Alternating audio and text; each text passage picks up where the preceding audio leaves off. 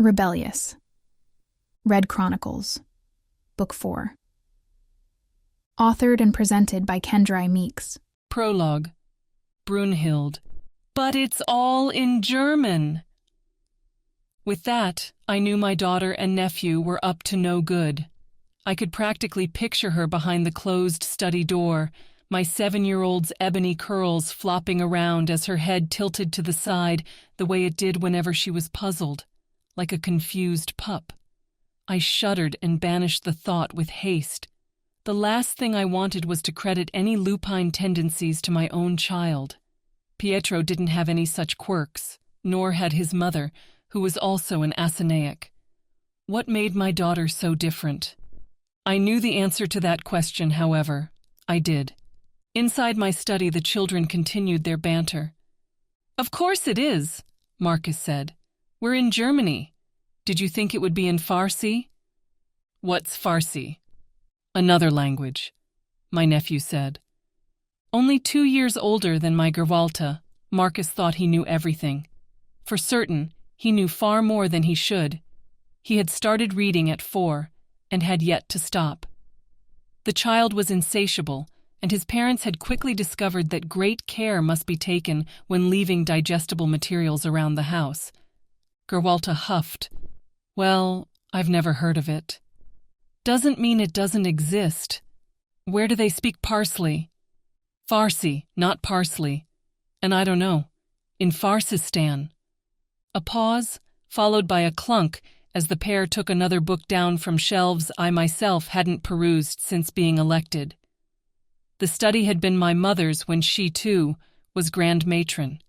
But books and administration had never been my wheelhouse. Execution was. I leaned in, just as curious as the children about what they may find. "Look," Marcus said. "This one has illustrations." "What are illustrations?" Gerwalta asked. "No, not illustrations, illustrations. Pictures that go along with the writing. Smells weird, though. Old and... Whoa! Geri, look! Your name is in this book." The door flew open without another moment's hesitation. Filling the door, I invoked all the outrage I knew a mother should feel at catching children in the act of doing something forbidden. Planting balled fists on my hips, I glared them into guilt, and in its shadow, saw the 2 children diverge. Marcus bristled, as if the only misdeed was being caught in the act. Gerwalta withered, her eyes cast to the floor as she shrunk back into herself. Like a shamed dog. The boy started to construct his rationalization, sitting in plain view with the ancient leather-bound book open on his lap. "We were just looking, Aunt Brunny. You said yourself that we should read more about hood stuff." "That is true, but that does not mean you should be in my study without permission." I turned to where my daughter cowered in the corner. "Come out, sweetheart. It's okay. I should have told you to ask first. This isn't like at home. Now that I'm Grand Matron, you'll just have to get used to me having things you cannot see. It's not because I'm trying to keep anything from you." Inwardly, I chastised my own lie. It's just because I owe it to the hoods and wolves under my command to respect their privacy. Now, I turned back to Marcus. "What is it you found?" His pokey little finger landed on a bit of highly embellished script. "Isn't that Geri's name?" I bent over and took up the tome, surprised by its lightness, and began to page through the text. Indeed it is.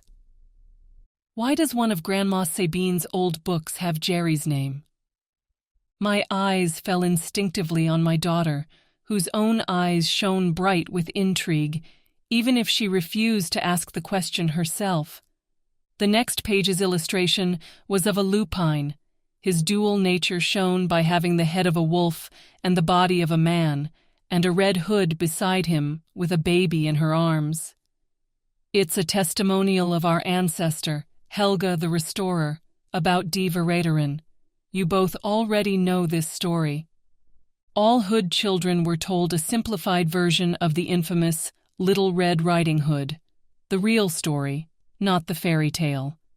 A werewolf and a hood had fallen in love, and wed, despite her mother, the Grand Matron, forbidding their union. They had a child, which angered the matron so much, she ordered all three executed. The wolf ate his bride's mother in defense. Helga the Restorer carried out the subscribed punishment instead of her mother, running them through with a silver spit and roasting them over a fire just outside the outer bailey walls. Die Verräterin?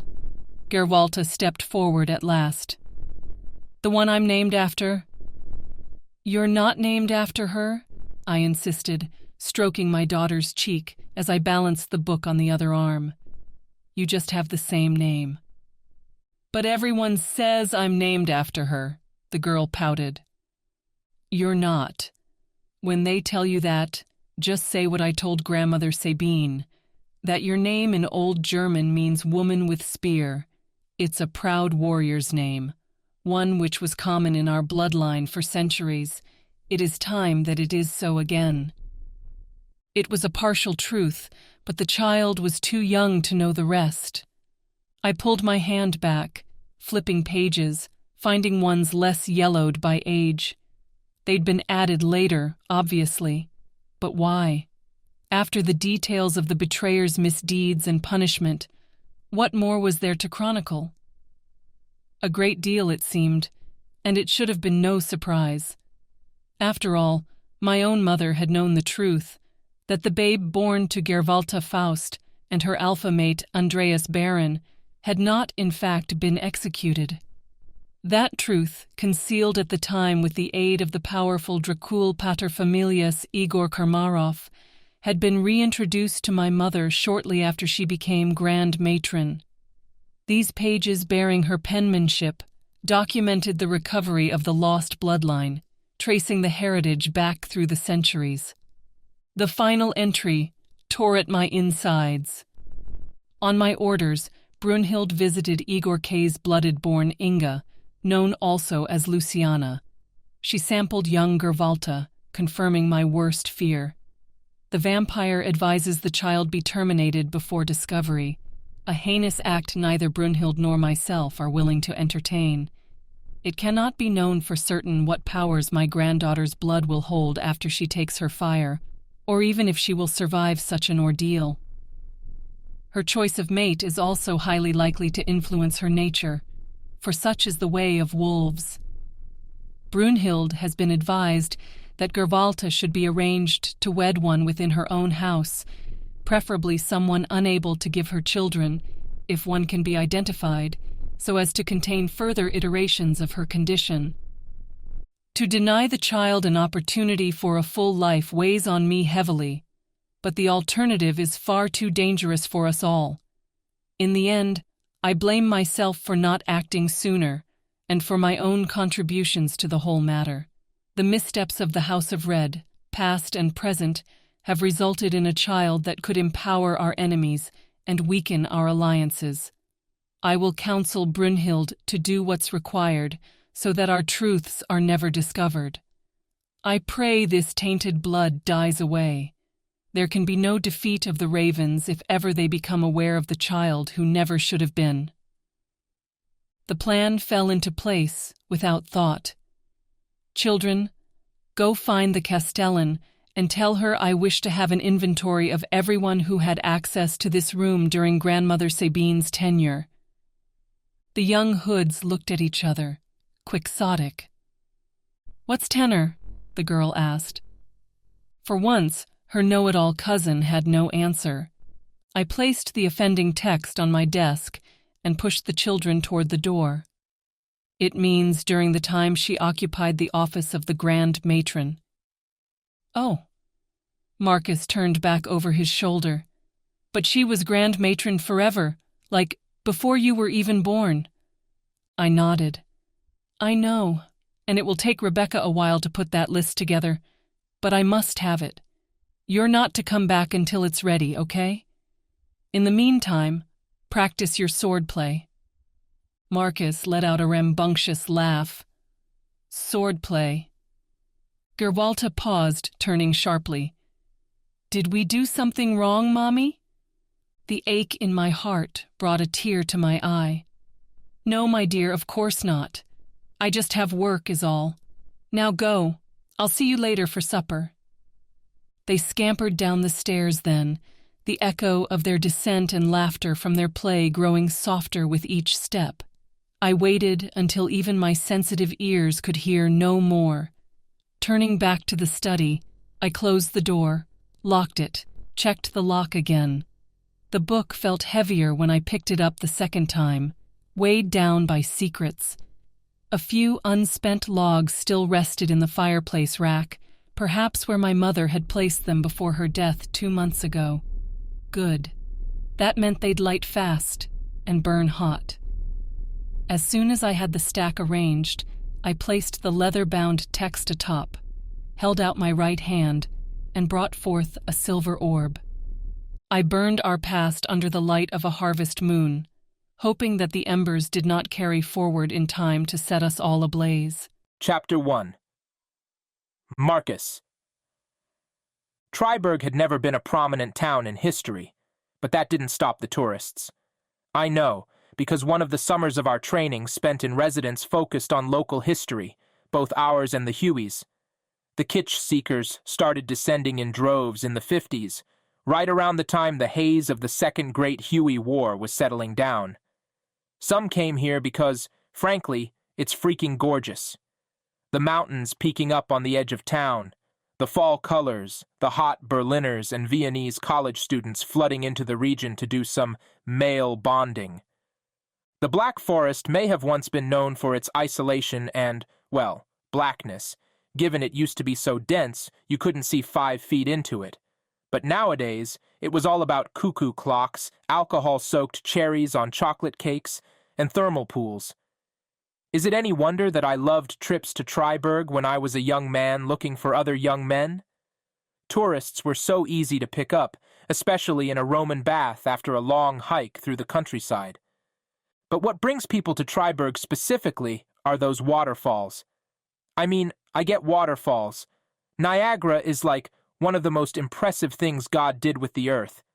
Even the Taquaminen Falls by Aunt Bruni's compound are crazy awesome.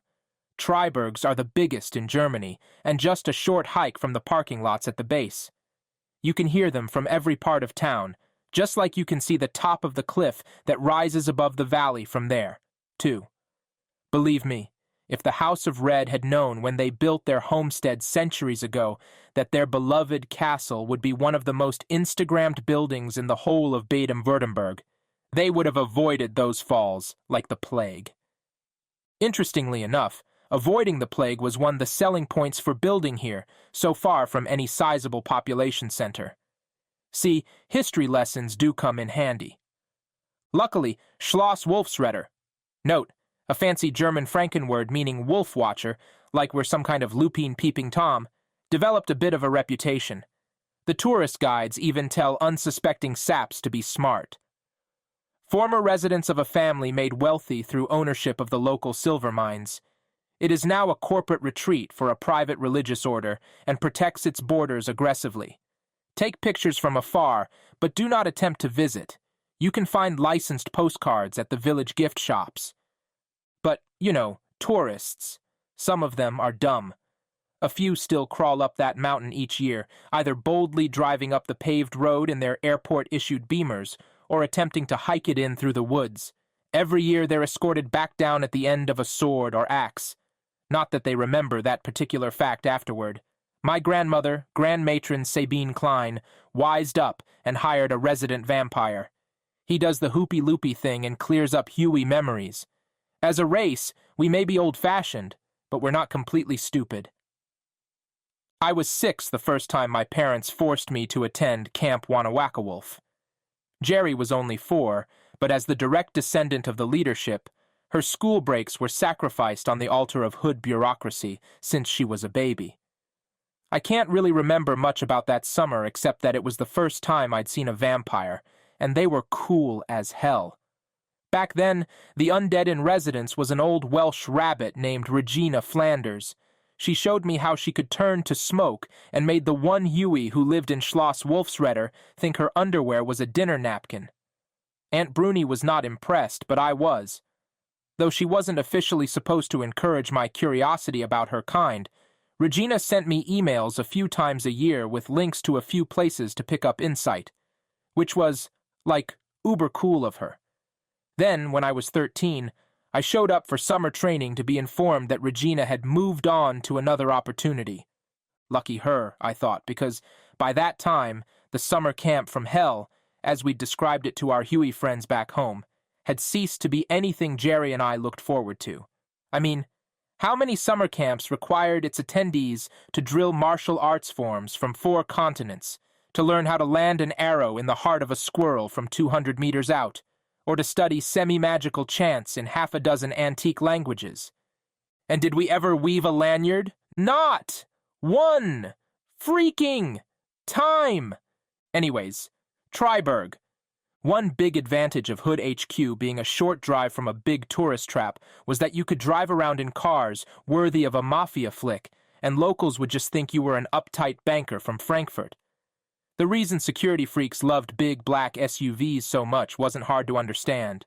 They were sleek, powerful, roomy, but mostly their shaded windows and boxy confines lent a certain amount of secrecy to the riders. Or so the theory went. As I pulled the Mercedes SUV to a halt outside the only vehicular entry gate to the compound, the last thing I was covert. Hard to stay secret when the only road traversable by a car wound 2,000 feet up a mountain in plain view of the village and the valley below, the headlights a moving marker of my position in the night. I rolled down the window. 2 fries, 6 cheeseburgers, and a kiddie meal, please. Extra ketchup. A click preceded the tinny voice speaking perfect German that came from the box. Name, clan, and Sanjak, please. Whoever was on duty either had no sense of humor or didn't speak English. Or both. I sighed, piecemealing together the broken language I'd been taught in my youth. Marcus Klein, House of Red, American Midwest, under Brunhild Klein. Thank you. Please hold. The speaker clicked as the Castellan's office searched their schedules. Schedules I wouldn't be on because, screw them, I shouldn't need an official invite to enter my clan's ancestral home. Another click. Mr. Klein, we don't see authorization for your visit. Jesus frickin' Christ! He's not on the schedule either. Inga rolled her eyes and crawled over my lap to get closer to the speaker. Her extended finger wagged at the box like it was a disobedient puppy. I don't know who you are, but this is Inga Rosethorn, and if you don't open this gate and let us in right now, I will personally drain you with my own 2 teeth. In German, she sounded even more threatening. And hot. What? I'm gay, not dead. The nerves in the voice of the on-duty guard were unmistakable. Hold, please. Click. I fixed Inga with my best side-eye. The vampire turned a blank expression to me, 5 inches from my face. What? Well, first... I gently pushed her back to her seat. She gave in. Of course she did. There was no way a hood, even one with my brawn, could force a vampire to do anything, not without a sharp sword or wooden stake, anyway.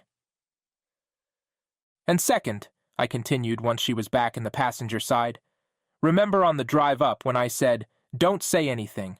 Just let me handle it because you're going to go vamp psycho and tick them off?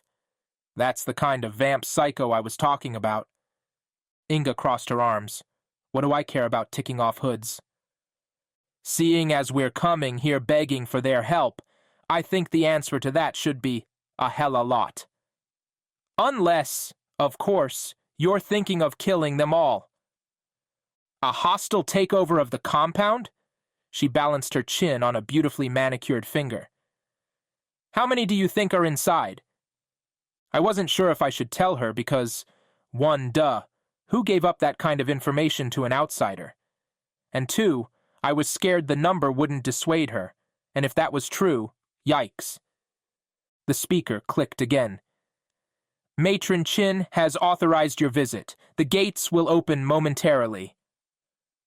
I closed my eyes and grumbled a curse under my breath. I hadn't known Inga long, but it only took a few minutes in the company of the infamous daughter of Dracula to discover her arrogance. The simple victory would only fuel that fire of conceit. "Psycho vampire, you were saying?" "Shut it, Fangs." The moon above was no more than a sliver in the sky. Tomorrow, it would be nothing. The castle had undergone some modernization efforts through the years, but unfortunately, that didn't include any sort of exterior lighting past the entry gate. The last thing the Matron Council wanted was any way for the Hues in the valley below to get a better view of what happened on the mountaintop.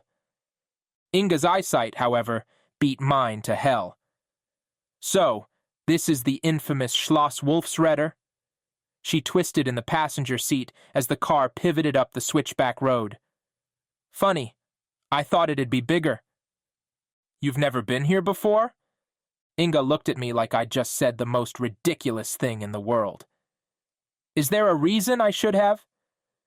"Just, you're one of the oldest vampires kicking it, and this is the center of the Hood universe, so I just figured, you big wigs getting together and such."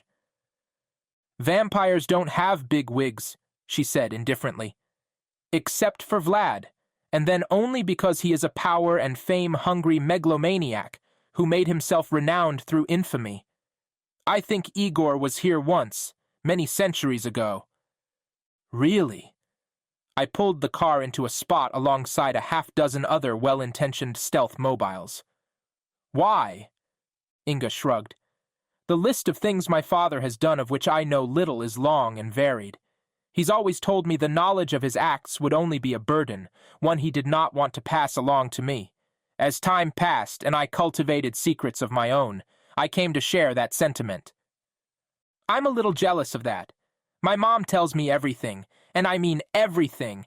What she ate, who she played poker with, when her bowels are giving her trouble." Inga's face curdled. "Just saying, if your dad could give my mom a little lecture on holding back, that would be just peaches and cream with me." For the first time in our acquaintance, Inga's resolve broke. Her eyes went to her lap, and her voice softened.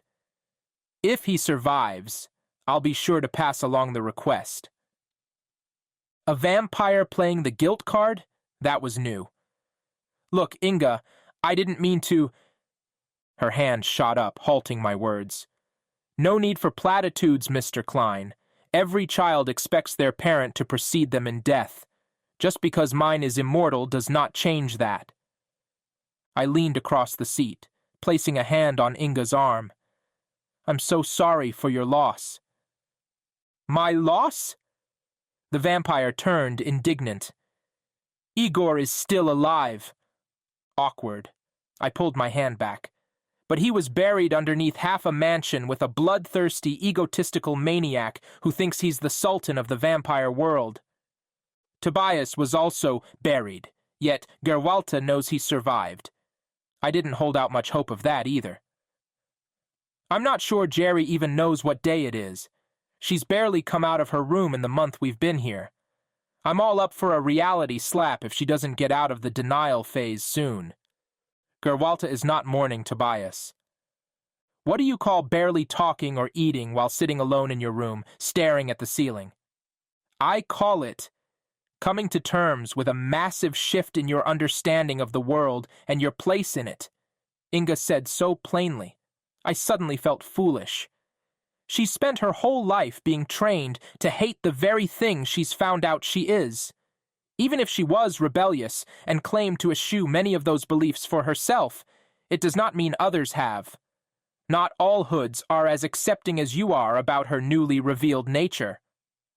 I looked to the castle, wondering if Jan was inside. I do know something about having your nature judged by society. Then accept that Gerwalta knows what she's talking about. Inga opened the car door. Tobias survives, as does Igor. Rebecca Krantz was part security guard, part old maid, and 3 parts den mother. One thing she was not, however, was spry. Not that I held that against her. It wasn't like the olden days when the Castellan had to actually be daytime caretaker and watchman for the castle, defending it with both sword and honor. Now, each Sanjak was responsible for providing 2 hoods for a year of duty. Young folk who staffed all the compound's needs, from security detail to custodial service. Even the cooks were hoods. Rebecca just sort of kept everyone in line. She was also the only permanent Huey resident of Schloss Wolfsreder and had been since she'd arrived as a teenager in 1945. By tradition, the Castellan had always been a human woman. A woman because the Hoods were a matriarchal society that held the so-called fairer sex as the dominant first human, because no bloodline affiliation meant no bias towards or against any of the 12 houses. She did have a soft spot for me, though. "Bibi!" I threw my arms out wide on sight of the old woman looming in the doorway. She feigned indifference, looking down her nose at me. "Come to tease me again? Butter me up with flattery and try to woo me into bed?" I let my face screw up. "But Bibi, you're the one who hits on me." "Darn right, and I'm tired of getting the cold shoulder. Now get over here and lay one on me." Rebecca's hands took a little tour south as she hugged me, letting my backside have a wee squeeze. Whatever. The old gal had survived a world war, the age of disco, and the holier-than-thou attitude of 3 grand matrons during her tenure. I wouldn't berate her for a little harmless pinch. As soon as I was free, Bibi turned her attention to the slender brunette behind me. "And what about this one? Someone Yan's going to have to fight off?" Inga examined her fingernails. "Not if he wants to retain his eyes." Rebecca ignored the comment. "He's been asking about you, you know. Almost like he was expecting you, which I said was silly, since you were not officially recalled from Istanbul." "Not my fault. I've been writing to Aunt Bruni for almost a month, asking her to give me clearance so I could haul tail up here. Or at the very least, give him permission to hike down to Rothaus so I could just plain get tail. I finally got tired of waiting. By the way, Bibi, this is Inga Rosethorn of the House of—" "Inga will be fine," Inga said, cutting in and holding out a hand in the modern custom. "You're just a human." Rebecca's face soured, sensing a backhanded compliment. "Never mind her," I said, putting my phone away again after shooting off a text to my boyfriend. "She's not great with her people skills." "Listen, Bibi," I pulled the old woman aside. "Why's Chin on duty? I thought Rayhan was in charge." "The matron of the House of Black left a few weeks ago," Rebecca said matter-of-factly. "Apparently, there's been some unrest in the Bosporus." I rubbed the back of my neck. "Yeah, we might have had something to do with that. Whatever. If Chin is the one here, then I need to see her and ASAP." "Who's ASAP?" Rebecca asked. Inga cast her rolling eyes to the sky. "And I'm the one who's out of touch?" Rebecca's spine stiffened. "Now listen here, youngin'. I've been the Castellan of this schloss since before you were in diapers." 2 gleaming fang daggers jutted out of Inga's mouth. "No, you listen here, youngin'," she spit back. "When I was in diapers, your great-great-great-great-great-great—" My spidey senses told me to move the hungry vampire away from the blood-filled human. "And we're walking. Bibi, page Chin, won't you? Inga's getting a little cranky. I'll need to get her home soon and put her down for a nap." "But Marcus, dear, the council is in session. Matron Chin won't come out, not unless it's an emergency." "Oh, it's an emergency. Please, sweetie." The sugar sealed the deal. Rebecca grinned. "Okay, dearie, if you think it merits it, but they will want to know exactly what kind of emergency." She leaned forward, into the gossip, as it were. I sucked on my lip for a moment as I paced out an explanation. "The Slayers aren't extinct, but they will be without help. Currently, the 20 or so left are holed up in Aunt Bruni's house down in the village." "Slayers? Well, I haven't seen one of them. Must be about 50 years, since that one stayed here that one time for a while." Rebecca nodded. "I'll announce you at once." "Thanks, babe. Please also let them know that Ms. Rosethorn will be accompanying me in." Rebecca clicked her heels like the soldiers of yore before shuffling off. Inga swiveled. I have no intention of appearing before the Matron Council. She was kidding, right? Then why in the hell did you insist, and I mean insist, that you come along? To protect you in case the ravens were lying in wait. They were not, and you made it into the compound safely. I am a vampire. It is not my place to assert myself in the midst of hood governance as long as you'll get the council to issue them aid and defense. Hood governance? I echoed. Inga, this isn't the UN. You're not Belgium and I'm not Barbados, appealing for aid. This is a cross-section of the supernatural world coming together to prevent the exploitation of an oppressed and endangered... Oh, actually, it is kind of like the UN, huh? Inga ignored my screed. As I said, not my place. I've lost too much time already. Now that I know the Slayers will be protected, I must go. Go? She looked at me like I had two heads, neither of them particularly attractive. To rescue Igor, of course. To rescue Igor? Inga spat what I assumed was an ancient Wallachian curse. I swear you are worse than a parrot. How in the hell are you going to rescue Igor? You can't kill a raven without killing yourself. Plus, it's not like they're going to just be hanging out in Istanbul. They've moved on, and you have no idea where. It took you weeks just to find out which house they were in when you were in the same city. And that was only because I tracked them when they tried to kidnap Geri. Actually, I have some idea. Great then. Share with the class, Rosethorn. I am not your teacher, Mr. Klein, and I'm certainly not your friend.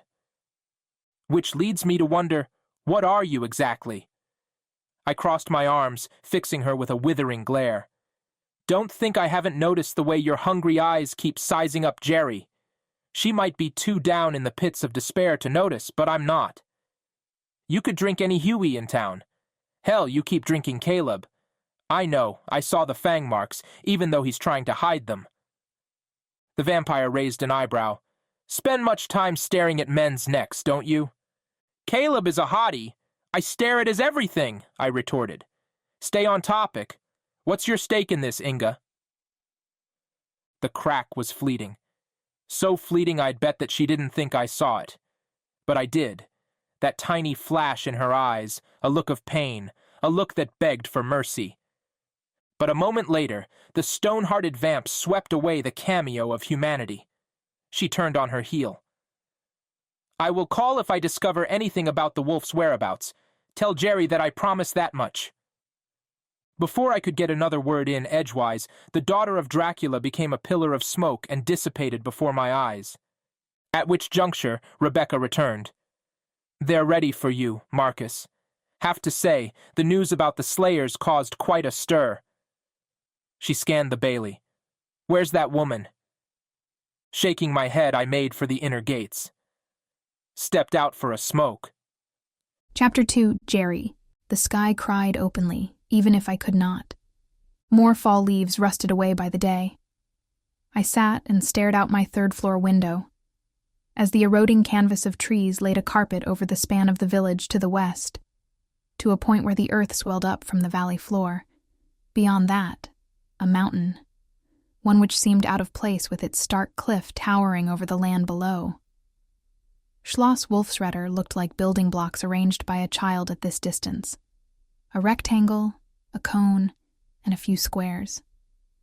In my mind's eye, however, I could see its marble entryway, the stone-floored council chambers, with its antique throne and tapestries reveling of the glories of the House of Red past. I could envision myself running across the chessboard of its inner bailey, tasting hazelnut soup on my tongue and hearing the wind twist its lithe fingers up the cliff when I fell asleep at night, cloistered in the Grand Matron's residence at the top of the tower. A few years ago, teenage me had despised that place, saw it as a center for indoctrination that bred hate for the man I loved. Now, my heart ached for it, knowing that I might never walk its halls again. A werewolf hadn't set foot inside in half a century, as far as I knew. What sane wolf would? The ghosts of their ancestors may still haunt the corridors and passageways. If they were unlucky, they may join them. The street beyond the walls of my mother's private villa, away from the compound, Rot House, glistened under the street lamp, a spotlight that stood achingly empty. Wishing to see Tobias's form fill in the shadow and stride toward my door was foolish on so many levels, not the least of which was that he had no idea this house existed. Even if he'd managed to escape the ravens, how would he find me? But he hadn't escaped. How did I know? I didn't. But in the quiet moments between waking and dreams, I felt his presence in a way that couldn't be explained by logic, sensed his desperation and loneliness. He was alive, but I didn't know why, or for how much longer. Amy came from behind, putting a hand on my shoulder. They're going to say yes. They have to. She'd confused my wistful street staring for worry over the fate of the slayers. I couldn't blame her for it. It was where my thoughts should be. A month ago, we'd rescued the last members of a supernatural species, thought to be extinct, from imprisonment by the very creatures they were meant to balance. If not for the Istanbul wolf pack, we'd never have made it out with our lives. Here, we were hardly safer than if we stood in the middle of the street, protected only so much as the ravens feared venturing so closely to the center of the hood world. Our only hope was to get the Council of Matrons to accept the slayers as refugees. Which should have been as easy as asking, but anything involving a single matron never was, let alone a dozen of them. Marcus was the only righteous hood among us, the only one who could appeal to the council. But to do that, he needed an official invite, one we expected to come soon after he relayed a message to my mother that he'd returned from Turkey. One that never came. No, they don't. I wasn't being pessimistic. I was making a projection based on years of keen observation. Hoods are insular. Outside of dealing with wolves as much as they need to, they keep to themselves. It's like a cult. Amy cocked a hip. Then why send Marcus to ask? Why don't we just keep running? All we're doing by sitting here is giving those vampire creeps a chance to catch up to us at as leisurely a pace as they want. When I'd told my cousin I thought we were wasting time approaching the council, it wasn't simply because I felt defeated, which I did, or tired, which I was, or indifferent about what the hell they would decide to do, which I was earnestly trying to convince myself was true. In the absence of slayers, there had been occasional appeals for help when a vampire got too big in his fangs for comfort, but only when another of his kind didn't solve the problem first. Now that the slayers were back, not extinct, and in need of consolation and protection, great, but they wouldn't consider it their problem. We're here because this is still our best hope of finding the slayers' shelter, I said. They need sanctuary, aid, resources. The women know how to use their power, but the men don't. Half of them can't even walk up the stairs without getting winded. They need rehabilitation, rest, and the money we were able to pool together is running out. Amy, however, thrived on positivity. How could she not? She found a new boyfriend with the changing of the month, each time hopeful he was the one, until the homme du jour proved a disappointment. That never ended the cycle, though, one powered and buoyed by the fact that Amy always had faith in one time being the time. The blonde crossed her arms over her chest. Well, even if they do say no, so what? If the hoods won't help, we'll just find someone who will. Like who? I pulled my ebony hair, a rambled mess without definition, out of my face as I looked up. The vampires certainly aren't going to do anything. Even if most of them are decent, none of them are going to take on the ravens. The wolves, then. I scoffed. Yeah, right, the wolves. Like that's going to happen. Them going against the matron council and their Machiavellian edicts. Amy sat down beside me. Then we will have to help ourselves. We? I fixed my friend with a withering stare. Amy, you're not a part of this. You're not a hood, not a wolf, and you certainly aren't a slayer. Your best bet would be getting the hell away from us and setting yourself up off the grid for a while. Unless you want to discuss the process for becoming a vampire, I'd watch how we use the term we. This is a soup crisis, and you're just a tourist. The blonde's blood boiled, reddening her cheeks and sending her shooting from the room. A stray impulse told me to jump up and chase her, apologize for being rude. The wiser part of me knew what I said had been the truth. Caleb slipped into the door, because apparently no one trusted me to be on my own for too long. Great. Yet another person with whom I had a complicated relationship coming to comfort/lecture me. I turned back to the window, but this time, not because I was looking desperately for any sign of Marcus, but because I couldn't bring myself to look at the slayer who had confessed his love for me, asked me to marry him, then got cozy in the harem before my no grew cold. You shouldn't be so rough on her, you know. He slipped his hands in his pockets, looking back over his shoulder in Amy's wake. She's loyal, brave, compassionate, all things I'd take over mystical silver-wielding or sunlight-throwing powers any day of the week, even if she does have the worldly concerns of a 1990s teen flick drama queen. She shouldn't be wasting time. I cut myself off before I said something I couldn't take back. If Amy stays with me, I'm going to get her killed. What makes you think that? The Ravens already tried to kill her once, and that was before I knocked one of them off and stole all their gourmet meals. I didn't have to be a bitch, though. I'd apologize later. Again. Right. Okay. So, anyways, I've been sent in here to kick your ass. I raised an eyebrow. Meaning? Meaning. It's time to stop moping. It's been a month since Istanbul, and sitting around being sad isn't helping. I spun in my seat, making no secret of my anger. We're not sitting around being sad. Our best shot at defeating the Ravens is with the backing of the Matron Council. Even if I think it's a waste of time to ask, Marcus is right that we have to try. Your people are undertrained, underfed, and under some delusion that I can give them what they need. I'm just a 22-year-old woman from a tiny village in Michigan, Caleb. I'm not capable of being a healer, a therapist, a trainer, or a general. And what? You think as soon as the Matron Council bestows its magnanimity on the slayers, you're just going to pass us along and wipe your hands clean? My fists clenched so hard, I'd not be surprised to find I'd drawn blood. I don't owe the slayers anything. In fact, it's just the opposite. I should have spent the last month hunting down the Ravens and rescuing Tobias. Instead, I'm stuck in the Black Forest playing Hausfrau. Bull.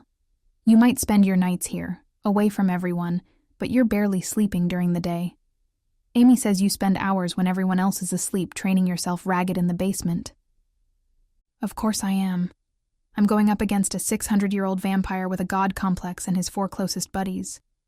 You don't overcome someone like that by knitting socks. Or should I just rush into where my mate is being held prisoner and wing it? What makes you think Tobias is still alive? What makes you think he's dead? Anger crackled in my bones, an impulse to find something silver and push it into a weapon threatening to consume me. You and Amy are exactly the same. You don't get that this is what I have to do, but I can't get to it until the Matron Council gets its head out of its collective butt and agrees to take care of you all. The door leading from the underground garage opened, taking me to my feet and all the blood from my face. He's back. Caleb, on edge of boiling over, threw the door open. Good. Let's go hear whether or not your terrible burden is over. I was just about to dredge up another retort when Marcus's booming voice called out across the house. Oh my God, seriously. Geri, your slayers are threatening to kill someone. Caleb and I, drawn from the mire of our own conflict, exchanged a look of concern before rushing down the stairs. Marcus, donning his red cloak like something had spooked him and using his body as a human shield, stood before a tall, slender man with dusty rose skin and hazelnut eyes. The scene did not explain itself. which forced me to demand to know what the hell was going on. Marcus kept his arms akimbo. Hell if I know. All we did was walk in the door. Alexandra, in all her gravidity, still held herself out as unofficial overseer of the group, and appeared willing to kick anyone's butt to prove it, pregnant belly or not. She stood a few feet away from Marcus, balancing a solarium in the palm of her hand. That man is a vampire, the Slayer said. We did not come all this way just to be taken again. Jan is not a raven, Marcus insisted. After everything I did in Istanbul to bust you out of Count Creepy's mansion, do you think I'd use you to open up an all-night buffet? Something needed to be done before things got out of hand. The only thing was, I couldn't figure out which side of the conflict I least wanted pissed at me. Amy didn't have a side, or as had always proven to be the case, a filter. The blonde Huey pounded down the stairs. Oh my God, are you seriously telling me that despite all your radical superpowers, you all are still just as bigoted and ignorant as the rest of us? The shockwave snatched the attention from the standoff and centered it on her. Marcus, who is this? And why is he here? But it was the vampire who answered the question, speaking in so gentle a voice, I'd have not heard him without superhuman abilities. My name is Jan, the resident vampire at Schloss Wolfsreder. I'm also Marcus's boyfriend. Amy's face screwed up as she eyeballed my cousin for the briefest second. Was she more surprised that he was gay, or that he was with a vampire? Okay, Jan. My name is Amy, and I have to say, as the only non-soup in this house, I get where the Slayers are coming from. See, they were being held hostage by Dracula and all, so we'd just kind of like to know, are you going to hurt them at all? Because there's like 20 Slayers here, and I'm sure if a few hit you with their weird sunlight things, you're going to go boom, along with all the rest of us. Alexandra tutted. Solaria do not harm Slayers. Might blast all our clothes off, though, Caleb piped up from the top of the stairs. Not that that would be a bad thing. The vampire, perhaps sensing the de-escalation and picking up on how the odds would be stacked against him, demurred. I have no reason to hurt anyone. I am an honorable vampire. I do not drink from someone without permission. Or without getting permission from me, Marcus added.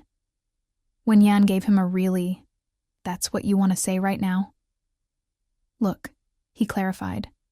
What? We're a couple now. I'm just saying, if you're going to suck on anyone's anything. Marcus's hand shot up into the air. The line starts here.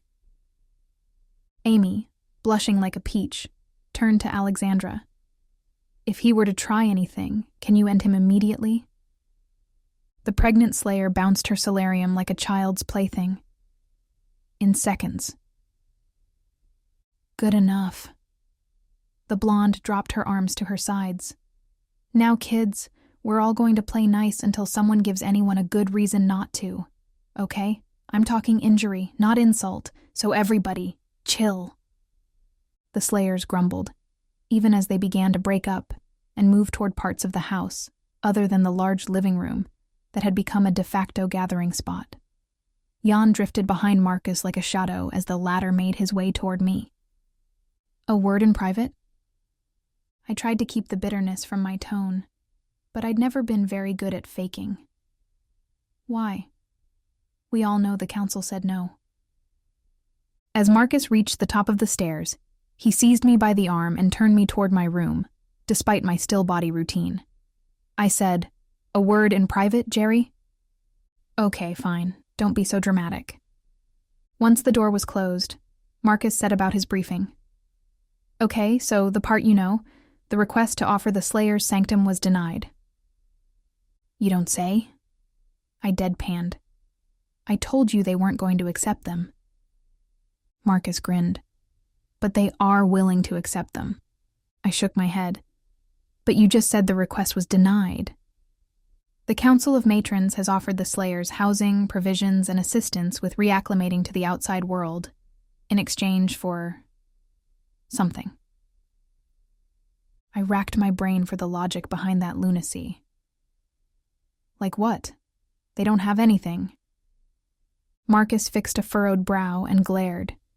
They want the Slayers to kill the ravens. I didn't have time to stop the cackle that erupted. Huh, is that all? What is this? The Wizard of Oz? They want to send helpless, displaced people to take on the Wicked Witch? We're not helpless. Caleb reappeared in the doorway, leaning against the frame with his arms crossed. Overpowering vampires is what we were made to do. Every Slayer in this house has the potential. They just need time and training. If you'll excuse an outsider's observation, Jan interjected as he came in as well, because apparently there was a party in my bedroom and everyone was invited. At least one of them seemed more than capable, and willing to kill me just a few minutes ago. Caleb closed the door behind them. That was Alexandra, who, by the way, says none of the males went through awakening ceremonies.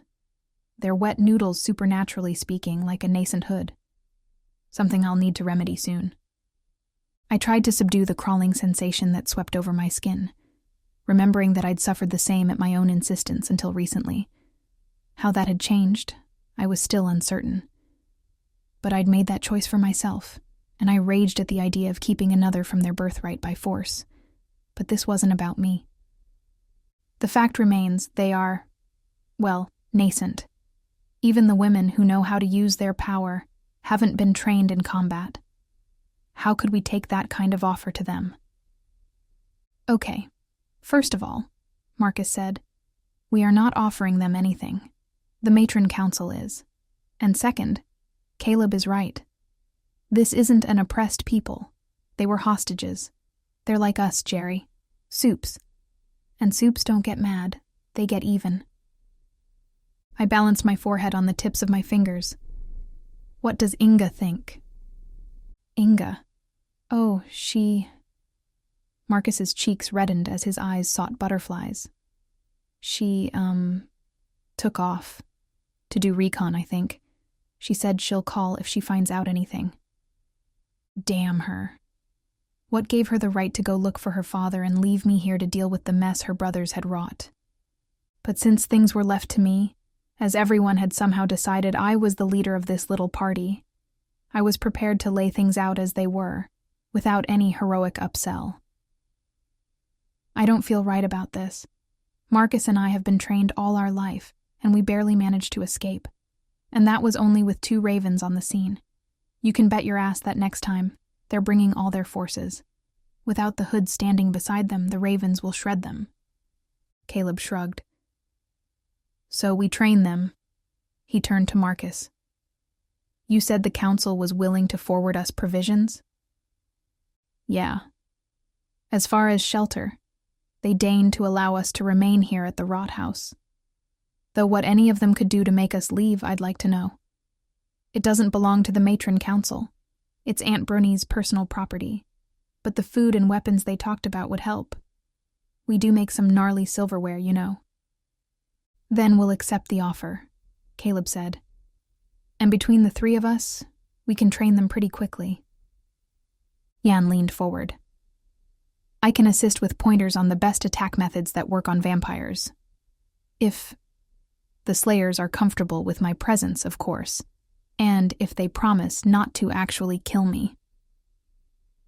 Caleb clapped his hands. Great, so it's all settled then. We'll draw up plans, break them out into groups, and get going right away. Had they all gone insane? Look, it's not that I don't care about the Slayers, but I have to stay focused. The ravens have Tobias. I have to save him. Marcus dared my ire. I don't see how those 2 goals are mutually exclusive. Jan raised a finger. I'm sorry, but who is Tobias? It's complicated, Marcus said at the same time I said. He's my mate. Marcus tried to reconcile our statements. Tobias is the werewolf Geri found in Chicago 2 years ago when his mate was kidnapped and then killed by the ravens. Indirectly, anyway. He was with us in Istanbul, but Vlad Tepeş took him prisoner. Jan turned back to me. Then how is he your mate, if his mate was killed? Werewolves mate for life. Marcus and I exchanged a look, one in which he asked permission to share my secret. I shook my head.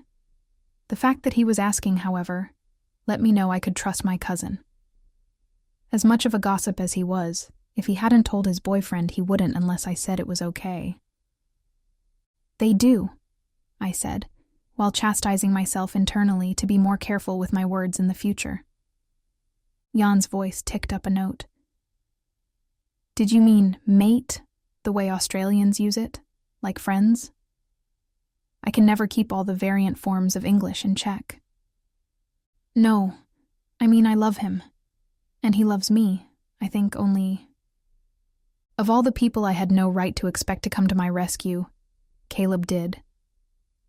The treatment the vamps were using on the wolves plays around with their hardwiring, he said. We're not really sure what the consequences are yet. But when I was their prisoner, I overheard talk about undoing lupine societies from the inside out. Seems Vlad still has a bit of a chip on his shoulder about how things went down in the Balkans back in his day. He blames the wolves and he wants revenge. That seemed to end the vampire's confusion, as he nodded once. I made a mental note to thank Caleb later. Heck, it was mostly the truth. Vlad had told me as much. Still, something niggled at me. My attraction to Tobias was easy enough to understand, even before I knew I was part wolf. Not only was he buff and hot in a rough, sexy type of way, he'd saved me too many times to count. But his attraction to me? Had I been imagining it in the early days? Purely physical, of course. I didn't dismiss for a moment his feelings for Kara. But still, could a bonded wolf be drawn to someone not their mate? Was there something in the archives that could explain the aberrant behavior? The curiosity had my mind wheeling and was about to take control of my feet. Marcus, which matron is on duty at the Schloss? He flinched when I jumped up. Chinju? Why? Good. I didn't know Chin personally, but that made it more likely that she wasn't one of my mother's allies. Let the Slayers know what the Council has offered, I said. I think it's a fool's deal, but ultimately, it's their decision to make. I need to run an errand. Maybe I can appeal to Chin's better nature. Chapter 3. Inga had told me that if Tobias and I were truly mates, one of us would know if the other had died. But we never actually... I'd said to the vampire. She'd merely smiled ruefully, the way only those grown wise with age could. But you are some sort of wolfhood chimera. I expect mating works differently for you. In any case, you love him. I think there's a power to that goes beyond magic or supernatural talent. It's anchored in our humanity. And if that anchor slackens, you'd feel it. Just like I would, if something happened to Igor. I'd stumbled for words. You're not... You and Igor, you... Vampires couldn't blush, but she'd given it her best attempt. No, Igor and I do not now, nor have we ever had a sexual relationship. The love of family we feel has bonded us for centuries, even in the times when I was too pig-headed to accept it gracefully. That's why I feel safe, telling you that if you feel Tobias is still alive, then he is. I did. He was. I could feel him somehow. His existence fed me. But at the same time, I couldn't ignore the implications. If Vlad hadn't killed him immediately when we'd left, he had bigger plans for him. But what? In the meantime, since leaving Triberg was on hold, I had another wolf to rescue. This one from the pages of time and the shadow of infamy. Somewhere in my family tree was a branch upon which a noble lupine sat, maligned and overwritten by the so-called shame of seducing Gervalta Faust. I intended to trim back the overgrowth and reclaim his dignity. Name, clan, and sanjak, please. The voice piping through the speaker when I pulled up to the security gate of Schloss Wolfsretter wasn't one I recognized, but that meant little. hoods from around the world, and from every clan rotated through the House of Red's ancestral home. Gerwalta Klein, House of Red, American Midwest under Brunhild Klein. Gerwalta Klein? The tremor in the woman's voice was impossible to ignore. Oh, you've heard of me. I turned down the music playing on the car stereo.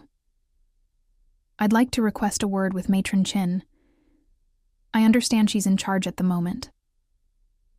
Which begged the question, why wasn't my mother here? Matron Chin is in session, and the gate attendee either neglected or didn't bother to turn off her microphone as her tongue turned to German, the Schloss's official language, even if most everyone conversed in English these days. Despite the attempt at secrecy, I still picked up on a mention of Die Verräterin. The notoriety of my betrayal preceded me. Good. Knowing who they were dealing with would save so much time. Finally, the voice came back full and steady. Miss Klein, according to our records, you have been relinquished by your matron. Therefore, you have no official sponsorship or standing. Mom remembered to fill out all the paperwork, huh? She either ignored what I'd said or chalked it up to rhetoric. Relinquished hoods may not enter the compound without official summons. Right. Remind me, what is your name? The uncertain voice drew the answer out like taffy. Beatrice Jones, House of Green. That explained the vaguely British tone of her voice. Beatrice, what does relinquished mean to you? Other than the fact that my own mother has disowned me, I mean. A relinquished hood has had her powers revoked by her matron, and is rendered, as close as is possible, a Huey, she said, as though reading the answer from a book. I beckoned a silver bangle on my wrist into action, holding my hand in the direct view of a camera just over the speaker. My influence liquefied the metal, boiling it into a pool of cool liquid that swirled on my palm, before it obeyed my command and took the form I envisioned in my mind's eye. The tiny, shiny Buddha didn't vary too much from the kind you'd find in any Eastern goods gift shop, with the exception of a middle finger erect on its right hand. As you can see, I said, I am not relinquished. I am in full command of my powers. That doesn't mean you're a righteous hood. This woman really wanted to piss me off, didn't she? I plastered on my best fake smile and dipped my voice in honey. Call Matron Chin, please, or I'm going to drive my car through the gate and crash through the front door. Suddenly, the voice that came through the speaker belonged to someone else. Do that, and you'll be dead before you can hit reverse. Bingo. Chinju, a white hood from the lush valleys of China, had a history of disagreeing with my mother on matters of policy and practice. That she was talking to me took me by surprise, but I tried not to jump to the conclusion that it meant she disagreed with my banishment. She might be willing to agree to what I was about to ask.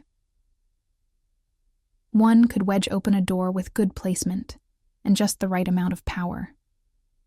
Her German was pushed through a Mandarin sieve. We were just about to retire for the day, Miss Klein, so if you would be so kind as to state your business succinctly, I would appreciate it. Thank you, Matron Chin, for your consideration. First, I wanted to ask why the council refused to offer the Slayers sanctuary. Perhaps Marcus miscommunicated our answer on that. We are offering them sanctuary if they agree to. If they agree to anything to receive aid, it's not sanctuary, I interrupted. If you have conditions, then what you're offering is payment. How is that fair? We thought the Slayers were extinct for 50 years. Now we're dictating the terms of their rebirth. We are doing nothing, Miss Klein. You are no longer a member of this community. A long sigh crackled through the speaker, and when Chin spoke again, her tone was more annoyed than authoritarian. I'm not Grand Matron. I can't unilaterally decide to harbor the enemies of such a powerful vampire as Vlad Tepeş without your mother's approval. His enemies? My voice shot up an octave. They were his prisoners. I'm afraid that in this case, it's a matter of semantics. I almost choked on my own tongue. Slavery is never a case of semantics. Geri, please, Chin huffed. I want to help. Trust me, I do. But there are members of the council who aren't eager to set us on a collision course with the Ravens, especially given the involvement of someone like you in the situation. Someone like me? Had my mother spilled the beans about my true nature to the council? Had the Grand Matron of the legendary House of Red admitted her own daughter was part wolf, and that our story of Die Verräterin wasn't entirely true? As much as I tried, I couldn't picture the proper Brunhild Klein giving that up without a fight. No, whatever Chin was talking about, it had nothing to do with Gervalta Faust or my connection to her. What did she mean then? Someone like me? Chin continued before I could figure out how to ask without giving anything away. Now, if the whole of your business was to come seeking a resolution to a situation already resolved, then... Panic pushed my pulse into the red. Wait, Matron Chin, I want to examine something in the archives. You know you can't. Just for a few minutes, I interjected, even as I tried to keep the desperation in my voice contained. Then I promise, I'll go away and stop bothering you. Marcus can be the liaison between the council and the Slayers, but I really need to examine the logs of the condemned. You can be there with me if you want. Logs of the condemned? Why would you want to study the darkest parts of our history? For someone not related to me, Chin managed to perfect the tone of a scalding mother. Miss Klein, this must end. I can't make you leave Triberg, but I can have a tremendous amount of influence in the council's discussion about the Slayers. If you want us to help them, keep your head down and stay away from Schloss Wolfsrudder. 5 minutes in the archives. Please, Chin, The floodlights mounted above the gate flickered, then blasted on. My arm went up to block the assault. As my eyes recovered from shock, and the figures standing just beyond the gate began to take shape, I knew the discussion was done. Hoods dealt with other hoods in the weaponry that made sense to us. Swords, daggers, slings, and arrows. With humans, we used guns, which, oddly, would work on a hood too, especially if you managed to shoot her in the heart or the head. But one didn't serve water in wine bottles just because it also quenched thirst. I ground my teeth in the tires as I navigated the SUV through a 3-point turn and headed back down the mountain. Chapter 4. I managed my way back to the safe house without hitting anything more than the proverbial wall and the steering wheel several times. By the time I parked the car, keyed through the security door, and made it inside the yard, rationality had abandoned me. I paced in the backyard, over grass still crisp with frozen dew, as the sky began to yawn in the east. I couldn't let the Slayers see me like this. They were already on edge. What I wouldn't give to run. In my youth, the mountain had been a playground for me. The only condition was never be seen doing inhuman things by all too human eyes. Now I felt like an animal caught in a trap, held in place by the Slayers, and able to see an escape I could not obtain without chewing off my own foot. In the corner of the yard sat a stack of hay bales, propped atop each other to create a target for archery practice. If I still had my grandmother's dagger, I'd hurl it over and over just to work out my frustration. Without it, I used a bit of silver I repurposed as a bangle to create a tiny penknife. The meek impact of so small a weapon didn't satisfy, but it still felt good to chuck it at something I could pretend was Vlad's face.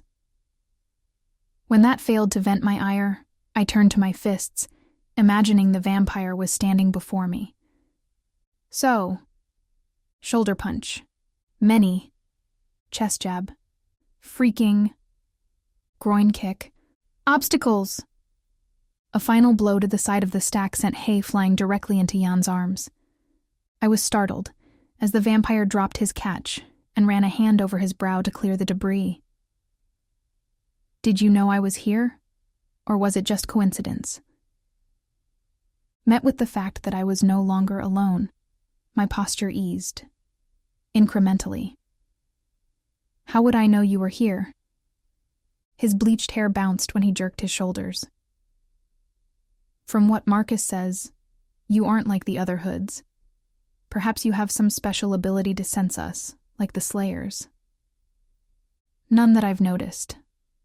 I didn't want to be rude, but I also wasn't in the mood to be chatty. Did you need something, Jan?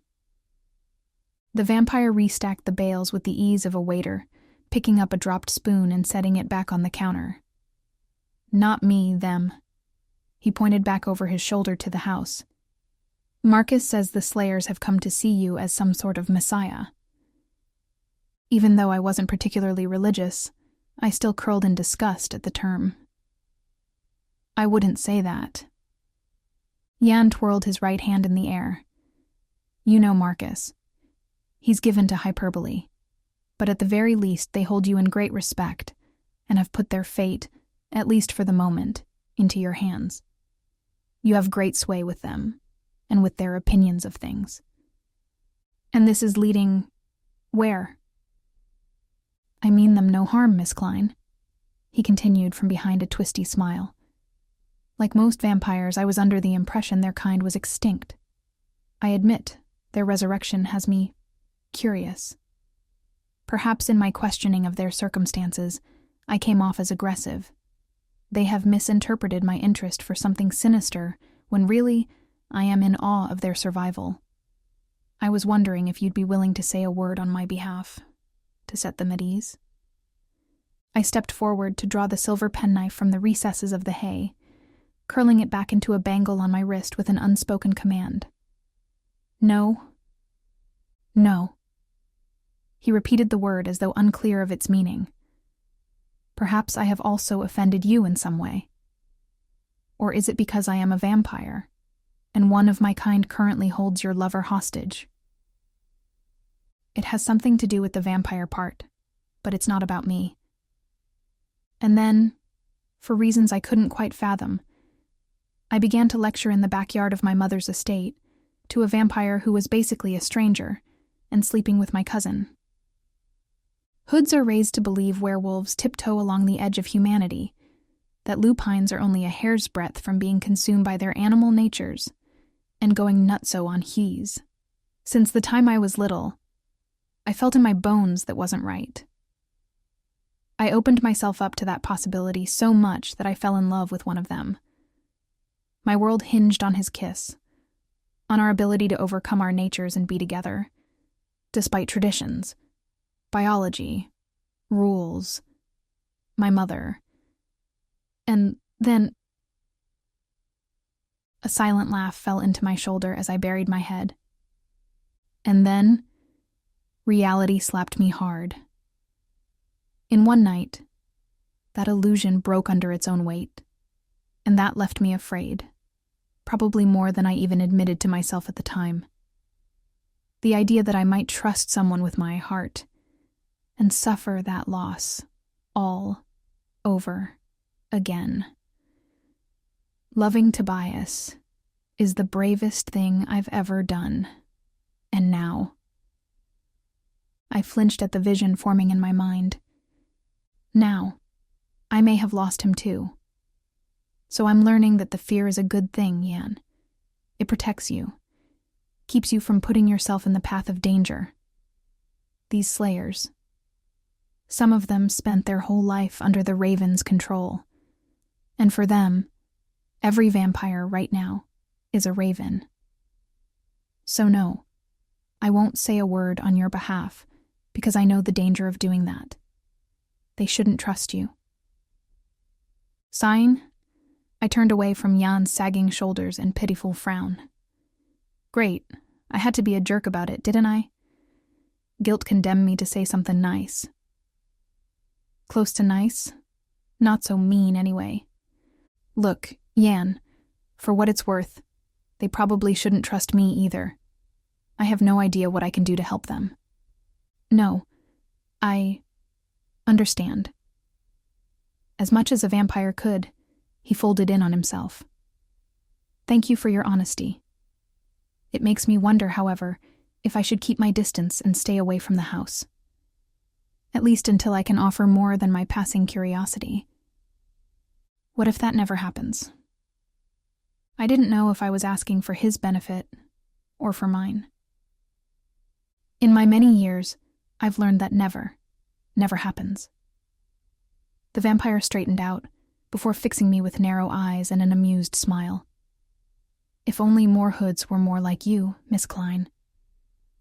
Like me? I guffawed, falling in love with their historic adversaries and given to violent outbursts. Perhaps. Your crowd is far too straight-laced for my taste. He grinned. Marcus is an exception, of course. But what I mean is, I wish they all were so passionate about doing right that they're willing to be ostracized to do so. You are an inspiration.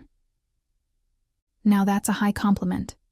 And, one, I'm not completely at ease with. Well, then, Geri Klein, I hope you grow into the impression you've made on me through the years, because it's mighty, as are you. My mouth dropped open. What do you mean through the years? Just then, Marcus emerged from the door on the backside of the garage. Jan, are you back here? Are you... Oh, Geri? He held up when he caught sight of me. I didn't know you were back, and with my boyfriend, talking. Jan beamed at my cousin before crossing the yard to pull the solidly built hood close and brush a kiss against his lips. Amor, I think I will run into town for a bite. Can I bring you back anything? Greek sailor, if you find one. I would keep him for myself if I did. The vampire grinned. I think I will sleep up at the castle today. This house is quite full of guests, and I would not wish to cause you to accommodate another. I told you that it doesn't matter, Marcus said. We can sleep in that attic for all I care. Just don't... But the vampire didn't hang around to argue. Another quick peck on Marcus's cheek, and Jan dissolved into a smoky patch that rushed over the grounds and out of the yard. My cousin passed me the stink eye. Okay, so I thought we were cool, right?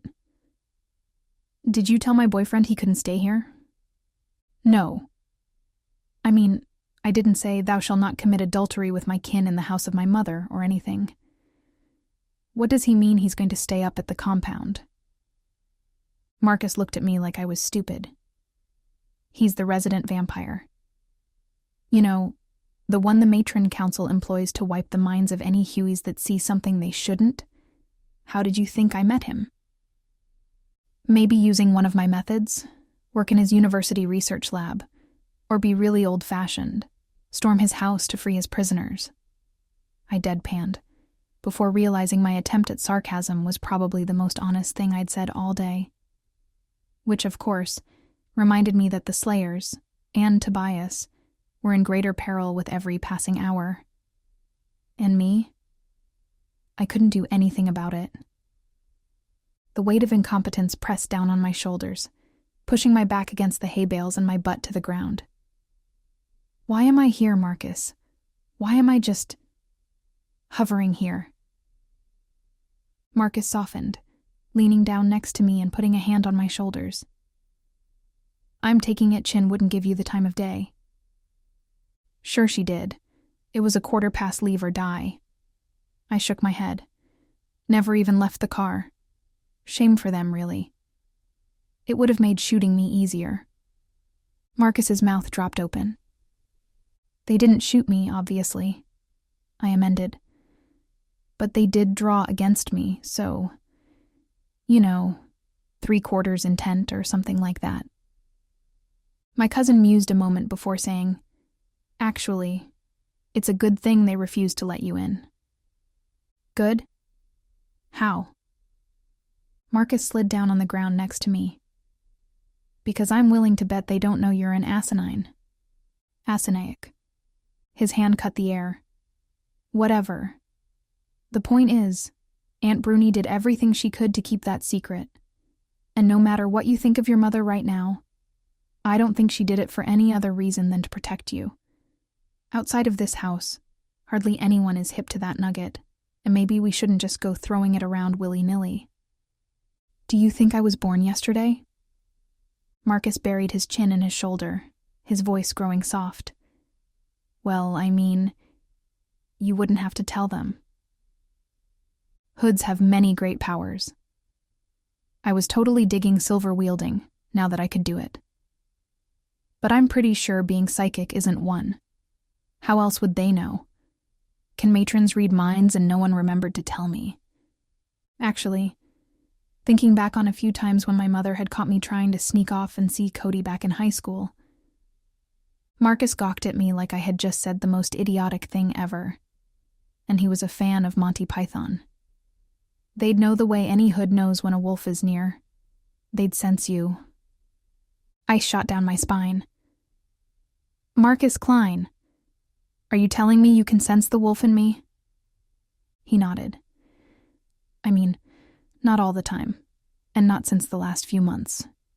He ran a hand through his brown wavy hair before cleaning it on his sweater. It's weird, though, the energy. I mean, it's definitely wolf, but not consistent or very strong.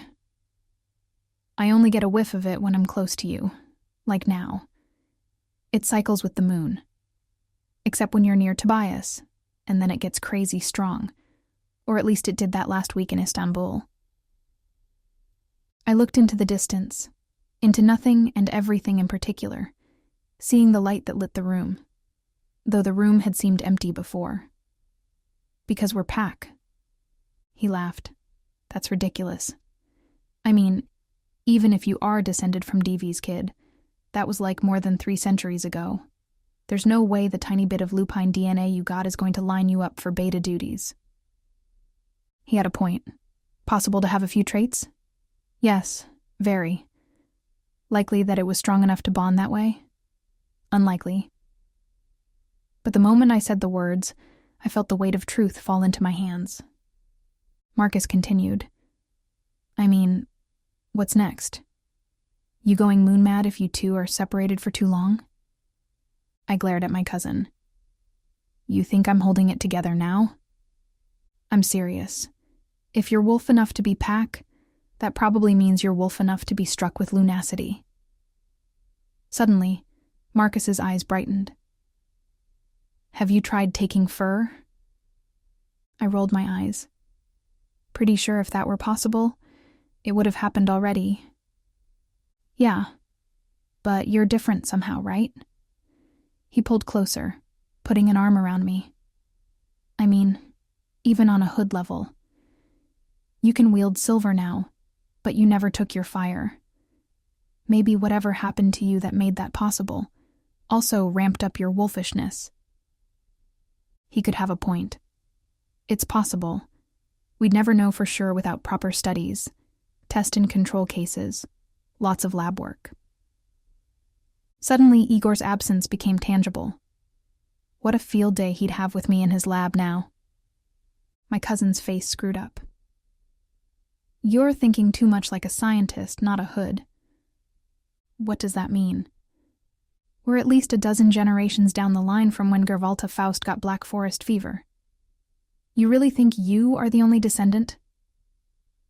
Marcus paused as his eyes filled with thought. The line is actually on your dad's side, right? From the Yellow Hoods?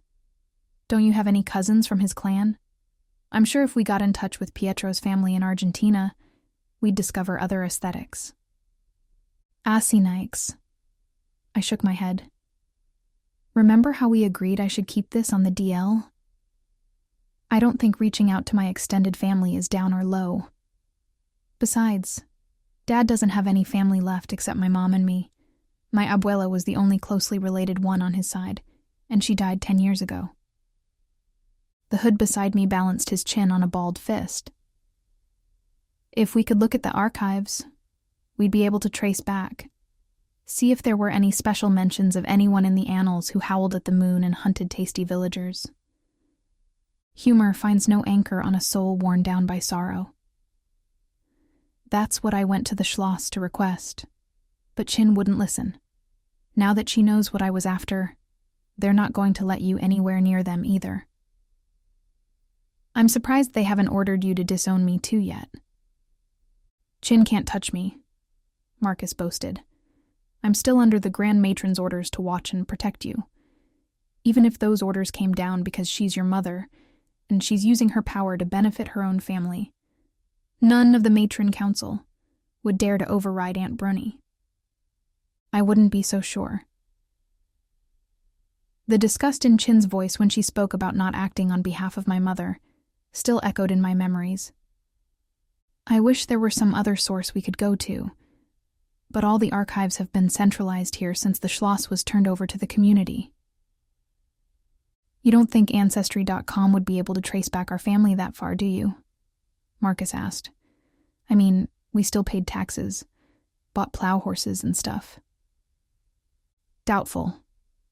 My shoulders slumped. Right now, I'd settle for just knowing the wolf's name. Why is Gervalta Faust fire-branded as a traitor to us, but her mate is considered so shameful we know nothing about him? Probably because back in those days, no one cared about the wolves but the wolves. A tiny, sarcastic laugh escaped him. Not that we've come very far since then. We sat, letting our ambitions war with our adversity in the battlefield of our minds, until a cannon exploded behind my brain, taking me to my feet. Oh my God, Marcus, you're a genius. That's what I keep telling everyone. I ignored his cheekiness. Somewhere in my family tree, there was a baby born to Gervalta Faust and a wolf whose name we don't know. We can't get to our records to see if it's there, but we can get to the wolves. Great idea, Marcus mocked. Except lupines aren't known for their archival skills. Before the Matron Council had the database, all that kind of tracking stuff just happened. Ad hoc. I grimaced, knowing Marcus was right. The Hoods had had to keep records. They had wealth, land, contracts, and correspondences with kings and sultans.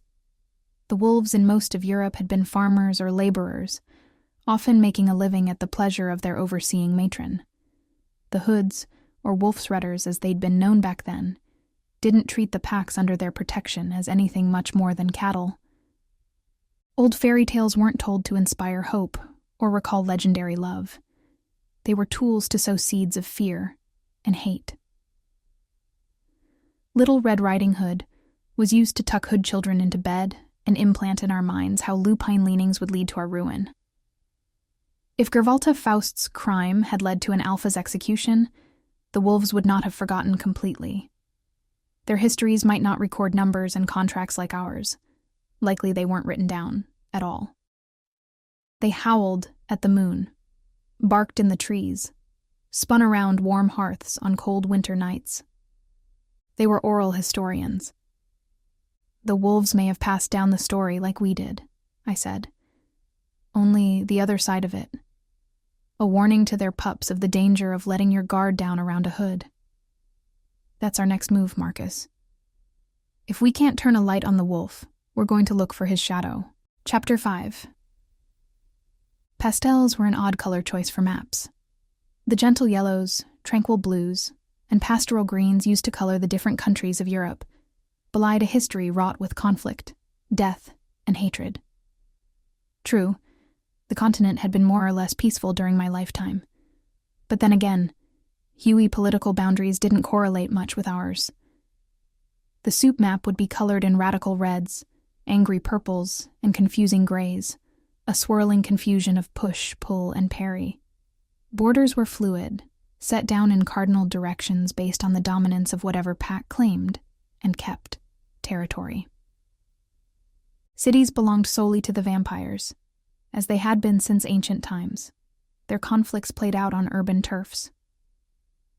However, in recent years, they'd spilled out from beyond those traditional hunting grounds. Thus, the whole reason Tobias came to Chicago from sleepy little Morpeth, Northumberland. If the Slayers had still been around, would I ever have met the man I'd come to love? Did I owe my happiness to the imprisonment of a dying race? That I could only have him because his mate had been experimented on to the point of death by Vlad's supporters? All things I needed not to think about right now. Focus, Geri, I lectured myself. This isn't just about you and Tobias. Other hoods could be in danger, and not even know it. Marcus, Amy, and Caleb waited until sunrise before converging in the kitchen. On the floors above, the 19 other slayers had divided the available rooms in ways that suited them, though the pregnant Alexandra had been granted a solo suite. Marcus briefed the other two on what both he and I had already discussed. After 48, when Schloss Wolfsretter was converted from the residence of the House of Red to the administrative headquarters of the whole hood world, the pack that had been rooted in the Triberg area. He pushed his index finger into the very town on the map we currently occupied. Fractured in two and relocated, most of them went here. He skirted to a region some 200 kilometers to the southeast, the Oberstdorf forest. But a few went in the opposite direction. His hand traversed down a minty green border region to a Pepto-Bismol shaded country, to the highlands just below the Austrian border. Caleb crossed his arms and leaned back in his chair. Start with the bigger pack. More mouths, more opportunities for oral traditions to be handed down. Amy nodded. As a lifelong gossip, I agree. And if we drive crazy fast, we can be there by nightfall. You know, Geri, this is a time when being relinquished is going to help you. Marcus turned his eyes up to meet mine. You're not a recognized member of the community, so you don't have to go through the formality of telling the Alpha you're coming to the Packland or check in with a matron. You can just wander in at your own risk. I grimaced. Yeah, but it also means you can't come with me. Their reaction to having a rogue hood show up uninvited might leave me wishing I had backup. Amy quirked her head to the side. Local matron? You mean there's more than just Geri's mother? Caleb coughed a laugh. The hoods are like a paramilitary organization. Very organized, very tidy, dividing the world into controllable zones of dominance. Actually, our current setup is based off the Ottomans, Marcus countered. One grand poobah from a royal line at the head, though all bloodlines technically have a claim. Then there's a council of advisors, and locally, each sanjak has its governor. The Ottoman influence is the reason we say sanjak, which, unlike almost everything else, is so not a German word. Amy's hand circled vaguely over the map. So, you mean like, the whole world is parceled out, and you guys, the House of Red, are the Hood royal family? There's no one in Antarctica, I said flatly, vaguely motioning at the map. Or most of Oceania. Australia has a few packs and a matron, but that's because of immigration. Lupines aren't native there. I like how you ignored the part about being royal, Amy said. Does that mean your mom is the Sultan, the Emperor, the Master of the Universe? Whatever way you want to think about it, Marcus confirmed, as long as she has the backing of the Council of Matrons. Aunt Brunny's word is law to all hoods. Which, as you pointed out, I interrupted, no longer includes me. I watched the light go out from Amy's eyes, knowing my friend had already been constructing some sort of Disney-inspired saga in her head. Right, so that's my plan. I need a few hours of sleep, but then I'm going to set out for Austria. The three people across the table blinked in rapid succession. Caleb shook his head. You can't honestly think we're letting you go alone. Of course you are, I said. The bigger need for security is here. If the Ravens show up while I'm gone, Caleb can lead the assault, and Marcus knows all the hideouts and escape routes from Triberg. And Amy can't come because Amy is a weak Huey who will snap like a twig, she said. A sheepish smile crossed my face. I wouldn't have put it that way exactly. The blonde folded her arms over her chest. It's truth, though. No worries. After being attacked by a vampire, I'm not eager to be mauled by a werewolf, bested by pixies, or in any way assaulted by whatever other creatures are out there. Caleb returned to his original point. I'm pretty sure we don't have to worry about pixies, but there's still 5 ravens left, and they're going to be gunning for you. They might be thinking hard about heading into Triberg with the Hood HQ sitting right up the hill, but once you leave the Black Forest, who knows? Unless you're planning on not sleeping for 2 days straight, or stopping to use the bathroom at some roadside gas station, you need someone to cover your 6. You can't go alone. I leaned back from the table. I agree. That's why I want to take Yan. Oh, I'd love to go. All 4 spun the moment his voice called out, Caleb even balancing a conjured solarium on his open palm. Marcus meanwhile pulled his hidden silver into a blade. Not to be outdone, Amy brandished a banana swiped from a bowl on the nearby counter. In her defense, it was a very large banana. Jan wore a crooked grin. You can put down the produce, Miss Popowitz. Potassium's effect on the undead is overhyped. Marcus, realizing his lover had entered without a sound, reclaimed his silver and circled the others, arms open. Sweetheart, what have I told you about sneaking up on me like that? Don't, or you may inadvertently chop my head off. The male Hood pushed the vampire's cheeks between his massive hands. I mean, not off, probably, but still. He graced a kiss over the vampire's lips. I thought you'd left. Have you been hanging out here the whole time? Jan's eyes landed on me, like a child constructing a cover story after breaking his mother's favorite vase. I, changed my mind. I smoked in through the garage just before the sun came up. I've been hanging around in the heating vents. Heating vents? Caleb's query wasn't directed at anyone in particular. I never thought about that here, but Inga used to use the heating system at WWL to get all over the building. How are we going to defend against that, if the ravens try to break in? We can't, I said. There was no point in false optimism. It would get people killed. This house wasn't designed for that kind of defense. Keep working with the slayers on sharpening their skills. For the ones who are in good health or haven't been through their awakening, start them working on some defensive forms. I jerked my head in my best friend's direction. Amy, too.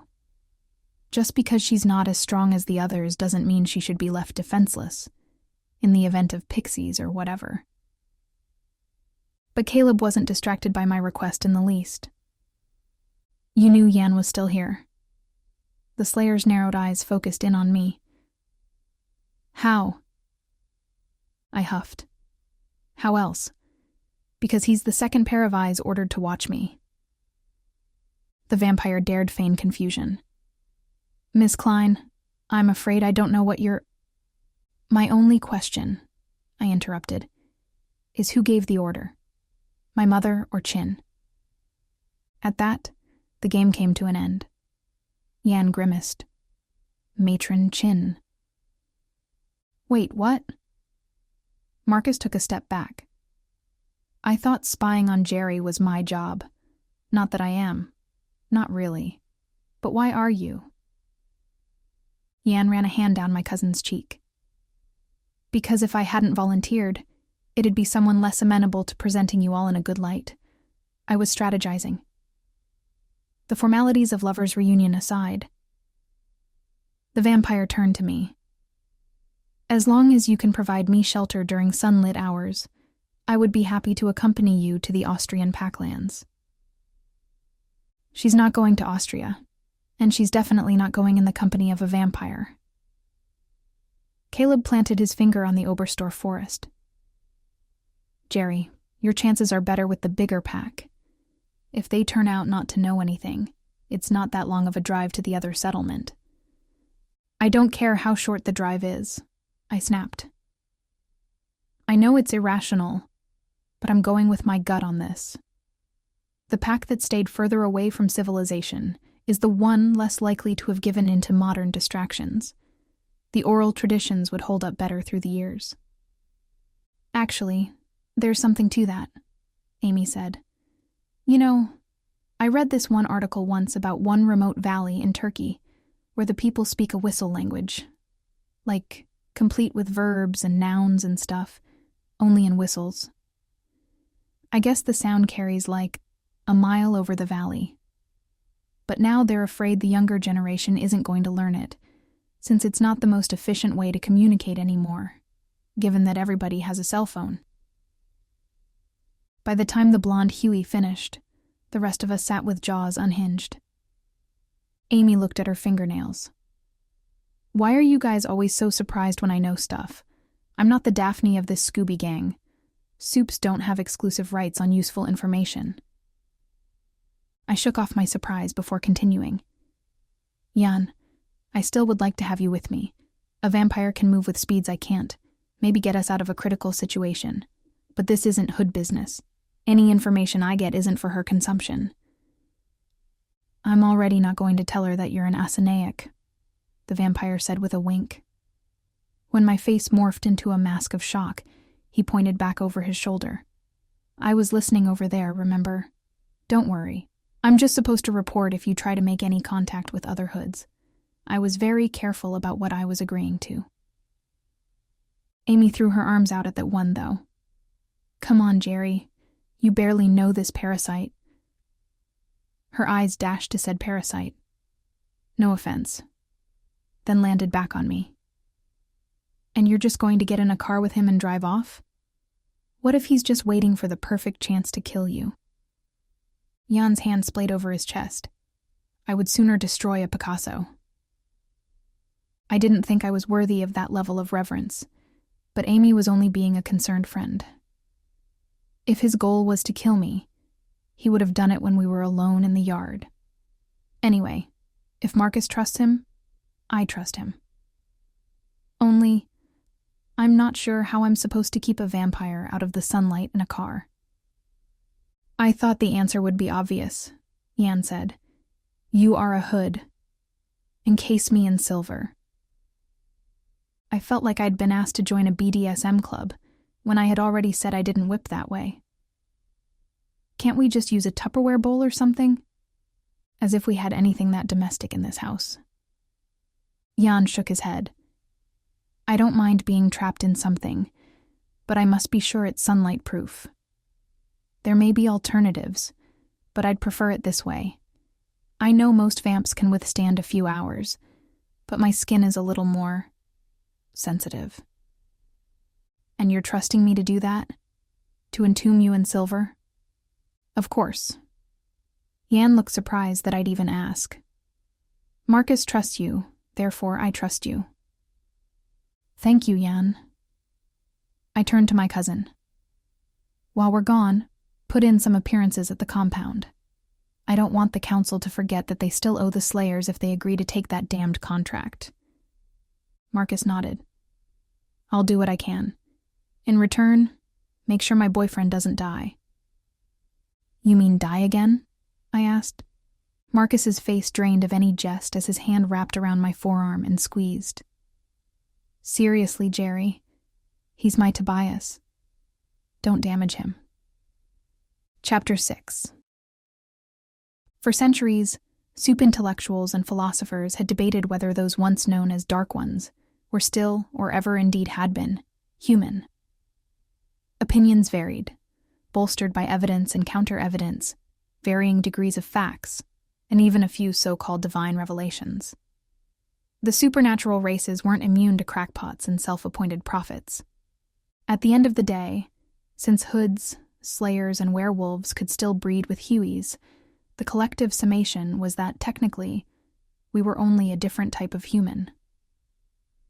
Vampires, however, who could only infect Hueys with their condition to create progeny, were classified as humans, but diseased.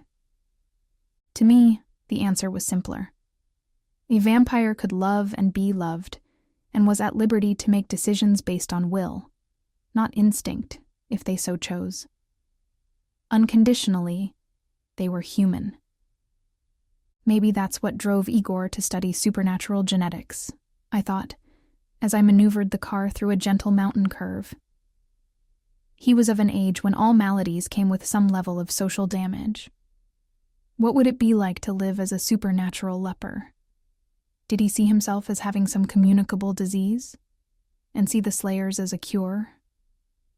Retracting from the contemplation of grand theories and biological classifications, even I admitted this was perhaps the oddest road trip I had ever taken.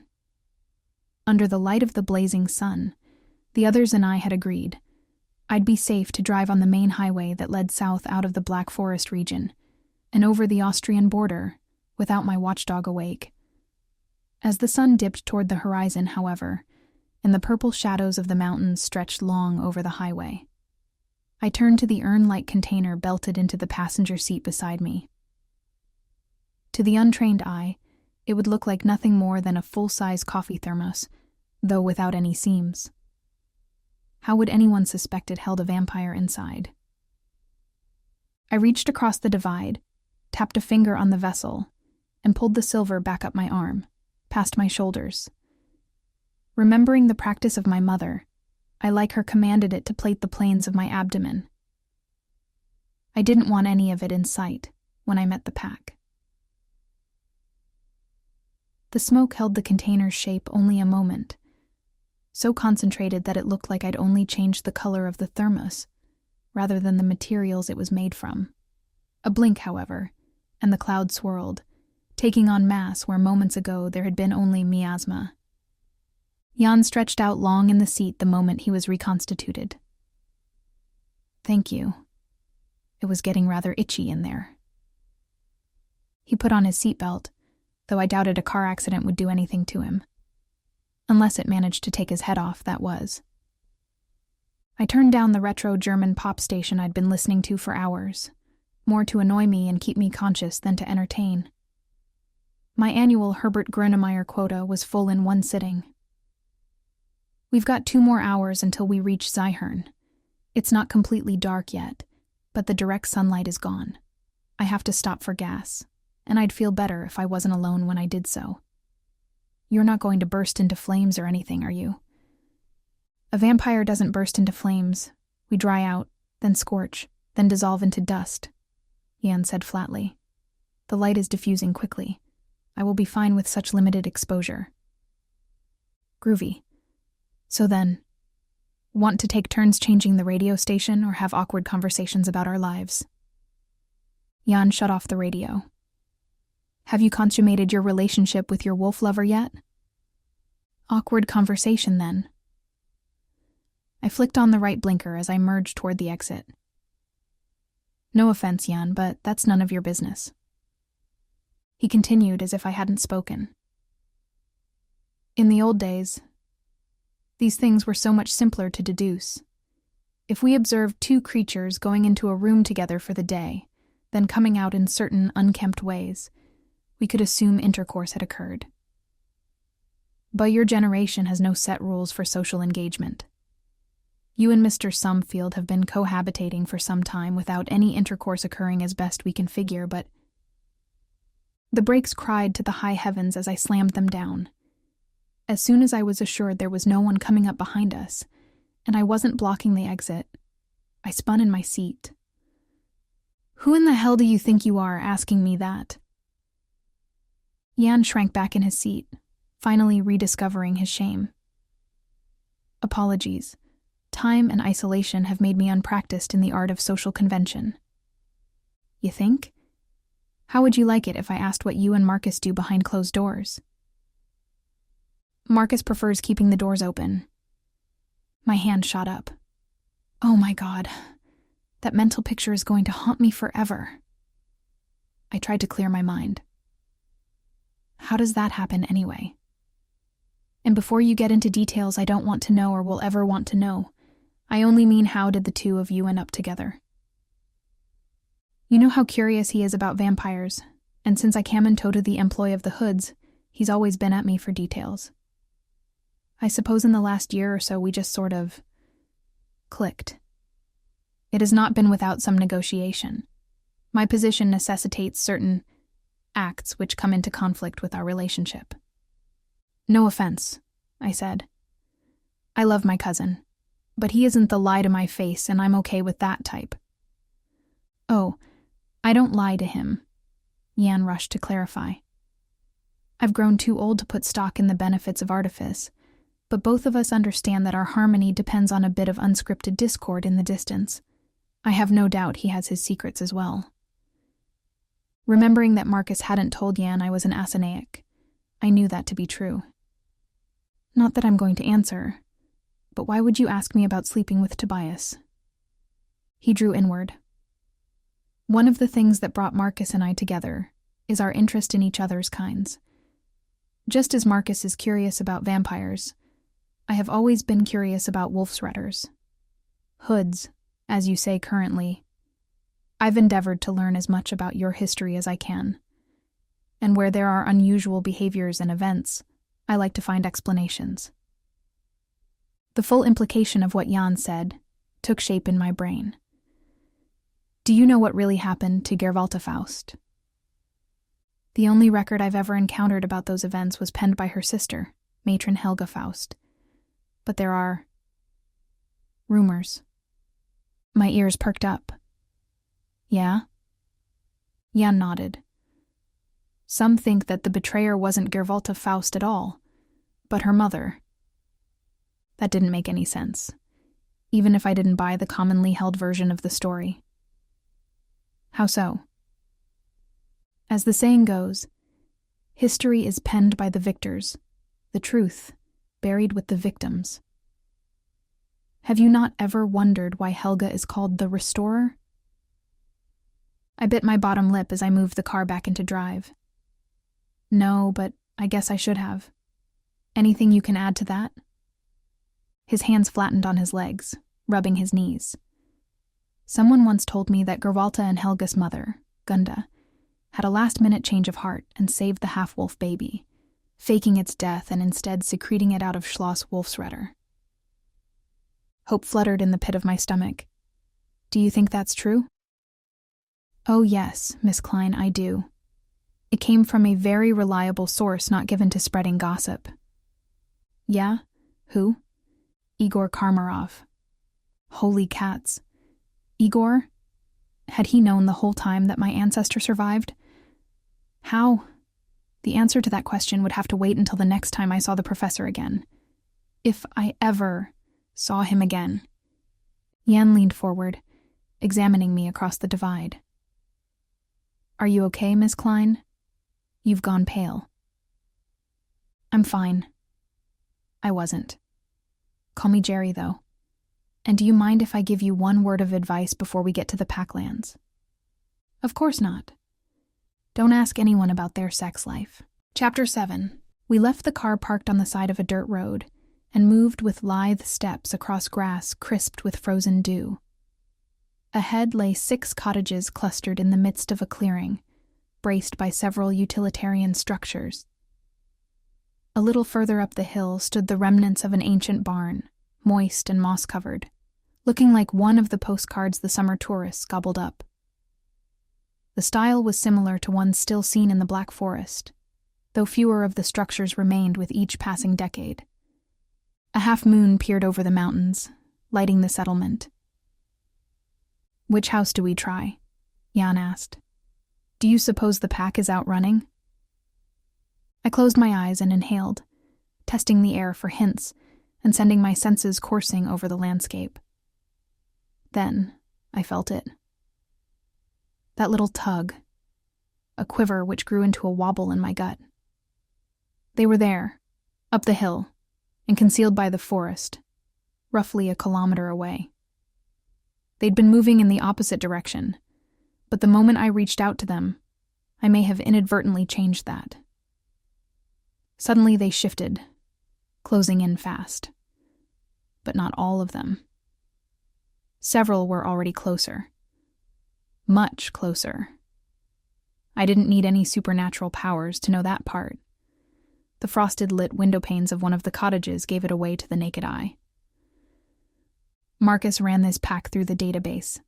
4 males, 6 females, 4 cubs ranging in age from 2 to 13. 2 females are with the 2 younger cubs inside the biggest house. I lifted a finger, pointed to the 2-storied structure that lay furthest from where the road ended. Yan's jaw dropped. Remarkable. Your senses are so well-tuned as all that? Actually, I'm just using deduction. My finger flicked up. That's the only house with lights on and smoke coming out the chimney. You should know, though, that the rest of the pack is charging toward us from that ridge up there. I can hear them, Yan concurred. I am surprised you can, though. I know hood hearing beats a human's, but it is nothing compared to a vampire. No sooner were the words out of his mouth than the first lupine broke through the tree line 800 meters to our right. She was tailed by the rest in quick succession, the pack moving in a way I'd rarely observed myself except in nature documentaries. Their circular formation, complemented with yeeps, could only be interpreted in one way. They intended to kill. We have a plan, right? The nerves in the vampire's voice were undeniable. Wolves and vamps didn't often cross paths due to their different habitats, but the archives of our peoples included a few times a pack took on a lone vampire and ripped it to shreds. A single vamp may be stronger, but a lupine was just as fast and, in a group, could pull down anything. Kinda. I pushed Yan behind me. Not sure it's going to work, so be ready to smoke unless you want your throat ripped out. I can't smoke when I'm this scared. Brave of him to admit as much. Besides, Yan continued, Marcus loves kissing my throat. I readied myself to move, so didn't need to know that. A wall of barks and growls fell over us, an onslaught that pushed every button my hood instincts had. Strike them, slay them, damage them. I lectured my wolf-shredder brain, in German even. No, this will work. Or so I hoped. It was funny. All my life I had listened to the drive of my nature pushing me to act in ways prescribed by breeding and genetics, and never considered that wolves did the same thing. And since new revelations had me seeing everything from a new perspective, I figured the right thing to do might be the opposite of what instinct demanded. Yan, do exactly as I do and when I do it. My eyes would be glowing silver now, but there was nothing I could do about it. The wolves ripped up ground, 20 meters, 15 meters. Behind me, Yan's voice shook. Geri, 10 meters, 5. Geri. Now. In the blink of an eye, I folded in on myself, dropping to the ground, burying my head down between my arms and assuming a fetal position. One of a vampire's greatest strengths was the ability to move with superhuman acuity. Gravity didn't pull on Yan any harder than it did me, but I still heard the thud he made even before I'd assumed my position. The pack surrounded us, and for a moment, when a few pushed their snouts into my hair and clothing, one even nipping my ears, worry gripped me. Would they attack? Would they bite? Would they kill? One raked a paw across my head, hopefully just to get a better view of my face. No further comment from Yan, so either he had a remarkably high pain threshold or the wolves hadn't touched him. Explain yourself. The man's scorched voice, drenched with the thick accent of the Austrian mountains, told me that at least one of the wolves had shifted back into his human form. I fought down the impulse to look up and continued to kiss dirt. My name is Geri Klein, relinquished hood of the House of Red, disavowed daughter of matron Brunhild Klein, I said. Or at least, I hoped I'd said. I'd been raised to speak basic German, but fear was getting the better of me, and I wasn't sure I'd said it right. A lupine's hot breath huffed against my ear as I awaited response. Without my eyes, my ears became my only view of the scene. Quiet whispers wove together in a tangle, the unfamiliar threads of voices difficult to discern. The gruff man, he must be the alpha, spoke with a female. It was the woman, not the man, who addressed me next. Why do you travel in the company of a vampire? To my relief, Jan answered for himself in German, perfected as though Goethe himself were drafting a new work on the vampire's tongue. "It is my honor and privilege to accompany Miss Gerwalta Klein into your beautiful Packlands. I yield to the grace of your Königswolf, offering my respect. I vow that I am here without issue, seeking no claim but a hope for friendship." I cried out, as a firm hand twisted my hair in its grip and pulled me to my feet, even as I told myself to do so was to broadcast weakness. "But you are weak," a little voice inside me mocked. "A strong hood wouldn't have thrown herself like pearls before swine." The naked, middle-aged woman who held me at arm's length didn't seem interested in roughing me up, though, or of actually causing pain. In fact, she looked at me confusedly, with deep earthen-colored eyes and skin nearly as fair as the snow that topped the nearby mountains. Her appearance struck the eye, gave me pause for a reason I couldn't quite put words to. It wasn't beauty, per se. It was some sort of power I sensed from her. "Your name is Gerwalta?" "Yes, ma'am." "Ma'am?" Like the betrayer. Her face screwed up. "Who?" Not all wolves knew of the Hood legacy, it seemed.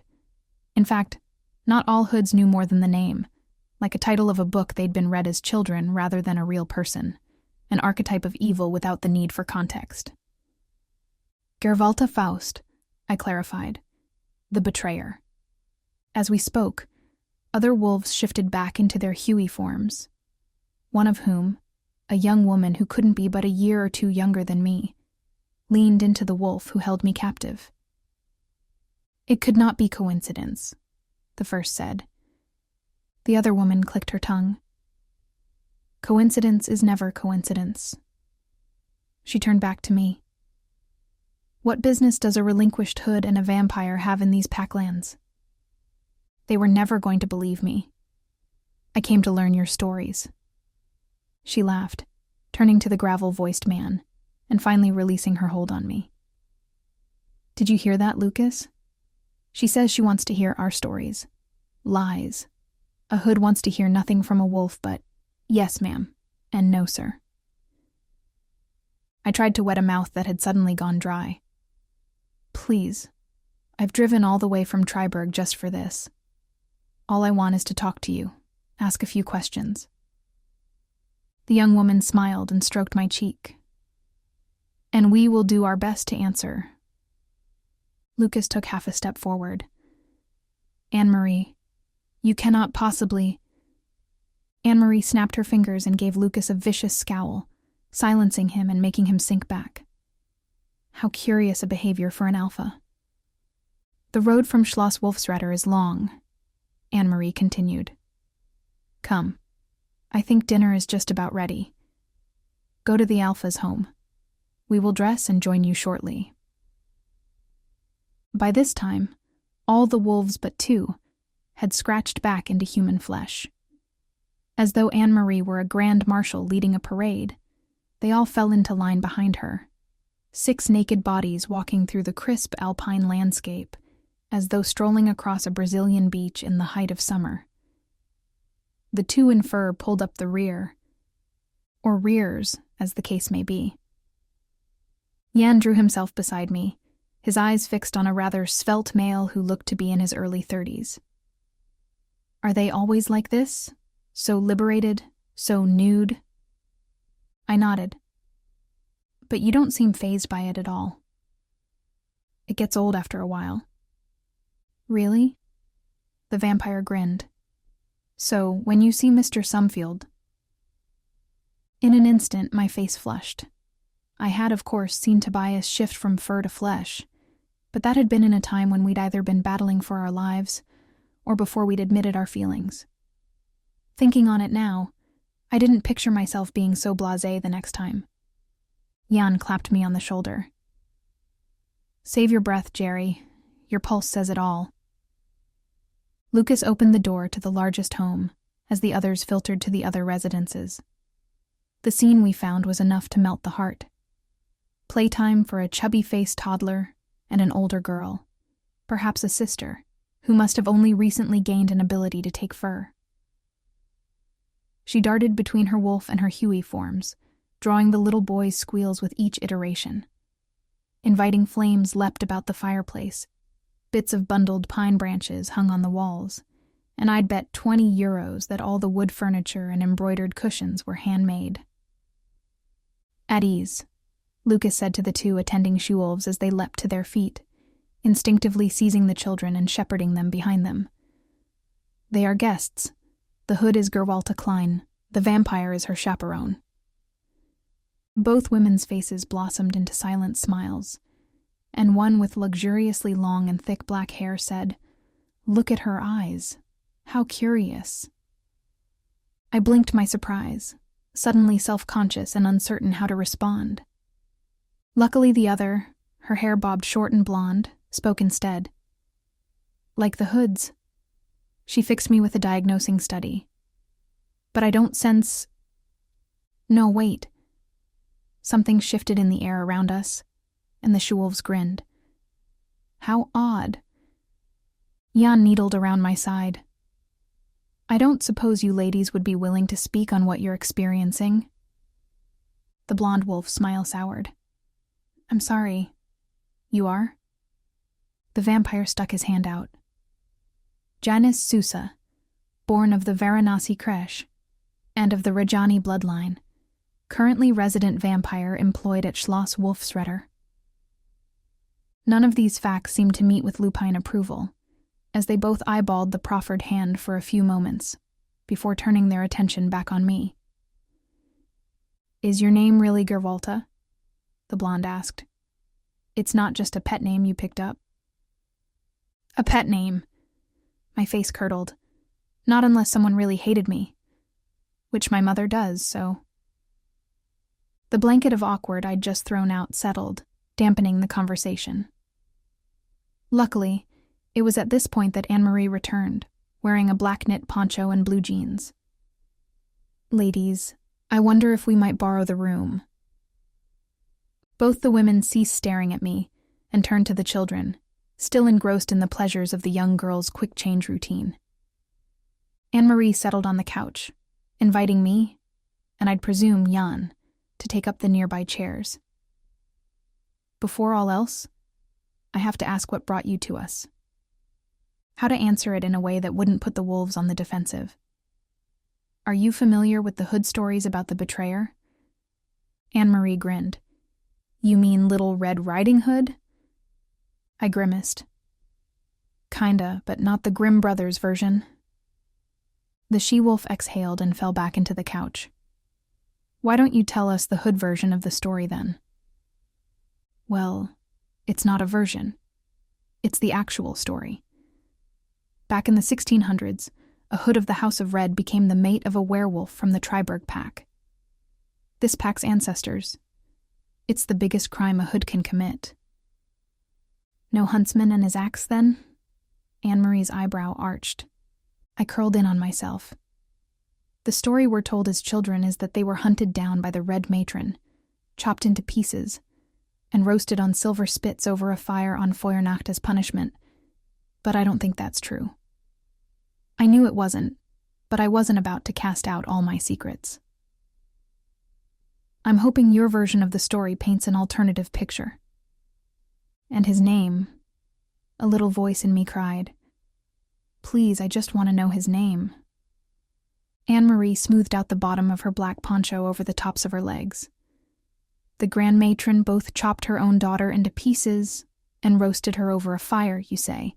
If you'll pardon the pun, it seems a bit of overkill. But the hoods are given to violence. I should have guessed their version would end with blood and torment." She frowned. "My ancestors would be appalled to know how the hoods have corrupted their story." My head sped again, though I tried to pull back the anticipation. "Are you saying that this story has been passed down in your pack?" Anne-Marie took to her feet, and I was suddenly aware of how the gaze of the only wolf who remained behind, Lucas, rose with her. "Geri," the young woman held out her hand, as though she and I were schoolgirl friends. Might I interest you in a walk, just the two of us? I don't believe you've ever visited these packlands before. They really are quite beautiful, and I'd be honored to show you. My instincts screamed at me to say no. An unfamiliar young wolf with an unusual sway over the pack wants to get you alone. It cannot be for any good reason. My head jerked in Jan's direction, though if I expected to find any counsel in his eyes, he left me wanting. He watched with an invisible tub of popcorn. Hoping that being alone with Anne-Marie would let me be more open about the reasons I'd come, I swallowed my fears, reached up, and accepted the she-wolf's hand. Chapter 8. Winter came earlier at higher elevations. Despite the fact that it was only mid-October, we'd not had to climb far up the mountain to find snow beneath our feet. Wolves preferred forested regions, insofar as the packs that lived where it ever snowed at all, in part because the treetops offered refuge against the accumulation of the white stuff. What did float between branches and firs to the ground was protected from the sunlight, reducing the chance the surface would melt in the day, only to refreeze after sunset. A space up ahead where the timberline met the cleared land came into view, but it seemed so odd that the wolves would build their residences so in the open, a fact I remarked upon as we walked. Anne-Marie smiled. A bold move on our part, perhaps. Who would ever think a pack living so in the open would have so much to hide? But that's not the story you came to hear, is it? Does it have anything to do with why you all fractured off from the wolves who settled in the Oberstdorf forest? Indeed, the schism resulted from a difference of opinion. Curiously, Geri, do you know why your clan fractured and went to America? Honestly, I'd never given the thought a moment's consideration. Probably the same reason a lot of Europeans were moving around that time. The hope of a better life. There were already wolves and hoods in America, of course. The Orange Clan, the first Lupines. They're still around, but not as many, mostly in the Plain States and Southwest. I've read about this. Native peoples pushed out of their lands. Why should Soups be immune from such cultural shifts? She silently mused for a moment, though I didn't know if it was because she needed to digest the thought, or she was hoping I'd say something. But the question was rhetorical, wasn't it? Finally, Anne-Marie continued. I know why you're here, Gervalta Klein, daughter of the Red Matron. There's a reason you came to us for stories and not the Oberstdorf forest. I drew to a stop to fix her in my gaze, but without pausing, Anne-Marie pulled me onward. Let's keep pace. I should try to get back home sooner rather than later. I know it makes Lucas nervous when I'm out here alone. Because she was young? A woman? Alone with a hood? As if she'd heard my internal question, her face broke out into a drunken smile. He wants me to be his mate, made a formal offer a week ago. I think he's afraid if he isn't with me every second, he'll miss me giving my answer. And do you know your answer? I asked. Her head bobbed. But if I told him right away, what fun would that be? Ah, yes, we're almost there. I trudged on. Up the mountain slope, tall pines dusted with snow created a verdant crystalline view that disguised a measure of both breadth and width. As far as I could see, there was nothing ahead to arrive to, other than more trees. I wasn't aware we had a destination. Anne-Marie grinned, her eyes scanning the treetops. Anytime one moves forward, it is always with a destination, whether or not they are aware of it. You're very philosophical for a wolf. The statement crossed my lips before I could bite my tongue.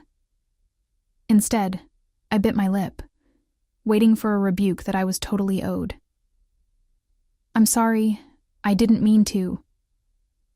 Her hand rose, cutting me off. No need. You were raised a hood. I was raised a wolf. We both have been forced to believe that the other should fit a certain mold, and it confuses us when we meet with experiences that make us question who the other is. for it also makes us question who we are. Besides, she turned a warm grin my direction. I could also say that I've never met so kind a hood. Even the indirect insinuation left a mark, one I couldn't slight the she-wolf for. Through stories I'd heard from Tobias, and after the Matron Council's rejection of the Slayer refugees, I had begun to see my own people with an outsider's eye. Feeling a shiver that had nothing to do with the cold, I pulled my jacket tighter about me. You didn't think I was too kind earlier. Your pack looked like it was out for blood. That was not about you being a hood. Anne-Marie drew to a stop, as did, it seemed, the falling snow, the wind through the trees, and the rotation of the earth. That was about an unknown wolf venturing into our packlands. When I'd used my ability to detect the wolves, I hadn't realized the feeling went both ways. But it wasn't like I was about to come out and admit that. Anne-Marie was going above and beyond to be hospitable. But who knew what she'd do if she knew I could summon her kind? What unknown wolf? You don't need to hide your secret from me. In fact, you can't. I perceived you the moment you drove up our access road. The others did not, of course, but that's to be expected. But I'm not of your pack. Asinaic or not, I was still certain the other laws of lupine nature applied. Wolves had a tremendous sense of smell.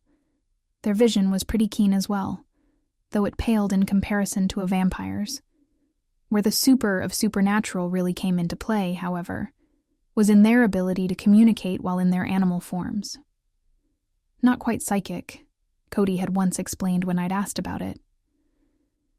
But they had a sense of each other, both in terms of what they were trying to say and where they were. If another member of the pack is inside my house, he'd said, I know it before I walk in the front door. But the skill wasn't omnipresent. Like a closed circuit system, that power only extended to members of a pack. Or so I thought. True, you are not, Anne-Marie admitted. Nor are you of my pack, and how could you be? But I think a hood mother would not name her child Gervalta casually. It would have made you a pariah among your people. The Grand Matron is exceptionally brave to do this, but it doesn't matter. Even if your name were Philomena or Tsatsa, I would suspect you were of my bloodline. Let's keep walking. We're just about there. Walk? How could she walk with that kind of bomb thrown at my feet? Your bloodline? My head shook without consideration that it may seem insulting. That can't be. I'm a hood. Who also has a wolf ancestor. My mouth felt like someone had stuck an overly starched dry washcloth in it. Are you descended from Gervalta Faust? The young woman blushed, took me by the hand, and coaxed me onward in body, but away in mind. Oh dear, no. But my ancestor was the brother to the guardian's mate. Just a few more steps now, Geri. Come now. It's just over in that glade there. You'd never know it, but until a century ago, there was a hunting lodge here, one with a splendid summer garden. It's all gone now, but the marker remains. My pack thinks the forest itself protected them, growing around it. Anne-Marie, please. I seized back my hand. I don't want to be rude, and I sure don't want to come off sounding like a hood, but I demand you to tell me what you're talking about. Who is the guardian? How did you know we have a common ancestor? Have the wolves known this whole time that Gervalta Faust's baby lived? In short, why was I lied to all my life, while others knew? The she-wolf looked as though she had a secret threatening to bust through at any moment. She pointed to a place behind me, over my right shoulder. Read it. I spun. At first, I thought I'd been put on. What lay before me was just another tree. Even if deformed, like some superhuman force had bent it to his will, compelling the trunk to bulge and bubble about 4 feet off the ground. But as my eyes relaxed, words began to take shape. The plaque may have once gleamed, but now its silver was exposed, tarnished. My fingers danced over it as my powers reached out, calling to what lay in the pine's embrace, asking it to shake off its age and weathering. Where a moment before the letters could barely be perceived, they now shone out, reflected in the ambient light of the forest. The old German script proved so embellished and elaborate that it was a barrier to understanding. Perhaps Anne-Marie sensed the trouble I was having. A moment later, the she-wolf was at my side, her finger bouncing along with each elucidation, while still keeping sufficient distance so as not to be burned by the element, which was a poison to her kind. Here lieth the body of A. Baron, born 16th April 1662, aged 25 years, died 12th of November 1687, and wife, born 3rd December 1666, died 12th November 1687, aged 22 years. May they be together in death as they were so briefly in life. Impossible. This is Gerwalta Faust's grave? Pah! Gerwalta Faust! Anne-Marie chuffed. This is the grave of Gerwalta Baron. She and your ancestor didn't have some casual fling. They were desperately in love, enough to rebel against both their traditions to be together. And when the Hoods attempted to punish the entire pack for that perceived sin, it was Gerwalta who negotiated the peace and kept them from being destroyed. This is why we call her the Guardian. But my people, we call her the Betrayer. The words caught in my throat. That word, betrayer. I'd heard it, spoken it, thought about it all my life, and never really understood. Every Hood knew Gerwalta Faust's story, that she'd committed the biggest crime for one of our kind by becoming the mate of a wolf. But that hadn't been her betrayal, had it? That was not the act for which she was forever branded in our histories as Die Verräterin. She started a civil war. She started a revolution, Anne-Marie clarified. She encouraged wolves to stop accepting their suppression and demanded Hoods cease their tyranny. The matron did not seek her death because she'd mated a wolf. Gerwalta died because, in her heart, she became one of them. Even now, my indirect connection with the Guardian earns me prestige in our pack. No doubt you see how they defer to me, or how in awe they were when they learned who you are. The tears didn't make sense, but what did anymore? The woman who I'd been raised to revile, with whose namesake I'd been cursed and branded, was someone completely different than I thought. And knowing that, I didn't know who I was either. Embarrassment flushed my cheeks and heated my temple. I leaned into the warped pine, an arm rising to give my forehead a place to settle as my free hand traced the letters of the plaque. A. Baron, I read in time with my ghosting hand. Anne-Marie, is there any chance you know what his Andreas. Anne-Marie anticipated the question. Andreas Baron, brother to Stephen, from whose line I am descended. That, by the way, is a secret I am trusting you to keep. A secret? Confusion warped my features as I turned to her. Why would you need to keep that a secret? For the first time in our discussion, the kindness in Anne-Marie's face fled, as did the color. Because according to Hood history, neither Stephen nor Andreas had any surviving descendants. Andreas and Gerwalta's child roasted on a silver spit over a full moon fire, and Stephen was killed when Gerwalta slayed him on the steps of King Ferdinand's castle. But you and I are proof that never happened. I am protected here, away from the other packs, with the grandsons and granddaughters of a few wolves who believed my grandmother's life and lineage was worth protecting. Someone did the same for you. Do not work to undo that too quickly. The day may come for wolf and wolf-shredder alike to know the truth, but that time is not now. But I didn't know, and as words became escape artists, my thoughts hid away, making my mouth agape without purpose. Anne-Marie was not done. She took my hands in hers. Wait for it. Don't try to talk. Just let your mind quiet, and the thing you must know will, in turn, make itself known. Deep breaths, Geri. That's it. Now. She gave my arms a little shake. Ask it. The same question that has burned within me since I was a little girl and my father told me the truth. I searched my heart, searched my mind, both reeling and racing and driving my thoughts in a million directions. Across the web of confusion, one thread pulled taut, and I grasped it. I looked up, the tremble in my voice flattening. Why did the matrons lie? There you go. Anne-Marie leaned forward, squeezing my arm. I've told you my truth. Now go find yours. Chapter 9. So, anyway, I guess Anne-Marie's grandmother came from Ireland when she heard the pack would be moving away from Triberg. She said by then, the wolves had lost Andreas Baron's side of the story, and her grandmother thought it was a good time to be reminded, since they were going to be out of the shadow of Schloss Wolfsrudder and all. That's what caused the pack to divide. The ones who believed her came down here. The rest ended up in the Oberstdorf forest. By the way, did you know there used to be more wolves in Ireland than people? I did. Jan put on the blinker before changing lanes. I have to wonder how Anne-Marie knew about the graves, though, or how they ended up here when the betrayer was executed in Triberg.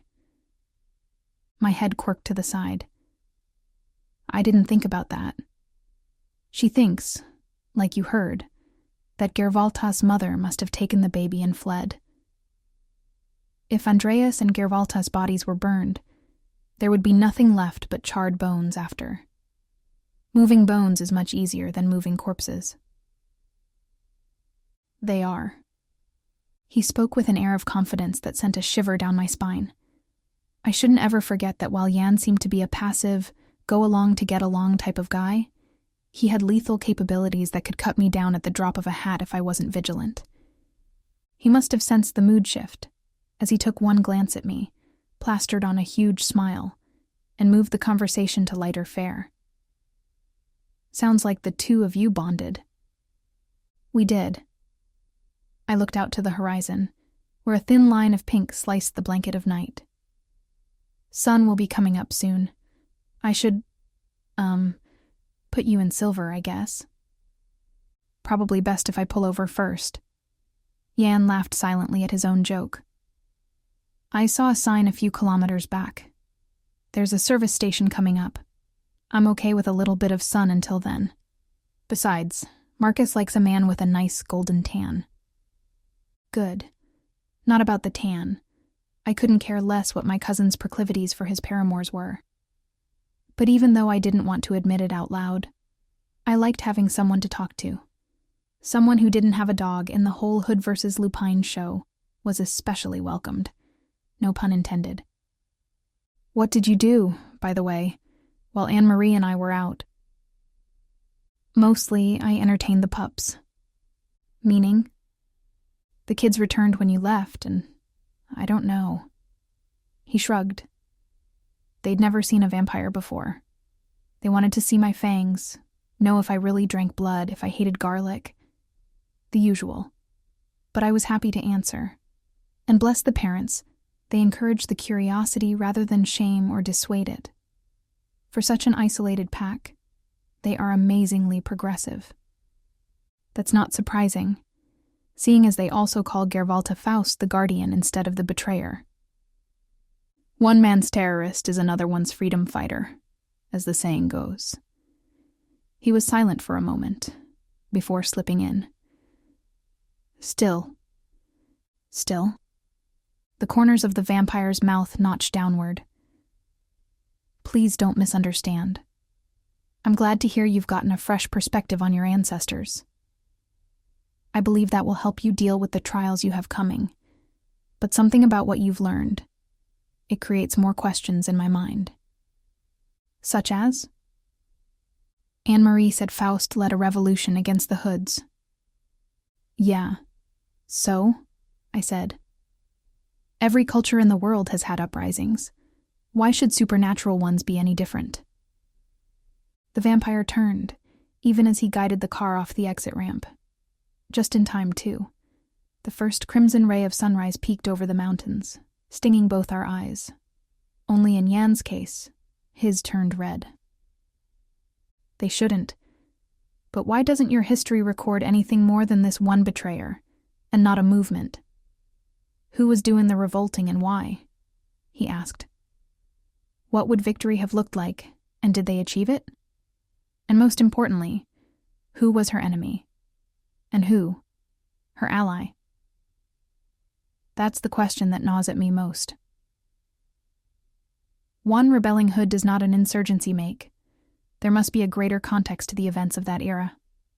One, it seems, that may still be having ramifications now. Maybe. Any sense of satisfaction I'd gathered during my visit dissipated. Were you a journalist in your human life? You got a thing for framing questions. No, I was a steward under the Portuguese flag. Like on an airplane? He didn't seem that young. He didn't look much older than his mid-20s, but his way of dress and manner of speaking didn't suggest he'd been too long a vampire. Based on his formality, I guessed later, Victorian era.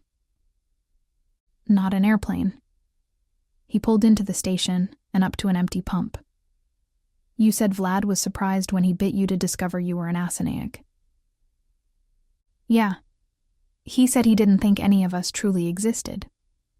And the most famous Asynaic, you've recently learned, was born right around the time the ravens were entombed, he said. You don't honestly think that's a coincidence, do you?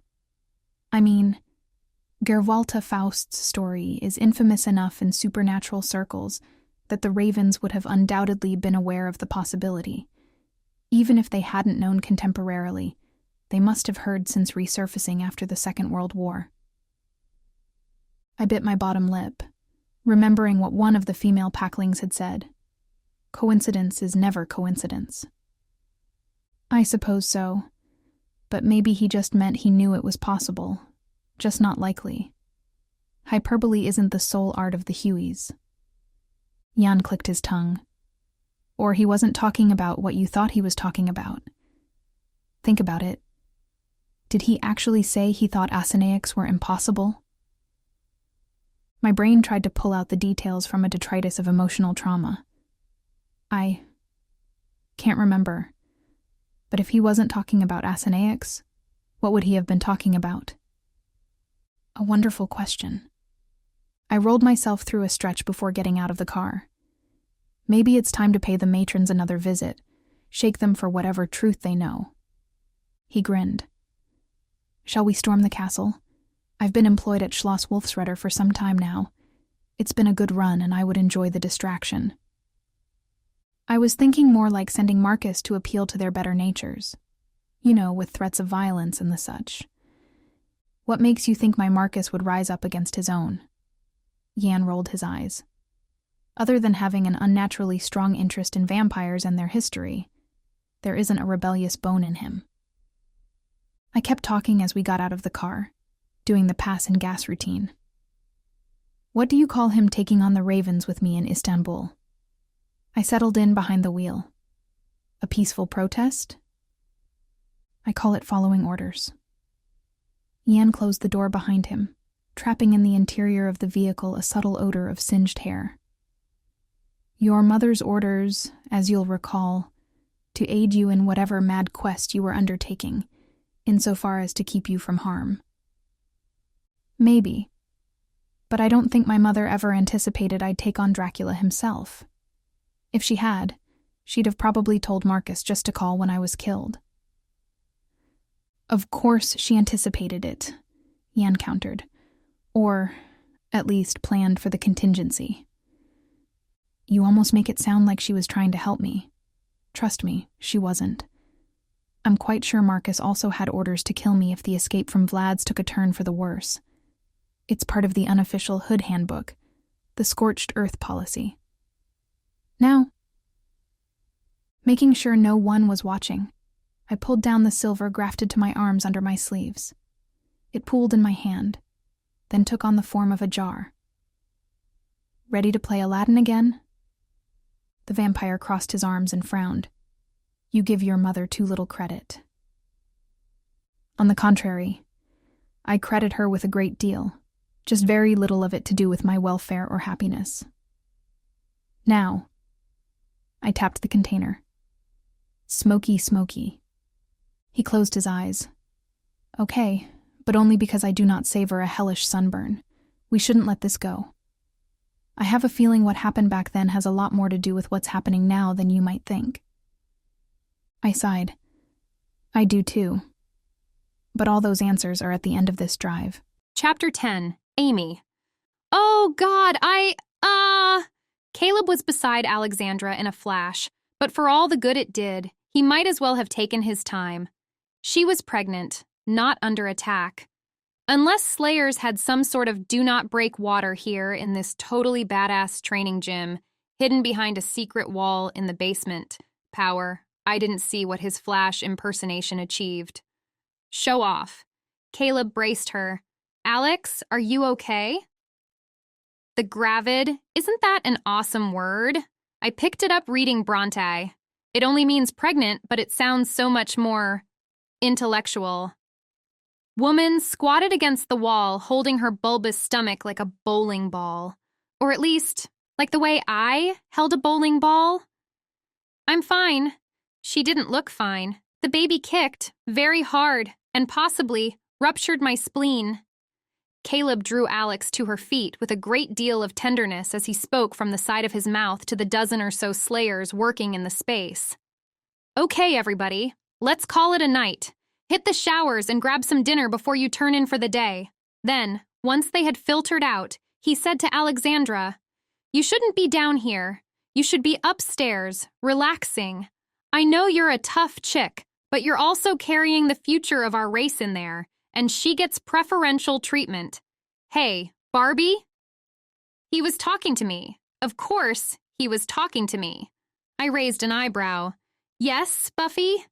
Caleb grimaced. Can you help Alex back upstairs? I'm going to practice a few more forms before bed. I mockingly inspected his backside. Your forms look fine to me. Caleb pointed toward the door, even as he turned away. Help. Alex.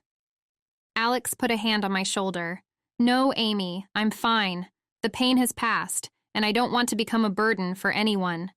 And with that, the toughest pregnant chick I'd ever met waddled out the door. I tried to draw from my limited prenatal knowledge, which claimed extensive breadth on the first 15 to 30 minutes of the process and was a little vaguer on the latter parts. Alex is huge. Shouldn't we, start making plans for the delivery? Is there some kind of special Slayer OB/GYN or something? It's like a regular birth, right? Or do you guys have tentacles or something that fall off when you get older? Yeah, like 50 of them. But I still have one. Caleb worked his body through a series of blocks and jabs. Marcus has asked the Hoods if they have a midwife on retainer, one familiar with soup birth. Turns out their staff physician serves that role. She'll make herself available when the time comes if we're still here. I wasn't a werewolf. I didn't have hackles. Still, I felt mine rise. What do you mean, if we're still here? I thought the Slayers accepted the contract that we were staying. They did, but you see what they're like, Caleb said, turning to me, his bare chest so very glisten-y. The men can't even conjure Celeria, and the women don't know how to use them properly. None of them has any weapons or combat training. They're not ready to take on a clutch of vamps with centuries of strength and experience behind them. You guys literally make portable sun energy. How hard can it be to hurl it at something? Oh, ye of little... His eyes went to my chest. Well, not those.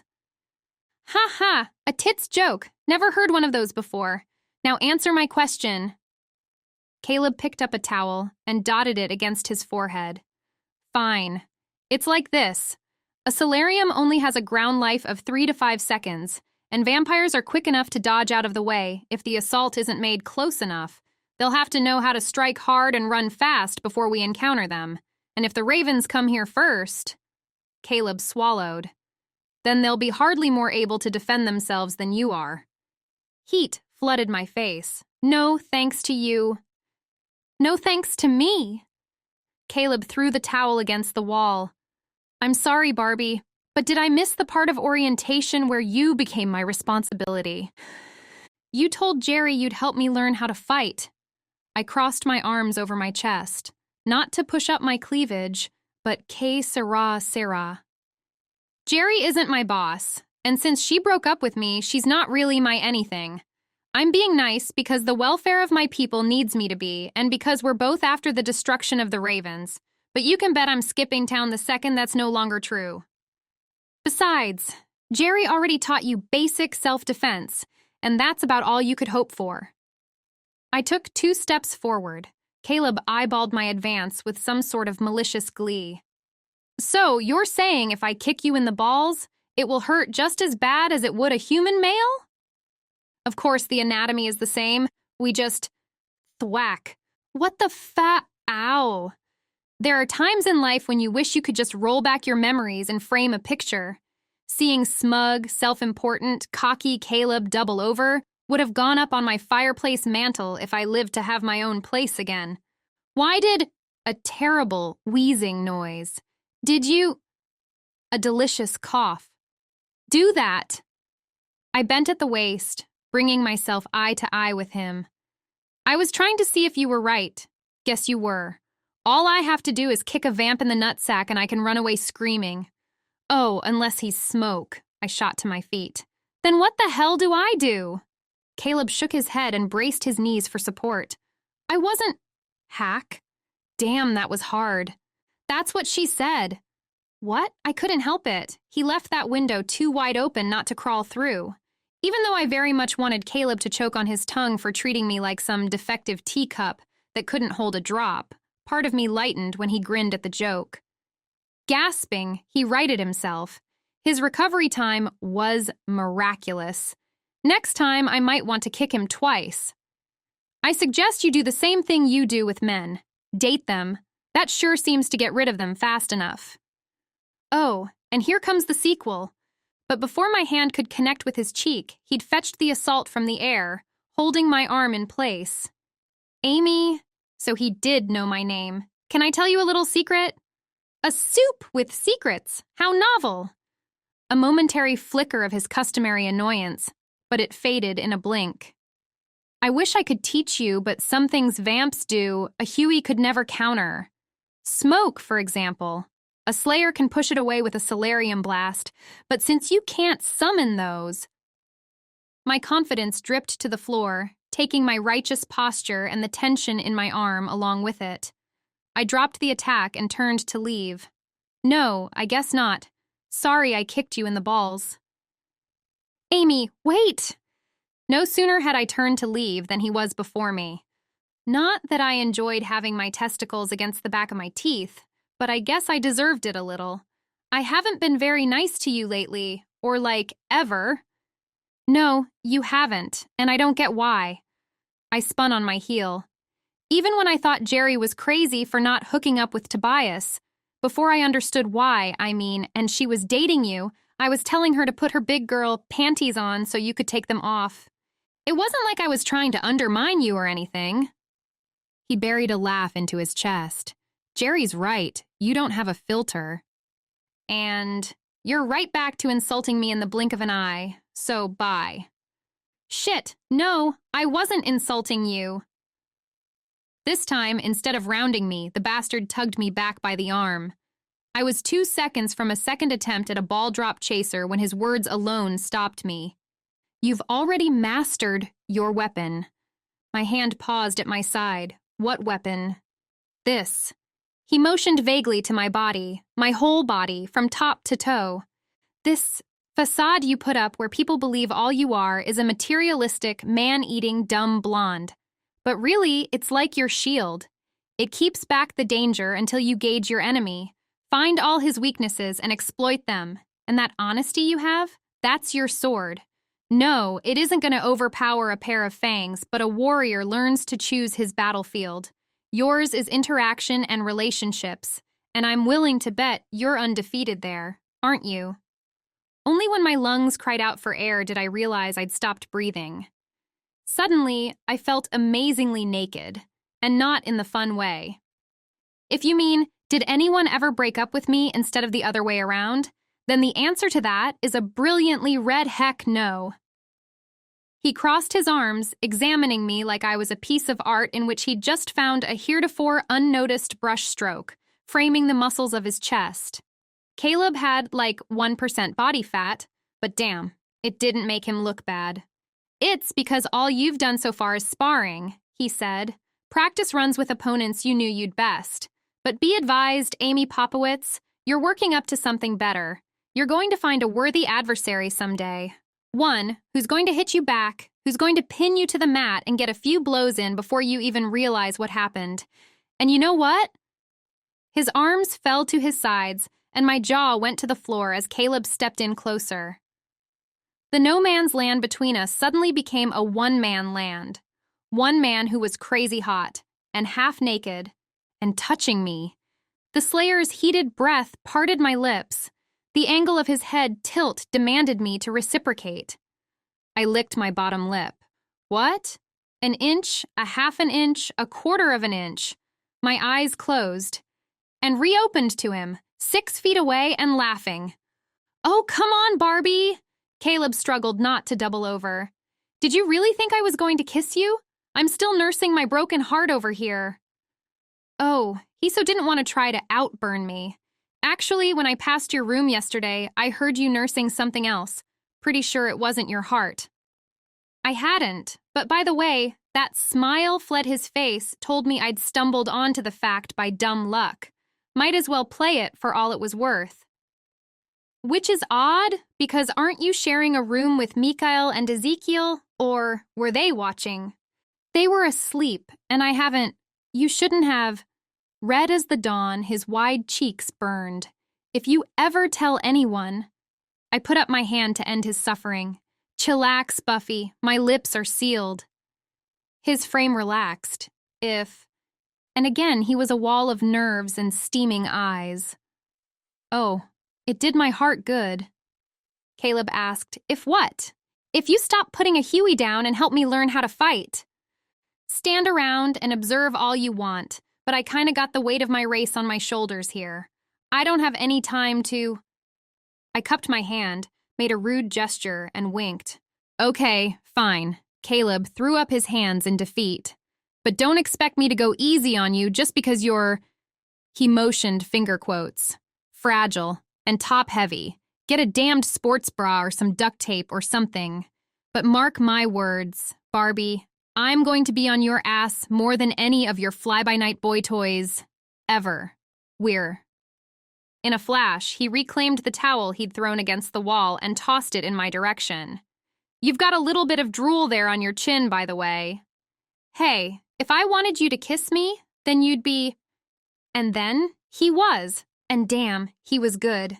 Or so I was beginning to suspect. By the time I'd actually become conscious of his lips on mine, it was over, and he was glaring at me. Because that's what you do after you kiss a woman hard and fast, you glare at her. And just as I was about to lay into him for daring to be so bold and yell even more at him for making it so brief, the door to the training studio opened. I pushed the ass hat in his ass chest to get him the ass away from me. Oh, good, you two are going at it. Geri walked in, Marcus trailing right behind. What? No, we weren't. We're. Panic told me to get distance, but then I realized there was distance. A great deal of it. I was standing alone in the middle of the room, and Caleb was in the corner, mocking forms. Geri's eyebrow arched. So, you're not training? Because this looks like training, and I should know. Nope, this is training, Caleb said, punching the air. Amy's great, really progressing, keeping me on my toes.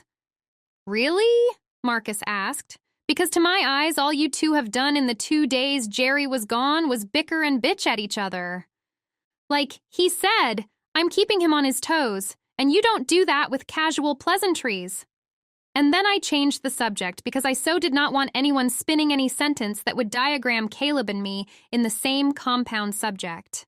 So, did they know anything? You could say that. Geri ran a hand through her hair, shaking out her ebony locks. God, why did she get supernatural powers and supermodel hair? It wasn't fair. She launched into a summation of her discoveries, and with every sentence, Caleb and I took turns dropping our jaws. And so, she folded her hands together, after Yan and I talked about it in the car, we think it might be worth trying to find the other Asinaics by looking for anomalies in Huey history. Caleb's face screwed up. Why? I don't understand why that's what this all led to. The two hoods exchanged a look, but it was Marcus who spoke. Because we don't have access to the hood archives, but we do have access to the internet.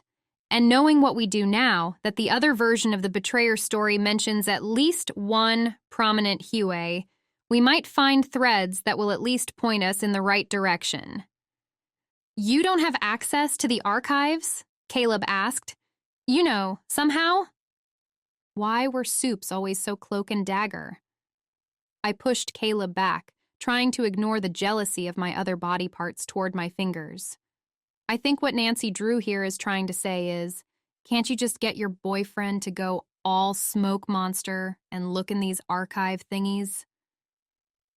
No. If he got caught without authorization, he'd get thrown out on his ass. Anyway, it's not that simple, Marcus said. The archives aren't what you'd call complete, especially the further back you go. Until recently, all our bloodlines operated independently. No universal method of cataloging or priorities about what should be written down. There are big blank spots in places, too. For example, now that we know the name of Faust's wolf daddy, I can also tell you there's no mention of his execution. Huey history is no different, but much more of it has been digitized. We might find nothing, Geri added, but we're going to look just in case. Every day, those Asinaics are more in danger. I'm not sure how long the ravens can go without feeding, but it's been 6 weeks now. Unless there are other slayer harems they have, they'll need something soon. Caleb grabbed a towel from a stack on a shelf and went about dabbing off his glisten. It was a crime worthy of jail time. Let me take a shower, and we'll get to it. Chapter 11. Geri. I think I found something. As though moving through well-rehearsed choreography, everyone stood and circled Amy's computer. I squinted, trying my best to comprehend what I was seeing. Okay, explain. The blonde Huey expanded the view of the scanned document on the screen, pulling out the details of a highly embellished text. Letters took on definition, but definition brought no clarity. Seriously? Amy blinked rapidly. None of you read French? Caleb, Marcus and I exchanged expectant looks that fell away when the truth became clear. I'm only good for English, German, and some basic Spanish, I said. Me, just the first 2, Marcus added. Caleb took on a cocky grin. English, Turkish, Hebrew, Spanish, and Romanian. Amy held up a finger. You forgot pomposity, which as I understand is a common dialect of bastard. Any hope of Caleb explaining the sudden hostility that had grown between him and Amy in the last few days was met with the latter, only shaking his head in a don't-ask type of way. Rather than dig any deeper to unearth that mine, I stayed focused. Amy, can you read it? My Huey friend beamed. Of course, Geri. Then, turning to her screen, motioning to bits and pieces of the image as she spoke, Amy began. Just a little north of here is a region that's gone back and forth between France and Germany through the centuries. I figured since all of you probably had the Germanic sources covered, I'd skim through French archives and see if there were any unusual things in the 1680s. And here, her right index finger zeroed in on the swoopy text. I found a letter from the Bishop of Alsace to the Cardinal Montblanc, written in 1685, which reports a rash of livestock deaths throughout southern Germany by, quote, a pack of abnormally vicious wolves. Marcus and I exchanged knowing glances. Caleb stood erect. This isn't news to you, too. I shook my head. We all know that we think it's where the Little Red Riding Hood fairy tale came from. There was an anathema alpha. Like Aisha in Istanbul? Amy interjected. Exactly like her, Marcus confirmed. Female alphas used to be considered some sort of defect that made the wolf dangerous. I don't think that's true, of course, but this one actually was. She was able to lure away betas from a dozen packs to make her own family. The House of Red tracked her down and killed her before she managed it. Unfortunately, not before they ate their way through the countryside. Caleb turned to me. And what about the betas she lured away? What happened to them? They went back to their packs, I guess. I shrugged. I don't remember hearing anything different. If they had been killed too, our stories would have boasted about it. Throughout history, hoods have been pretty decent at sticking to our laws about when we could use lethal means to curb wolf behavior, but our ancestors prided themselves on putting down the slightest infractions with brutality. Amy spun around her chair, while also spinning her eyes. Oh my God, you guys really can't see the forest for the trees, can you? She stood, passing to the sink, and drawing herself a glass of water. Geri, didn't you say the she-wolf you met in Austria said her ancestor was Andreas's brother, the one who supposedly died? Yeah, so? So. The glass lingered at her lips. If Andreas was an alpha, isn't it possible his brother may have been a beta? And if the House of Red was involved in tracking them down, then isn't it possible Gerwalter Faust could have been the one to let him get away? As she finally tipped back the glass to drink, her long neck stretched and her throat bobbing with each swallow, I tried to stitch together her logic. And then, I did. But that would mean she let him go on purpose. Why would a hood do that? She would have been exiled if she'd been caught. Or worse. Caleb rubbed his chin. But she was caught and killed. You guys tell the betrayer story like it took place over a couple of days, but the chick had to have time to fall in love, get knocked up, and pop the kid. All before the axe fell. Why is it so ridiculous to think the love story started earlier than you think, too? Or is it told in your books that one day, Gerwalter came down with the mus-made-a-wolf flu and went searching about for the cure? Amy pointed at the slayer. Only you could take a beautiful fairy tale and reduce it to getting knocked up. Well, that's what happened, Caleb said, defending himself. Ergo, here we are. It didn't seem possible that could be a coincidence, but then, something triggered in my brain. I went back to my own computer, searching the web even as the others looked on with concern. When I found what I was after, I flipped the screen around. The Wolf of Ansbach? Marcus read the title of the article aloud. Oh, come on. We've disavowed that one for centuries. It was just medieval village idiots getting their superstition on. Amy swooped in, eyeballing the text through squinted eyes.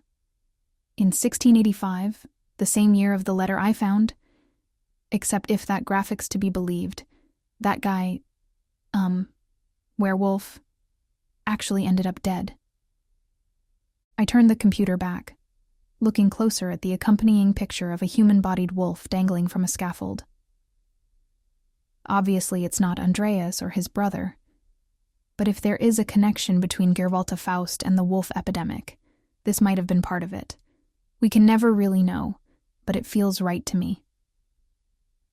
The words I'd heard in Austria echoed in my mind. Coincidence is never coincidence.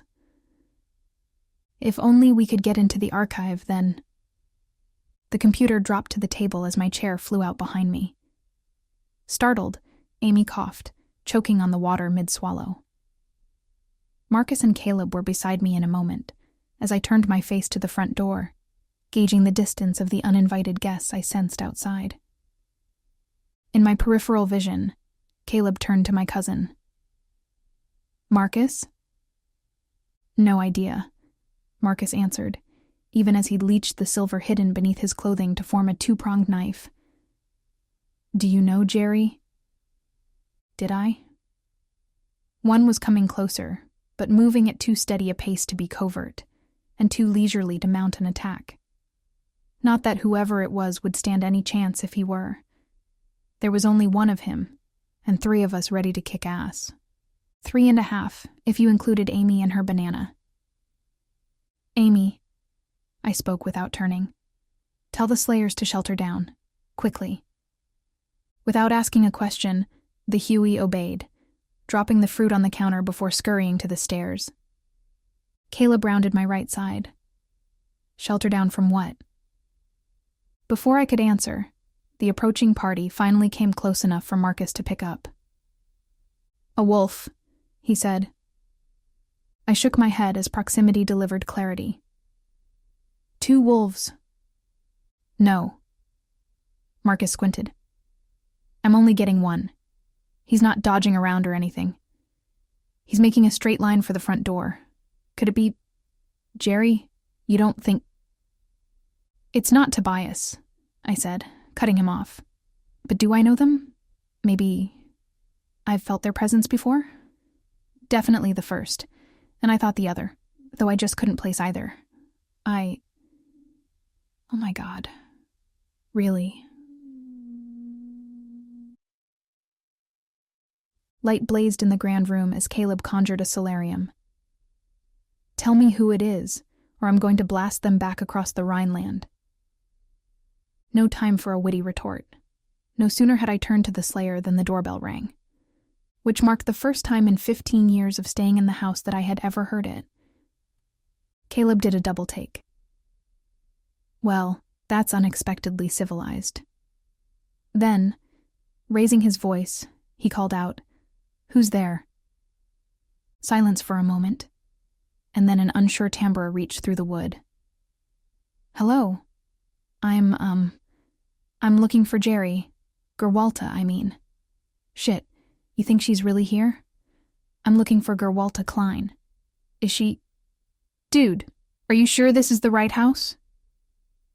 Marcus honed his weapon and made his way to the door. What is he doing here? Who? Caleb asked. I was on Marcus's tail. My ex-boyfriend, who will be leaving as soon as I see what idiot Wolf is with him and how they both knew this house even existed. Marcus, wait. Let me answer. I can hear you, you know, Cody said from the stoop. And you shouldn't call this guy an idiot. It's very disrespectful. My movements arrested, drawn up in the fantasy. Could it be Tobias? The energy I felt was Wolf, but weak, barely perceptible. But that didn't make sense. How would Cody have found Tobias? And why would he tease me with it if he did? Why would he be that cruel? Oh yeah, that's right. Because Cody was a jerk who kicked me out of his packlands for having the audacity to refuse to kowtow to his edicts like I was a wolf. Forget the fact that I kinda was. A head full of steam, I reached for the door, prepared to waylay into whatever wingman wolf my ex had in tow. Cody Ryland, I bellowed. How frickin' dare you... But the insult died on my tongue when the beaming, warm, welcomed man standing outside stepped forward. Hola, cariña, my dad said. We need to talk. Chapter 12. Caleb stared at Cody like the werewolf was some piece of abstract art, the meaning of which he just couldn't grab. You're her ex? Cody nursed his beer. Yup. Caleb shook his head. It's just that you're so muscular and rustic and brawny and nothing like me. My father, sipping apple tea, turned pleading eyes on me. Niña, who is this man? And why does he smell like Abercrombie and Fitch? This man is Caleb Helsing. Caleb answered on his own. And FYI, it's Kenneth Cole. You're the slayer she was talking about last summer? Cody took one look and hacked a laugh. Wow, you are so not her type. But tough break. I was pulling for you. Me too. Even asked her to marry me. Caleb boasted. I understand you did that once too, right before you slept with another woman you just met. Caleb. Darn it. I so didn't want to deal with an arrogant slayer and a backwoods alpha butting heads right now. You should probably go track down Alexandra. Make sure the red alert didn't stress her out. Marcus, can you give Amy and everyone else the all clear? I need to speak to these two alone. Grumbles followed, mixed with Marcus recounting the details of the dramatic history of my first hood werewolf romance. The last sentence of which I perceived being, so they found other ways of expressing their feelings. Cody eyeballed the pair until they were up the stairs and out of sight. You were really engaged to that guy? No. Even I was shocked by the insistent tone. I mean, kinda. He proposed, but I was already planning on breaking up with him by then. But let's talk about you. I spun a chair around and sat cowgirl style. First of all, Papa, let's start with, I don't know, maybe with my whole life being a lie and work up from there. You've learned about our unique heritage, I take it. My father folded his hands atop the table. I think you are hyperbolizing, Nina. Very little of your life was a lie. Your mother and I only kept one tiny truth from you, and it was only for your own good. Really, Dad? The betrayer's baby survived. A secret that I could maybe overlook if I wasn't her namesake, and it turns out her descendant. We have wolf blood in our veins. How is that a tiny truth? His gaze cast off into the distance. I was supposed to be the last so that the line would die with me. But then I met your mother, and he made a vague gesture with his hands, something that seemed to say one thing led to another. Which was fine. I so didn't need to know the details of my own conception. I crossed my arms. She wouldn't have married you if she knew. You know she wouldn't have. Oh no, Karina, she knew, he said. It was how we met. She was sent to Argentina to deliver the edict that I would be forbidden to have children. Your grandmother relented, saying she'd permit just one more Asanayak, hoping her strong bloodline would wash away any lupine leanings. We did not expect the wolf nature to manifest in you to such a degree. It has varied throughout the centuries, sometimes reinforced when different Asanayak branches partnered. We kept you in the dark, hoping to marry you off to a hood who... Hood begets hood, I said. Yeah, I remember that line coming up often when I was dating the cretin who broke my heart. My eyes flashed to Cody. No offense. The instigated werewolf threw up his hands. You're never going to let that go, are you? My father, crestfallen, continued. You have always wondered how I could stand by while your mother grew stricter over the years. It is because she is my mate, Nina. I am bonded to her. I love her no matter what she did to me, or what she did to you. His hand sought mine across the table. I saw the pain it caused you, every time, and I suffered with you. The little girl inside me who longed for her father's comfort melted, if only for a moment. Until that was, the woman I'd become seized back control. I leaned back in my chair, crossing my arms over my chest and turning my attention to the alpha seated to my father's left. And you? I said to Cody, jerking my chin. Why are you here?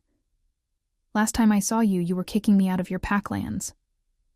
My father turned on the alpha. What? Cody guffawed. I mean, she didn't give me a choice. She challenged my authority in front of the whole pack. She's a hood, my father said, his Latino hands of reinforcement bobbing through the air. That is what we do. And I'm an alpha, Cody shot back. Geri was causing some of my wolves' fealty to falter. The pack loves her like one of their own, and believe it or not, some of them were angry at me for it. But I was going to have wolves going rogue if I didn't do something. Then, the focus of his rationalization swung my way. But I've never stopped caring about you, Geri. And then when Pietro let me in on your secret, I realized how much it all made sense. Your instincts on lupine nature, your ability to understand some of our wolfish, how we were so attracted to each other. Well, guess what? You finally got your wish, I said. I don't love you anymore. I'm in love with... Even the pain of saying his name cut deep across my tongue. Tobias. Cody grinned. And that's great. I'm glad to hear that. Only Little Red, you know that's a dead-end street. Tobias already had his mate. His heart is always going to belong to Kara. It's obvious to anyone you two are good friends. Great, even. But it will never be more than that. I'd hate to see you throw away any chance of a full life. Oh my God. I turned to my dad, and away from the unspoken words I knew Cody wanted to say. By falling in love with another werewolf you can never have. Mom banished you. My father's eyes grew wide. How did you know? Because if you were still getting communiques from her, you'd know what Marcus reported to the council a few days ago. I crawled to the edge of my chair. Vlad Tepeş has some personal, historic beef with werewolves. He's exacting his revenge by unraveling their mating bonds using some sort of genetic therapy. He wants to destroy them from the inside out, and he doesn't care how long it takes. Tobias's mate was one of his victims. He undid her mating bond. Does it affect both mates, or only the one subjected to this? Pietro's hand turned circles in the air. Therapy? Don't know. When Kara died, Tobias still went through the same pain I've felt in other wolves who've lost mates. But was he unaffected? I remembered both the kisses we shared. One under the full moon in paradise. The other moments before I'd lost him in Istanbul. I remembered that he loved me. Had loved me for who knew how long before either of us had said anything. His words still echoed in my memories. It's not just because of the serum. He must have been, I surmised. Cody barked a laugh. Really? Genetically altering all the wolves in the world would take decades, centuries even. If old Drac wanted revenge, why not just kill us? He seems more than capable. I held up a finger. In Vlad's opinion, the wolves undid his country, his family, and his legacy, so he's going to do the same to them. A vampire has the luxury of time, as long as he has the right kind of blood for fuel. My father narrowed his eyes. The right kind of blood? I didn't know how many hoods were in on the vampire secret that they were not, in fact, immortal. That after 5 centuries or so, death would still claim them as it did any creature. Unless, of course, they fed off other soups. Even in such circumstances, I wouldn't betray the whole species for the sins of the few. The ravens have a condition, I said. And the only treatment is soup blood. Werewolf blood works, Slayer blood is better, but the best blood is asinaic. I met my father's eyes, seeing the understanding from within. Like the kind that comes from the descendants of Gervalta Faust and Andreas Baron. My father blanched. This is why your mother was so worried about them finding you. All this time, she led me to believe it was because they wanted revenge. Revenge? For the first time in this conversation, I was the one left in the dark. Revenge for what? For their capture, my dad said. The ravens were trapped for many centuries, encased in silver urns crafted by the House of Red and kept in the vaults of Schloss Wolfsrudder. Though I knew the sky outside to be as clear as a bell, I did not doubt that lightning had just struck my brain and stopped my heart. The world came to a halt, then just as soon, sped up again, all too fast. When I could find the words to speak at last, my hoarse voice surprised all of us. What do you mean we trapped them in silver and kept them at the Schloss? A dry palate made talking difficult. Igor told me Inga trapped them with the help of some Wallachian lupines and entombed them in some airtight wall. My father blinked his confusion. The first time, yes, I understand that is what happened. The first time? I balanced my temples on my fingers. The first time? I repeated, louder, rudely even. Yes, the first time. The slayers found out about it and blamed the wolves for interfering in their affairs. They discovered where the crypt was and opened it, intending to obliterate the ravens, but they were bested. After that, the House of Red took a contract to trap them in silver urns. The silver was even blood-claimed, so that none might open it. Cody verbalized my unspoken thoughts. What is blood-claimed silver? My father's eyes went to the table as he shook his head. A barbaric practice, long since banned. A hood can become the sole master of a bit of silver by threading the metal through her veins and passing it through her heart. Once upon a time, it was a rite of passage when a hood took her fire and was presented her silver medallion. As a demonstration of becoming righteous, they blood-claimed it. I have read that the pain was excruciating. There are even stories that some died from it. But as all hoods can command silver and form a plethora of deadly weapons, it's a way for us to gain an advantage over other members of our race. My thoughts turned back to the sword I'd been gifted by Vlad in Istanbul. It had felt different from any other silver I'd ever handled, almost like it had its own memories. Could that have been why? Looks like you got yourself mixed up deep, little Red. Cody grinned. Makes me glad you got Tobias here protecting you. He scanned the room. Where is he, by the way? Wherever Vlad Tepeş wants him to be, I retorted.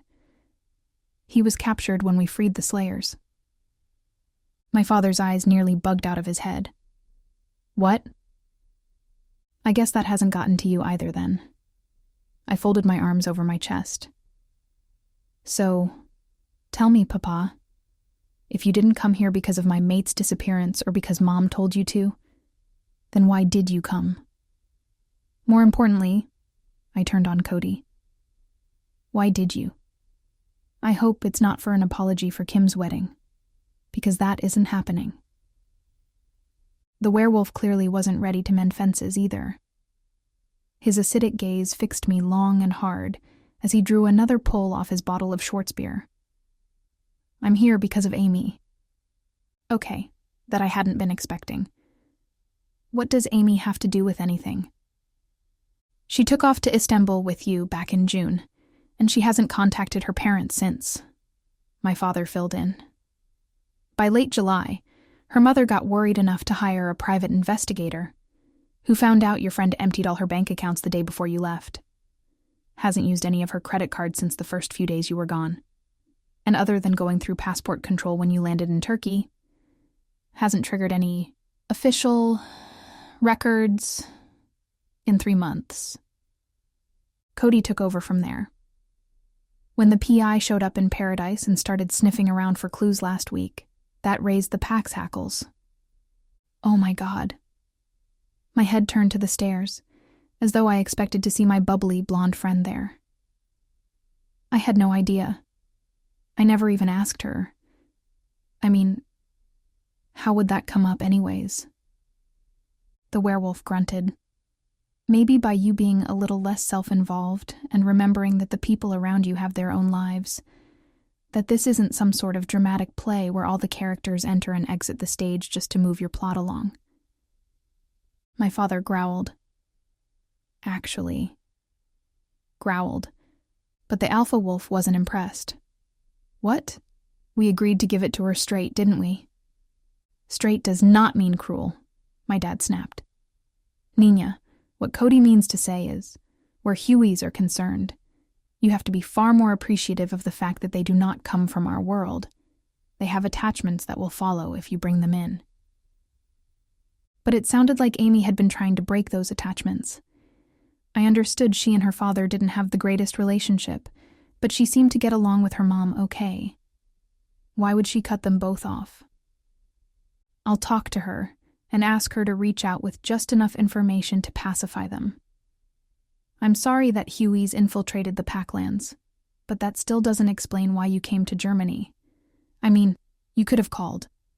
My phone number is different, but Marcus's is still the same, and I'm sure Mom told you he was with me. For the first time since they'd arrived, my father's face curdled. It was up to Cody, the fount of stark truth, to explain. I'm here to make sure Amy does what needs to be done, and in the event that she doesn't, convince her otherwise. If it turned out that she hadn't phoned home because of some terrible fate, I also came to make sure any evidence went away. I blew a raspberry. What were you planning to do? Eat her? His dead stare made a chill run the length of me. If needs be. My spine electrified. Well, needs don't be. Amy's fine. Like I said, I'll talk to her. So, now that's out of the way, I'll trust you two to find your way out. When you're up against both the Matron Council and Vlad Tepeş, my father asked. Absolutely not. I'm sticking around too, Cody added. Tobias may not be my packling anymore, but that's only an official thing. He's my friend, and I'm going to make sure he's rescued. I was too tired to deal with wolf's planning. You sure Lisa's going to be okay with that? She'll understand. She cares for Tobias too. The empty bottle thudded on the table.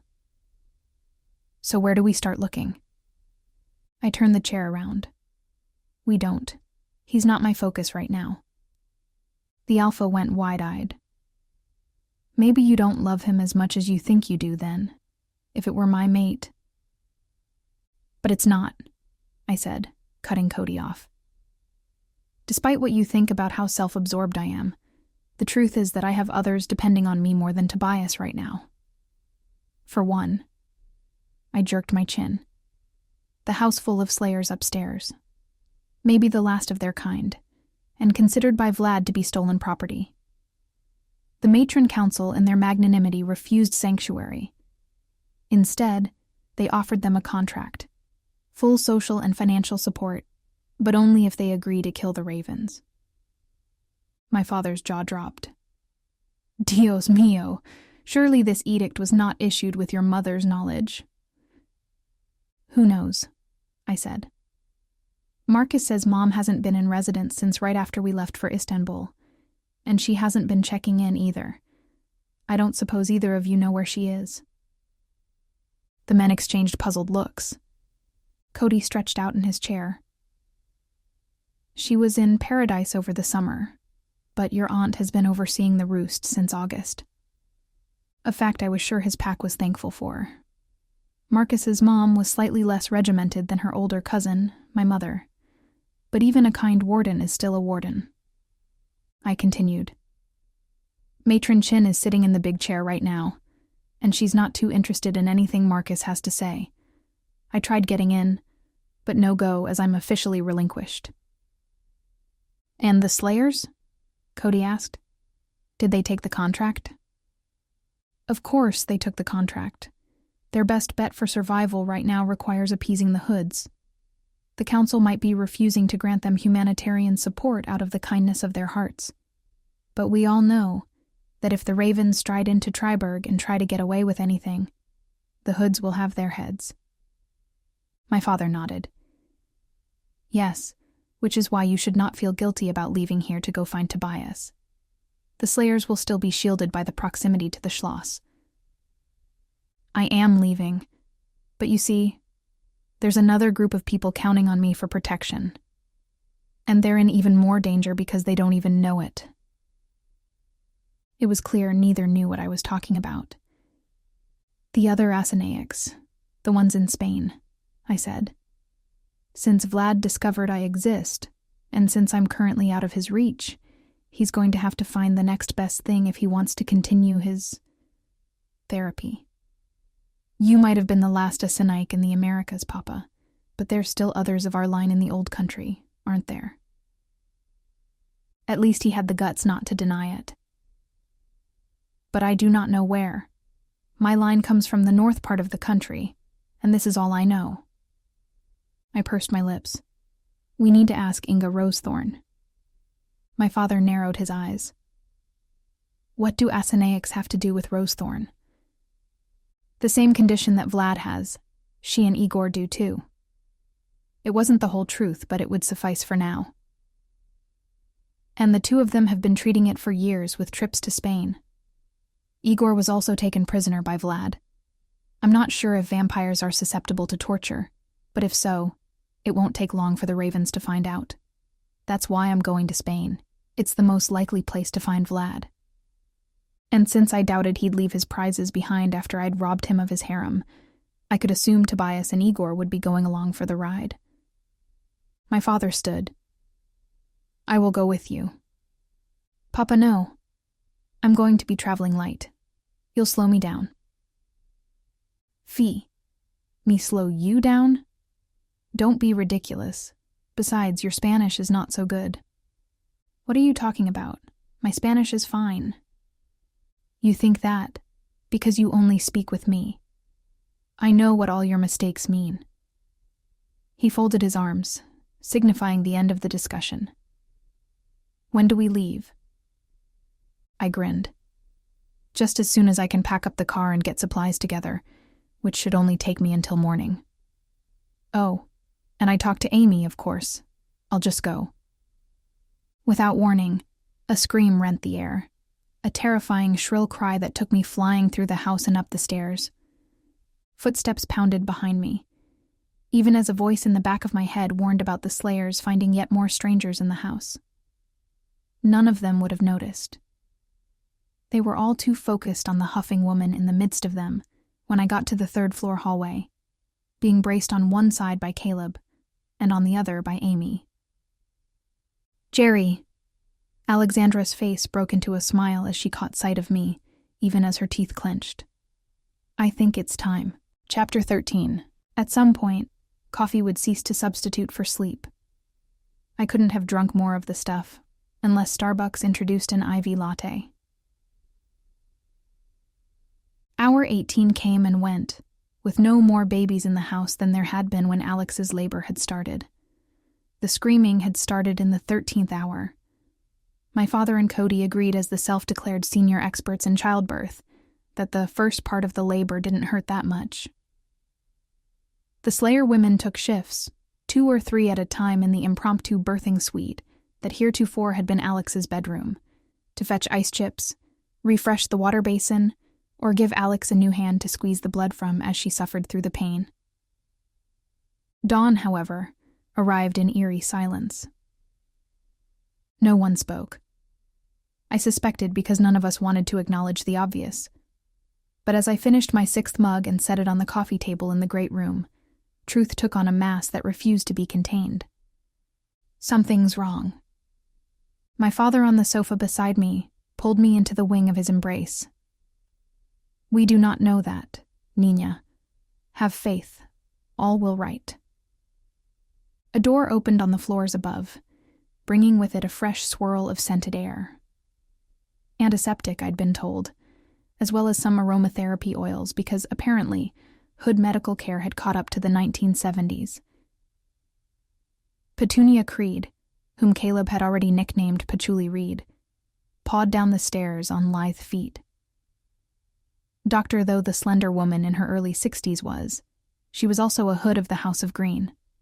Like all Supes, her physical appearance belied her years, as did her endurance since she'd arrived at the house.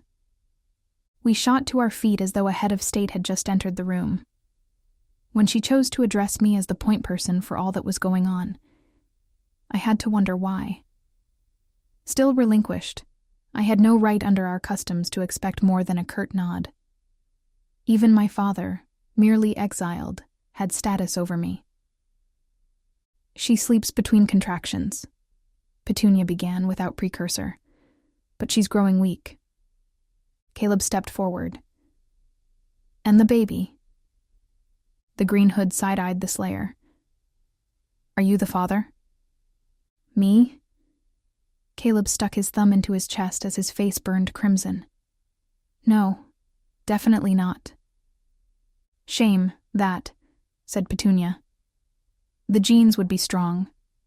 The baby, as far as I can tell with the limited instruments at my disposal, indoors, but that could change quickly. I rarely recommend sending a soup to a Huey hospital, but at this point, I believe it's the prudent choice. I, of course, am not familiar with what's typical in Slayer deliveries. Most hoods deliver in an 8 to 10 hour window, but I can't imagine they're much different. I suggest she be taken to the hospital in Lar as soon as possible. Amy made for the stairs. I'll put together an away bag. Marcus headed to the garage. I'll warm the car and pull it out in front. Should I put the back seats flat so she can lay down? Petunia nodded to his disappearing form. Yes, a few blankets and pillows will also help keep the bumps of the road from causing her too much pain.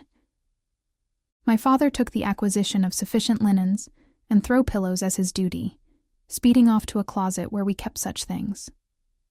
That left Caleb, Cody, and I looking to Petunia for marching orders. Does Alex know about this recommendation? I asked. The physician bobbed her head. I advised her of the risks, both to go and not to go.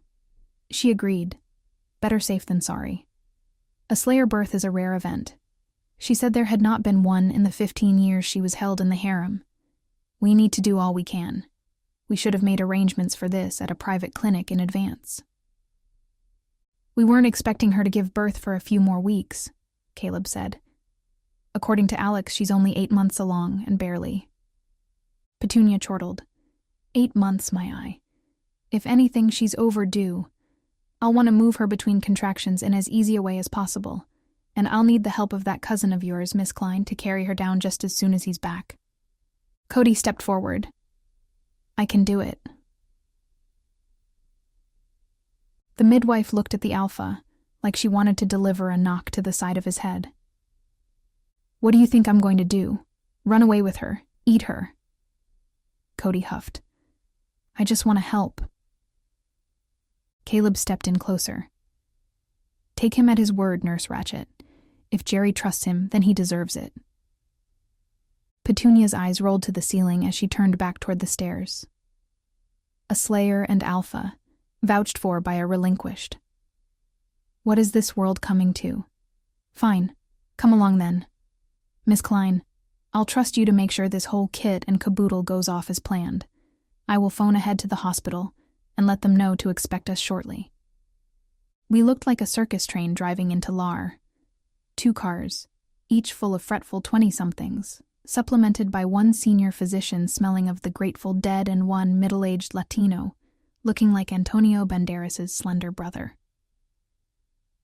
The silky black SUV took the lead, deference given to the transport of the woman actually in labor. As instructed, the back seats had been laid flat, and my dad proved he had missed his calling as an interior designer by making use of sheets, pillows, and blankets in a short space of time to make it as comfortable of a bed as could be had. The shaded windows made my seeing Alex impossible during the 20-minute trip, but I hoped that Petunia and Amy, both of whom were beside her, had found a way to comfort her. Jan had also rushed down to the house just before the sun had arisen, advised that his telepath services may be needed. Who's the vampire? Cody asked from the back seat. His name is Janus Sousa, but he goes by Jan. In the passenger seat beside me, Caleb assumed responsibility for answering. He's employed by the Matron Council at Schloss Wolfsretter. He swirls the memories of any Hueys who managed to get into the property or who spread rumors they shouldn't. Anya, a willowy reed of a Slayer woman who'd been Alex's friend in the Istanbul harem, perked up at that. So, that's true? Vampires can change memories? The werewolf turned on the Slayer. How can you not know that? Affronted, Anya choked out her answer. We're only taught what the Ravens wanted us to know, with little contact with the outside world. All of us were born in the harem, or arrived there as children before our parents could educate us. Until Caleb arrived, we believed that only female slayers could conjure Solaria. I caught Cody's eye in the rearview mirror. They were prisoners, remember? The werewolf became very sheepish. Oh, I'm sorry. I'm just surprised, you know? I mean, like, you never saw them using that power? It doesn't work on us any more than it works on slayers or werewolves, I said to a crestfallen Anya. Don't feel ashamed that you didn't know. I mean, Marcus and I had an extensive library of information, and neither of us had any idea slayer pregnancies only last 8 months. The polarity of the atmosphere changed with Anya's laugh. That I do know. There haven't been any successful pregnancies while I was in the harem, but there were several stillbirths. 9 months, more or less, just like Huey's. I remember because that 9th month, the pregnant Haseki would always be put into a private suite. Never did any good, though. The baby always died. Reading the anxiety that hatched over Caleb's face, I leaned across the front seat to place a hand on his knee. It will be fine. Alex is going to deliver a strong, healthy baby. She hasn't endured so long just to lose it. His eyes tracked the car in front of us. I hope so. I'd spent more time in hospitals in the last few years than all the years previous put together. What struck me was how similar the experience was, whether it was in Marquette, Michigan, or Lahr, Germany. Maybe the sterile atmosphere could only result ultimately in the same bland but functional environment. A pond of taupe-colored fabric chairs was docked around a pine-paneled table, holding an odd collection of fashion magazines, newspapers, and well-worn children's books. Marcus and Jan, noodled together, thumbed through a copy of the German edition of Cosmo. I eyeballed a local newspaper published in Munich, and Cody tried to make sense of a picture book in which 2 kids bounced on a dragon's tummy. A cell phone rang. Caleb pressed the device to his ear. Halo? Ah, Inga, how kind of you to remember that any of us exist. Thanks for saying bye, by the way. No, nothing too much. Just sitting at the hospital waiting for Alex to give birth. Shooting the breeze, and all. What? His eyes surveyed the room. No, just us, no one else. You sure about that? Fine. Just a second. He lowered the phone to his palm and pushed a button on the screen. Go ahead! You're on speaker! Have you all lost your minds? The eerily sedate voice of the vampire demanded without pretense. You've taken a slayer to a Huey hospital? Are you insane? It was her choice, and advised by the hood physician, Caleb said, holding the phone up. She's been in labor for a whole day at this point. Let it be for 30 days, Inga shouted. But let it be in Triberg. Do you have any idea what you've done, exposing her to outsiders and having her registered in one of their computer systems? Do you think we're a bunch of first-time soups? I asked. She's here under an alias created by the Matron Council. They've given new IDs to all the slayers. A pause suggested Inga hadn't counted on that. But the vampire proved she had more than one arrow in her quiver. What of the doctors, though? If they do any basic blood work on her, they're going to figure out she's not human. Hell, they'll suspect something's wrong when her pulse and blood pressure are so irregular, and that's going to result in tests, notes, data. Jan leaned in toward the phone. I am here to make sure the Hueys take no notice of Miss Alexandra's abnormalities, and that they have no memory of her when we leave. Who? A pause more pregnant than the slayer we'd arrived with. Is speaking? Jan shrank back, suddenly silent, but Marcus wouldn't stand for any slight of his boyfriend. That was Jan, and he's going to make sure everything is kept secure. Don't worry, we got it covered. Inga's voice became alarmingly pinched. Jan who? The black-haired vampire buried his chin into his balled-up fists. Jonas Sousa, blooded of the Varanasi line. I see, said Inga, followed by a space during which I could practically visualize the woman examining her fingernails with disdain. Mr. Sousa, I will arrive back in Germany tonight. I will come directly to the hospital. If there is a single doctor left in that facility who even remembers what Alex's hair color is, there will be trouble. Do you understand, Watcher? Yan licked his lips. Yes, Dracul, I do. Good, the vampire cooed. I thought you might. Now, get that baby born, and as soon as I arrive, we leave, whether the doctors think she's ready or not. And without a further word, the connection dropped. Chapter 14. My gaze shifted between cutting and curious when I turned my eyes on Yan. Even surmising that the Varanasi and Draculae had some kind of tension didn't do me much good. After all, the Ravens were Dracul, and I had a whole Texan cattle industry worth of beef with them, despite Inga and Igor also being born of that clutch. Any chance of follow-up would have to wait. Petunia arrived right in time to catch our shell shock, but to keep additional bombs at bay. The doctors agree that we've waited on the natural thing to happen long enough, the Green Hood said. Alex is being prepped for the operating room. She'll be going in just as soon as the epidural kicks in. Caleb stepped closer. And the baby? Petunia's face blossomed. She's a strong little lass, but she is showing some signs of stress, so it's good we got here when we did. Then, the glow of her cheeks faded. Only what? She frowned. The OB-GYN asked Alex permission to perform an ultrasound.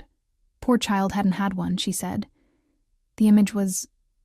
Petunia's voice drifted off as Yan rounded the lobby. I'll start containing the abnormality. My pulse pounded. My breath hitched. Abnormality? What kind of... Instead of illuminating our understanding or alleviating our worry in the least, Petunia turned her staunch expression square on me.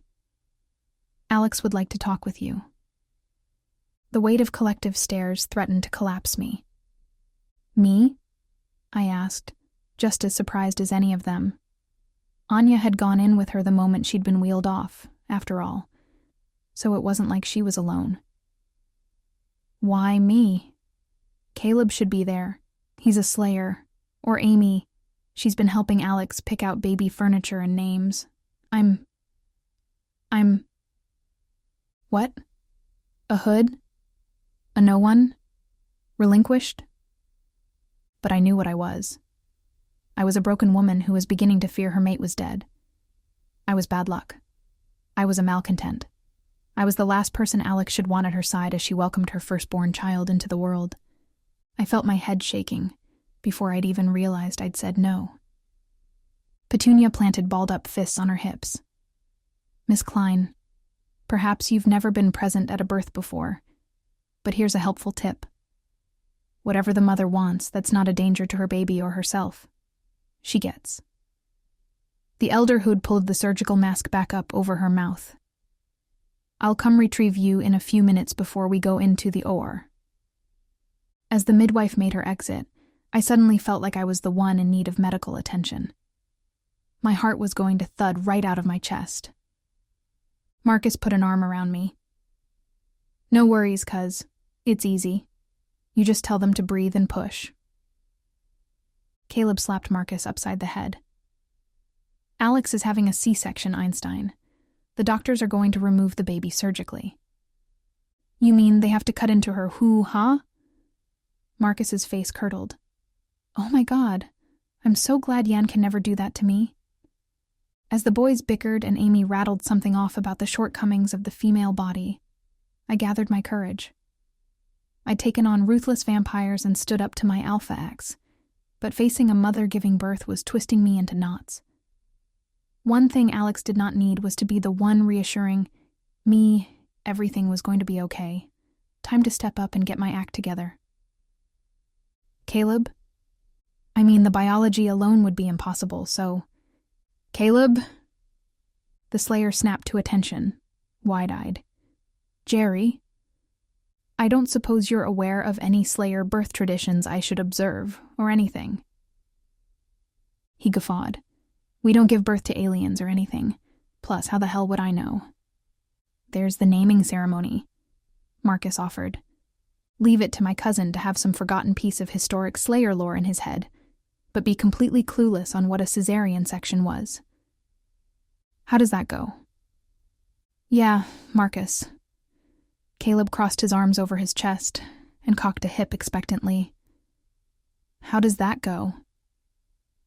During the first sunrise after the birth, you're supposed to hold up the baby to the light of dawn to introduce it to its birthright, while proclaiming its name. Usually, it's something done by the dad. He frowned. Hey, do we even know who the dad is? Seems like that should have come up by now, but I haven't seen Alex being particularly Jane Brady with any of those Slayer guys. When I asked her once, the only thing she said was that it didn't matter. Amy chimed in. He's dead. Another bitter inheritance this child would be born into. Caleb got a sly look on his face. I don't think it was a Slayer, though. Probably some Huey staff the Ravens had. Anya and the others say that Alex never got together with anyone in the dungeon as far as they knew. And there wouldn't have been much opportunity, you know. I shouldn't be spending one brain cell trying to puzzle out something that wasn't any of my business, but it did draw my curiosity. Given that the Slayers were so important to Vlad, surely he would have been eager to, for lack of a better word, breed them. Would he have tolerated a hybrid? Was he so desperate for any to reproduce he'd accept any pairing resulting in a child? Or was it possible that Alex had found a way to have a little happiness, confined, as she was? Although, frankly, her restrictions hadn't seemed as bad as the other Slayers. Vlad exalted Alex over them all, doting on her, treating her with care and tenderness. The same man who held my mate bound in silver and wanted to kill his own father. How very odd. Well, at least we know that Vlad didn't knock her up. Amy slapped Cody's chest quicker than I was able to. The blonde Huey didn't fear the big bad wolf a single bit. Returning to the room, holding a mass of pink scrubs, Petunia cleared her throat. It's time, Miss Klein. Take these. You'll put them on over your clothes after you scrub up. A few minutes later, after I'd done the required prep work, the hood physician and I made our way up the hall. To tell you the truth, Miss Klein, I was surprised she asked for you. Petunia's neutral tone didn't make it clear if she was sharing an observation or trying to insult me. I decided it wasn't the time for my dramatics to be injected into the situation. I shrugged. She probably knows that if any of these people hurt her or her baby, I'll flay them with their own scalpels. And it was true. For reasons I couldn't understand, I'd felt some pull towards the Slayer since we'd left Triberg. In my mind's eye, I pictured what I'd do if I walked in and found her under any kind of threat. My vision went red as a swell of vindictive impulses fired through my thoughts. I put my hand against the wall to steady myself, flooded with a sense of protection that perplexed me, as a voice not entirely my own spoke into my thoughts. Miss Klein? Petunia's calloused hands had a remarkably light touch. Is something wrong? No. Yes. Just had a weird moment there, a little overcome, like I needed to protect something with my life. Petunia patted my shoulders. Stress, perhaps. And I bet you haven't gotten anything past those lips but coffee since this whole episode started yesterday, have you? She helped me regain my balance. You're lucky you're relinquished. That wolf of yours from America. He's got a peculiar type of energy. Took me a while to get used to it, too. Makes me wonder if all American lupines are like that. The ones back home in Wales aren't. What the hell was she talking about? Peculiar energy. But then, I remembered what Marcus had said. How he could sense me now, at times. The way any hood could sense any wolf when they got close enough. I hadn't thought about that when we called the hood physician down from the Schloss. Cody's arrival, it seemed, had come at just the right time to serve as camouflage for my own true nature. Petunia gave me a gentle nudge toward a set of swinging doors at the end of the corridor. Come along now. This baby has waited long enough. I yielded. Petunia, thank you for this, for being here for Alex, even though she's not a hood. Posh, a baby is a baby, the old woman said. I can't blame it for its parentage. In the back of my mind, I wondered if she would have said the same thing back in 1687 if she'd been asked to assist in the birthing of my nameless ancestor. In the OR, the medical staff moved with deliberate speed around Alex, stopping only a moment to acknowledge us. The Slayer's head stuck out from a surgical poncho, a tent that was tied down at the level of her shoulders and fanned out toward her feet, opening her most private areas to the inspection of the doctor and 2 nurses, busily preparing a slew of instruments on several trays. To be exposed in such a way to strangers, what more would this creature have to endure? Geri? She managed a smile, even as her voice cracked. Thank you for coming. Then, moving her gaze and tilting her chin the slightest, Alex spoke to Anya and Petunia. Can we have a moment? Anya let go of Alex's hand. Of course. Petunia pushed a palm to her cheek, telling her that she was a brave woman, a mother of the future light. Despite this passing in English, I suspected at least one of the nurses wondered what the two were getting on about, as she stopped in the laying out of instruments for a fraction of a second. As a hood, and as a woman, I knew that's where the truth often revealed itself. In the slivers of time between understanding and obfuscation. I assumed the tall stool at Alex's side, still warm from its previous occupant, and took her hand. It's almost done now. Pretty soon you're going to be holding your baby. She grinned. I have been holding her for 8 long months. Yeah, but now you'll be able to put her down, too. Miss Denver. The doctor leaned in over the top of the tent, looking the Slayer in the face. His English proved good, even if heavily accented. We will make the first incision in just a moment. If you want your guest to stay, it is okay. But if you want either Miss Anya or Petunia back, we should ask them in now. I'd like Anya, Alex returned, but if you would, just a moment. The doctor nodded, then went back to his position down the bed. But quickly. We do not want to cause you or the baby any more stress than necessary. Alex, I said, it seems you have something to say to me. Best just to say it then. The jerk of her chin was so subtle, I'd have missed it if I hadn't been looking for it. I want you to know that I didn't hide the truth because I was ashamed. I hid it because I didn't know who I could trust. Now I know. I can trust you. Where was she going with this? Of course you can. My baby, Geri. Her eyes drifted down to the regions of her body now embargoed.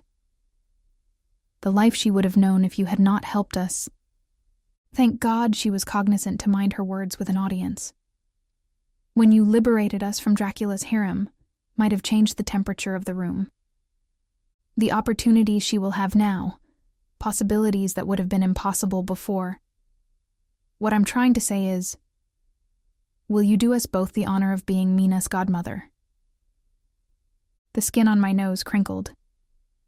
Who's Mina? Why, the baby, of course. Oh. So much for that naming ceremony, then. Either Alex wasn't aware of the tradition, or the absence of a father had encouraged her to make do without. I didn't really understand where this was coming from. I mean, yeah, the gratitude made sense, even if it landed on me with a wallop as a reminder that, in exchange for the Slayer's freedom, Tobias had lost his. But did she mean, would I be some sort of protector? A godmother, an executor of a vast Slayer estate? Alex had heretofore failed to mention should something happen to the mother, and until little Mina turned 21. Part of me hesitated, and I recognized that part, at last, for what it was. The selfish me whom Cody had so accurately pointed a finger at. Not that I'd ever admit that to him. Remembering what Petunia had said, that a pregnant mother gets whatever she wants as long as there's no harm, however. My hands wrapped around Alex's. Of course, Alex. I'd be honored. The Slayer didn't need to conjure a solarium to shine. Thank you. You have no idea how much that means to me. Now, I hate to push you along, but I have to see to this one little thing. I couldn't help but laugh. If you insist, I'll send Anya back in on my way out. Which should have been the joyous end of a long and arduous day, but my true nightmare was only just about to begin. The hall, smelling vaguely of antiseptic and lemon, was empty as I hit the linoleum floor. I'd managed to break my fall, but couldn't move. All 4 limbs worked to keep me right, even as my frame shook from tip to toe. As the first cries of a new soul, who claimed the air as a birthright and her life as her own, filled my ears, the ground beneath my palms tilted. She's mine. The voice in my head chanted it, declared it, repeated it like a mantra as old as the earth itself. She's mine. I am yours. She is ours. 3 voices, all of them singing in perfect harmony. The first voice, mine. The second, and how I did not know but knew it was utterly true, was Mina's. And the third was Tobias's. My eyes shot up, as though he might be standing there, with his worn-out jeans, scratching the 5 o'clock shadow that showed up at 9 a.m. each morning, while offering me a bowl of dumplings. The hall remained empty, but my head remained full. Tobias? Had I said his name aloud or just in my mind? I didn't know. But somehow, I heard his answer. She's ours, Geri, he said. This pup is Pack. He had to be talking about Mina, but that was impossible. Mina was a Slayer, wasn't she? Then, the facts marched into my thoughts and laid claim. Alex never talked about the father. Vlad had treated her like a goddess. The pregnancy had only lasted 8 months. A werewolf, free of his mating bond, could love again. Finally, the realization took me to my feet. Tobias? I blinked. And suddenly, what I was seeing wasn't the hospital my logical brain knew I was in, but a small square room built of ancient rose-colored brick, smocked over at intervals by beige stucco. I was on the floor, my hands bound behind me, while Vlad and another male vampire sat on cushioned Baroque-styled chairs. Once I have its lover, then the plan will all be in place, Massimo. It will give us the tools we need to be both masters of life and death. Massimo, the archetype of Byronic beauty with his prominent jaw, ebony locks, and olive skin, clutched the top of a silver-crested cane anchored before him. You assume, Vlad, that we all want such things? Vlad blinked. Are you saying you want to die? I am saying that I have very little left for which to live. The man shook his head, then past me, Tobias, us, a sympathetic gaze before turning back. Why live forever without purpose when you can die happy with pride and with love? The man rose. Vlad followed. You and yours may take shelter in my clutch as requested, but I suggest you depart for Spain as soon as you've made arrangements. In the meantime, you will observe my laws for Venice. We adhere to modernity, Vlad. No drinking to excess, and erase the memories of those from whom you do imbibe. Tourists work well, especially those who themselves have had a little too much to drink. The fingers on Vlad's hand flexed. You presume to lecture me on remaining discreet? Massimo's eyes shifted to where we were huddled on the ground. You travel with both your sire bound by oak and an Asinaic in bondage. Such acts in our world draw attention. I bid you good evening. And with a tip of his fingers off his forehead, Massimo and his walking stick became smoke and flew away. Vlad, chest heaving, anger in his eyes, turned on us. "You'll pay for your words, Wolf. You were told to remain silent." When I spoke, it wasn't with my voice, but Tobias's. Even if I were rendered mute, my heart would cry out for her so loudly the deaf would hear. "Is it torture or love that's made a poet of you?" Vlad stomped the 4 paces it took to cross the room. "And I do detest both the love and poetry of amateurs." Without warning, the vampire's fangs latched onto our neck, the pain rippling through our body. Our screams rang out, walled in by brick and bitterness. The vampire pulled what he desired from us, then retracted, then was just gone. Our breath heaved. Our wounds bled. Our hopes withered. The brick sent a chill through our body. "I will find you. I will save you." Did I say that to Tobias? Did he say it to me? I didn't know. A moment later, bitter, toxic fumes filled my nose. I blinked. Suddenly, the brick wall was gone. The pain was gone. I was still here. In the hospital, with a very concerned doctor muttering something in German to me that didn't register. "I'm fine," I said in English before remedying with, "Mir geht's gut." She seemed doubtful, as she explained that she'd just come up the hall to find me on the ground. "Not unconscious," she said, just staring blankly. "Miss, do you need medical attention?" I shook my head as she helped me sit up. "I just need food. I haven't eaten anything in 2 days." We both turned as the doors of the OR behind us opened, and a beaming Anya, draped in the requisite cleanroom attire, peeked out. "Tell everyone, Geri, it's a girl. A healthy, beautiful baby girl." Chapter 15. Alex's movements were slow, but the doctors had warned they would be. She'd gone through nearly 27 hours of labor from start to finish, then endured a C-section. The staff said she'd be healed enough for release in 3 to 5 days. They didn't know that we supernatural types healed in half the time of a Huey.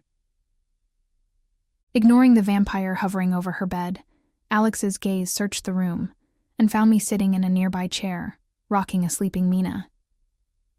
"Is she okay?" She was better than okay. Holding Mina felt like holding home in my arms, and she wasn't even mine. I gave the Slayer a smile. "She's perfect, absolutely perfect." "Yeah, she's a peach." Inga pushed an index finger into Alex's chin, directing her attention back. "You have some explaining to do, Sparky. Who else knew the father was lupine?"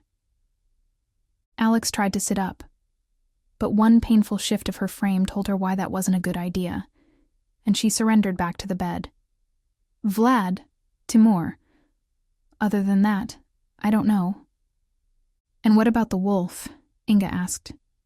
"Do you know who he was? What pack he was from?" "What pack he was from?" "The wolves that the ravens held." Ah. Jan flew to the bed, putting a hand on Inga's when the latter's fingernail drew blood.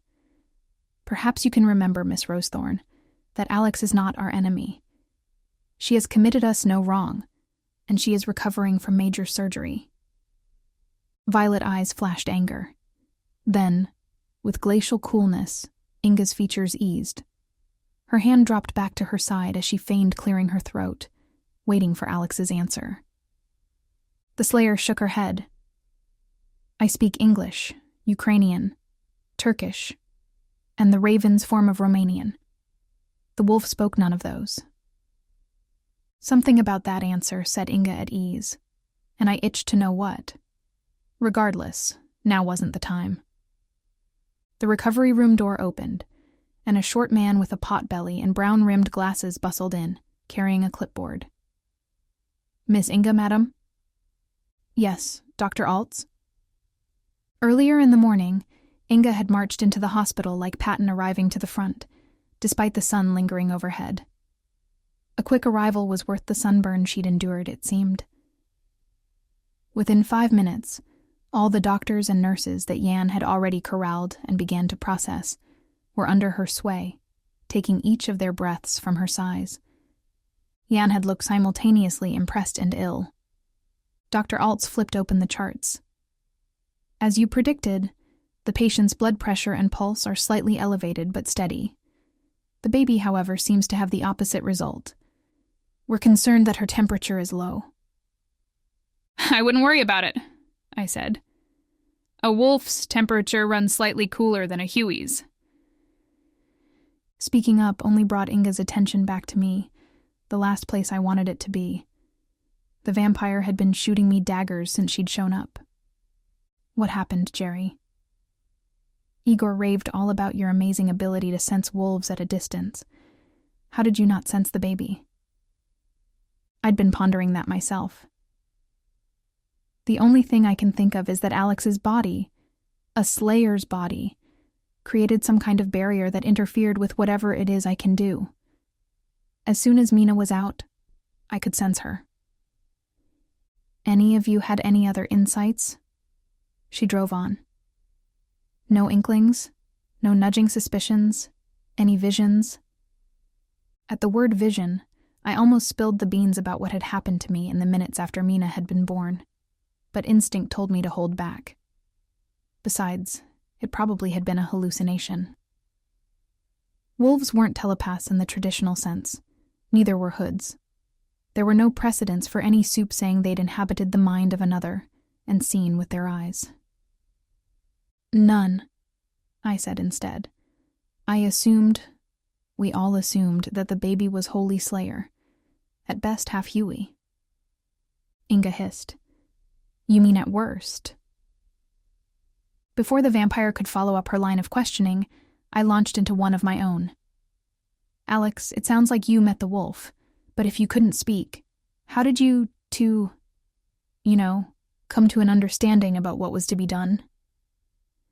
The woman in the bed blushed. Vlad had offered me the option of having... What is it called? Alex's eyes drifted through the air, searching words. An injection. Artificial insemination seemed too coarse a term to say while holding an infant. I understand. But you didn't choose that. Why? The Slayer's fatigue pulled at the corner of her eyes. I did not survive by being ignorant. I learned when to listen, when to be deaf, and when to ask questions. I've spent years making Vlad feel he was my living god. He trusted me. Once, when he thought I was asleep in his bed, I overheard a phone call he took. I tried to ignore the implication, even as my mind raced to judgment. But how was that fair?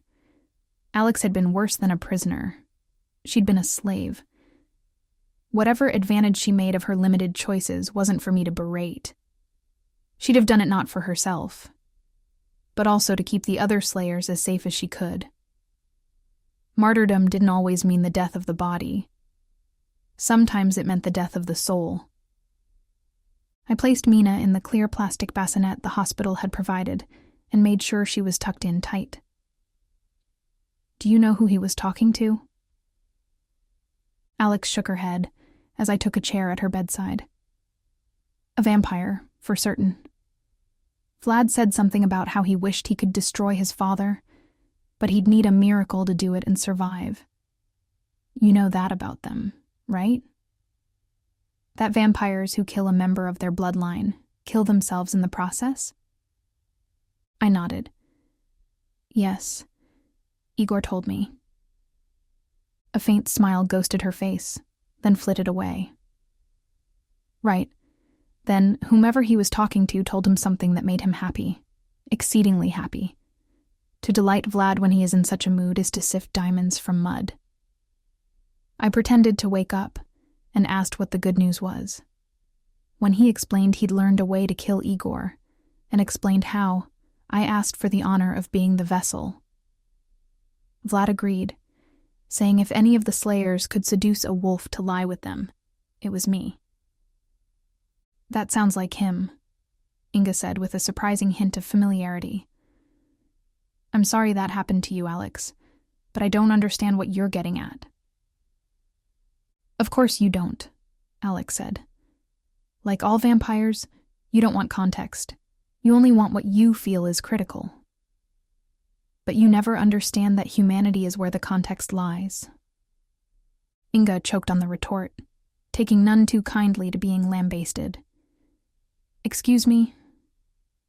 Perhaps because she was so tired or just tired of acquiescing to vampires, Alex continued in the same tone. My people have clung to our stories. Maybe you would call them legends. And maybe that's all they are. They've been handed down for so many generations. It's impossible to know what's true and what isn't. One talks about a lupine who took 2 wives, a slayer and a hood. Both bore him children. One night, a vampire descended on them, eating first the lupine, and then his wives. And then he came to the children. First, he consumed the blood of the babe born to the hood, and it gave the vampire incredible strength, fueling him with power. Then, the vampire ate the child of the slayer, whose blood made him weak, and eventually killed him. Inga mused a space before saying, "If this is true, it would change things radically." Alex's head angled as she took me into view. At first, I carried the child, hoping that the story was true. I would sacrifice a child born in such circumstances to save my people. Then I was rescued, given a chance at a life, a real life with my child. Now, the last thing I want is to lose her to them. Please, Geri, swear you will protect her. I moved to the edge of the Slayer's bed, pulling her hands into mine. Of course, Alex. If the story is true, it's the solution. Behind us, Inga paced, speaking more to herself than anyone else. It means Mina would be a way to kill the ravens. The child must be harvested at once. I shot up from the bed and spun on the vampiress. What? Inga blazed with hope. Just think about it, Geri. All we have to do is let them drink her blood. I was in front of the bassinet before I realized I'd even moved. No one touches the baby. The temperature of the room had shifted, and suddenly we were no longer 3 women with fates bound by a common enemy. I was Pack, a status extended by virtue of blood to Alex and Inga. Inga was a jaguar, stalking the young I protected. Come on, Geri, she said, creeping forward half step by half step. Don't you want your mate back at your side so you can finally be together? You and I both know killing Vlad is part of that process. The other ravens are tough, but not undefeatable. We've already proven that. With Vlad, the rest will fall in short order. But we must kill him. Let me take the baby. I can leave tonight and move quickly. We're not doing anything that is going to harm this child. My arms went wide, but not in a mere display. As the vampire dripped toward me, I called out the silver hidden under my clothing, fashioning it into a chakram. I'd never fought with the Indian weapon before, but the circular throwing ring had an edge as sharp as a sword and could be used up close. Both advantages when fighting a vampire. Inga blinked. How exotic for a youper. I ignored the slur. We are not using this baby as a weapon. Why not? She's not that precious. Alex got knocked up by a wolf. It shouldn't be hard to get another slayer to do the same. Revulsion roiled my insides. Their race is dying, and you want them to be some kind of anti-vampire breeding factory? Not to mention what that does to a wolf. We'll use unmated wolves then. Since they automatically love whomever they first bed, what's the big deal? Besides, Inga held up a hand. We don't even know if it will work. Worst case scenario? I use Mina as a peace offering, Vlad takes me into his fold again, and then I can work from the inside to destroy them. Across the room, Alex labored to sit up. She did better this time, propping herself on her elbows. The sedatives they'd given her during the C-section were wearing off, but that didn't mean she was in any state to anchor a battle. Give me one shot, and I'll end this discussion. Don't move, Alex, or you'll rip your stitches. Don't worry, I'm not letting her touch Mina. The vampire flexed her fingers, cracking each knuckle like a string of fireworks. I tried the nice way, Hood. Now we do this my way. Before I knew what had happened, I was flying through the air. Chapter 16, Amy. Someone had brought their pug to the hospital, and when I'd nodded off, it had crawled up onto my lap and made itself at home. No, wait, check that. It was Caleb. Caleb had crawled up into my lap and made himself at home. Or at least, his head had. Get off me! I pushed him practically onto the floor. He startled awake like all supernaturals. Soups did, leaping into full battle position. What was it with this crowd? Did none of them have to rub the sleep from their eyes and spend 5 slow and confusing minutes trying to figure out which frat boy's bachelor pad they'd passed out and drunk the night before? Every time they were shocked awake, they expected Lord Voldemort to be attacking. Luckily, he hadn't conjured a solarium, because that probably would have freaked out the thin, middle-aged woman dressed like an LL Bean commercial in the chair across from us. I mean, I knew that since Inga had arrived, she had all the doctors and nurses involved with Alex's case sequestered and supernaturally roofied. But down here in the main waiting room, it was still clueless Hueys, which, for once, didn't include me. I rolled up my copy of Der Spiegel and hit the Slayer on the thigh. Who gave your head permission to be on my lap? What? I fell asleep. His stance eased. And if you want to give me permission to put my head somewhere else, by all means. Luckily, German middle-aged auntie didn't seem to speak English. I, however, did. What the hell was it with this guy? How could you so openly flirt after you'd just had your heart broken? Besides, totally inappropriate innuendo was my thing. Caleb Helsing was beating me at my own game, and he didn't even like me. By the way, what was there about me not to like? The Slayer sauntered to the automatic coffee machine.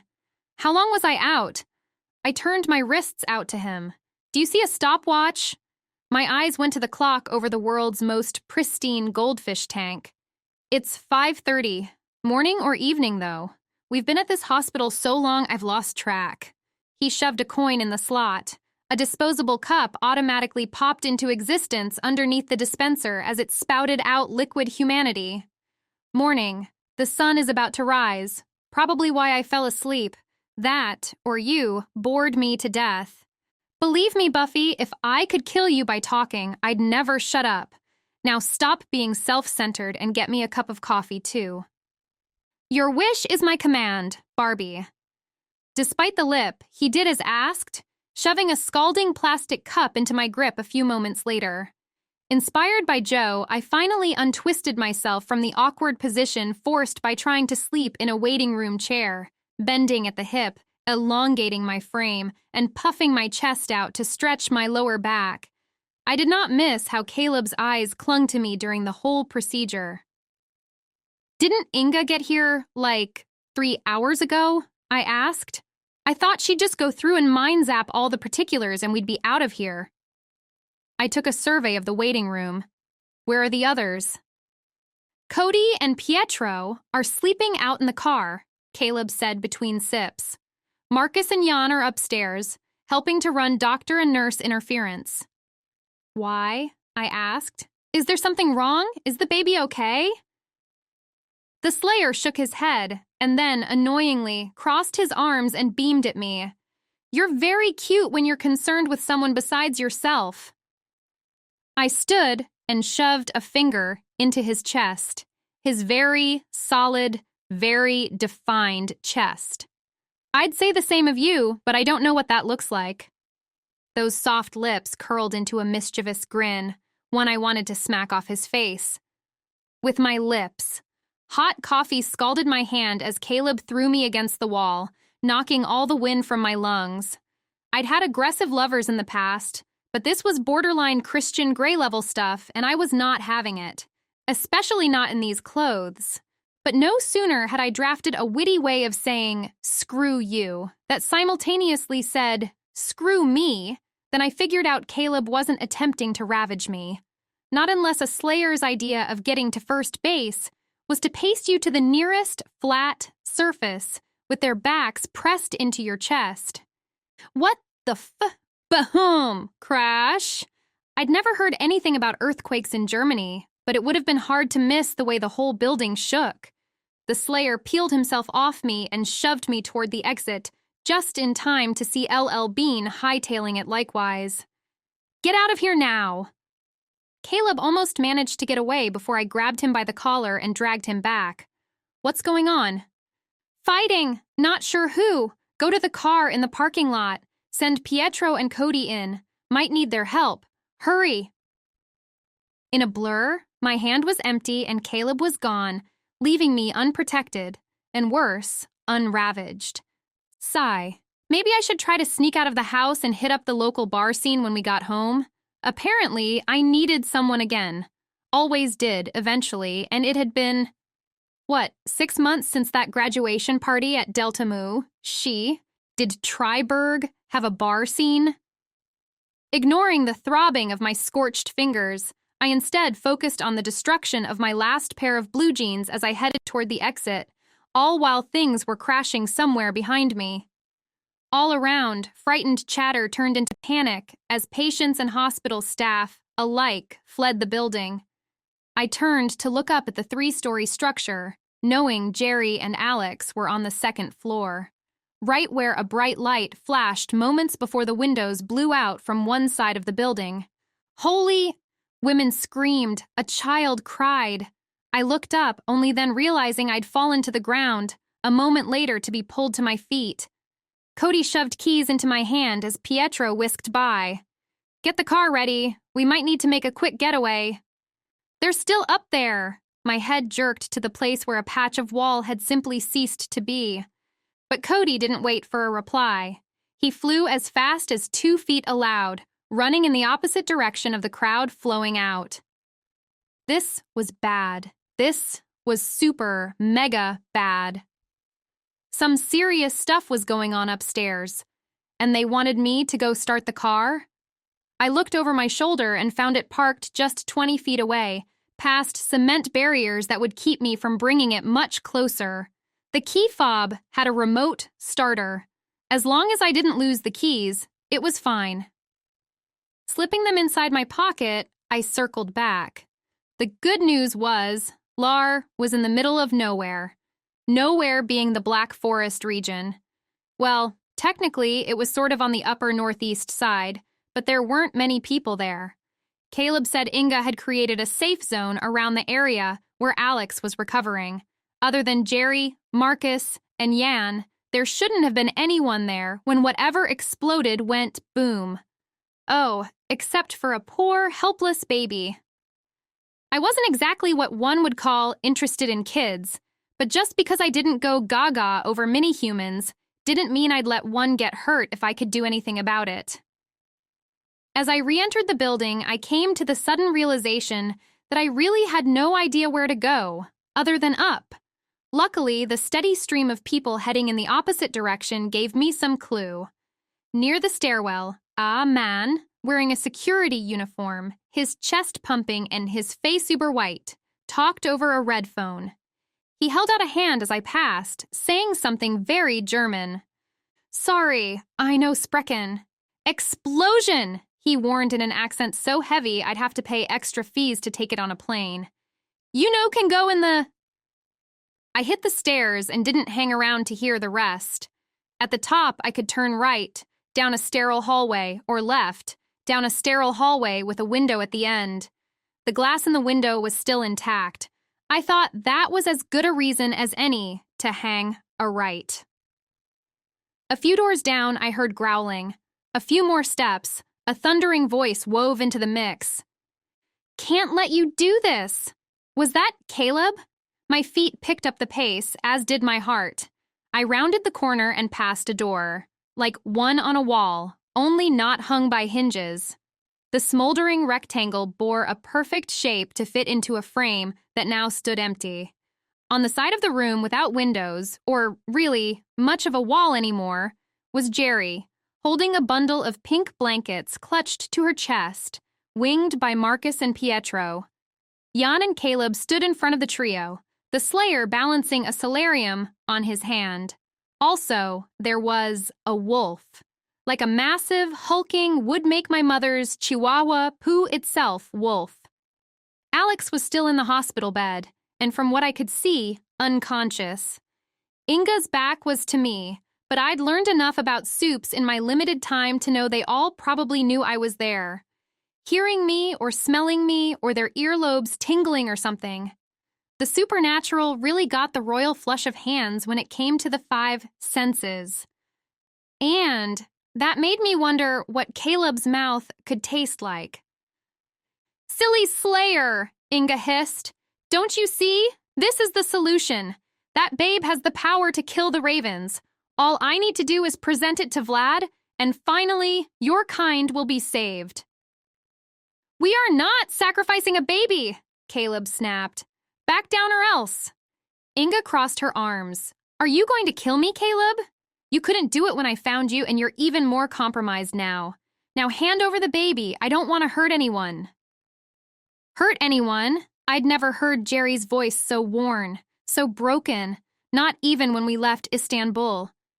"You killed Alex." My racing pulse went still as I sucked up all the air in the room. And surprisingly, that's what drew the vampire's attention. Inga spun. "Why, hello, Amy." Caleb looked past her, fixing me with a glare. "I told you to wait in the car." "Alex is dead? No, that couldn't be. She'd just given birth. She'd just gotten free, all to die here in the middle of the black freaking forest? How? When?" I closed my eyes against the sting of tears, but in doing so, also closed them against the signs of danger. I flew forward. When I opened my eyes, I was 5 feet farther into the room than I'd been before, and Inga had me trapped, her blood-red fingernails at my throat. And that's when it hit me I was going to die. Caleb! Why, among all the people in this room, was I singling him out? I didn't know. "It's okay, Amy." He inched forward, but Inga dug her nails deeper into my skin, and then under it. A hot line of blood trickled down my neck, soaking into my shirt after rolling over my collarbone. "Careful, Caleb," Inga warned. "Little Amy is just a Huey. I could kill her before you had a chance to blink." The Slayer cocked back his weapon. "You do, and I'll kill you here and now." "Like I said, how? Share a secret, Amy?" The vampire's lips hovered next to my ear.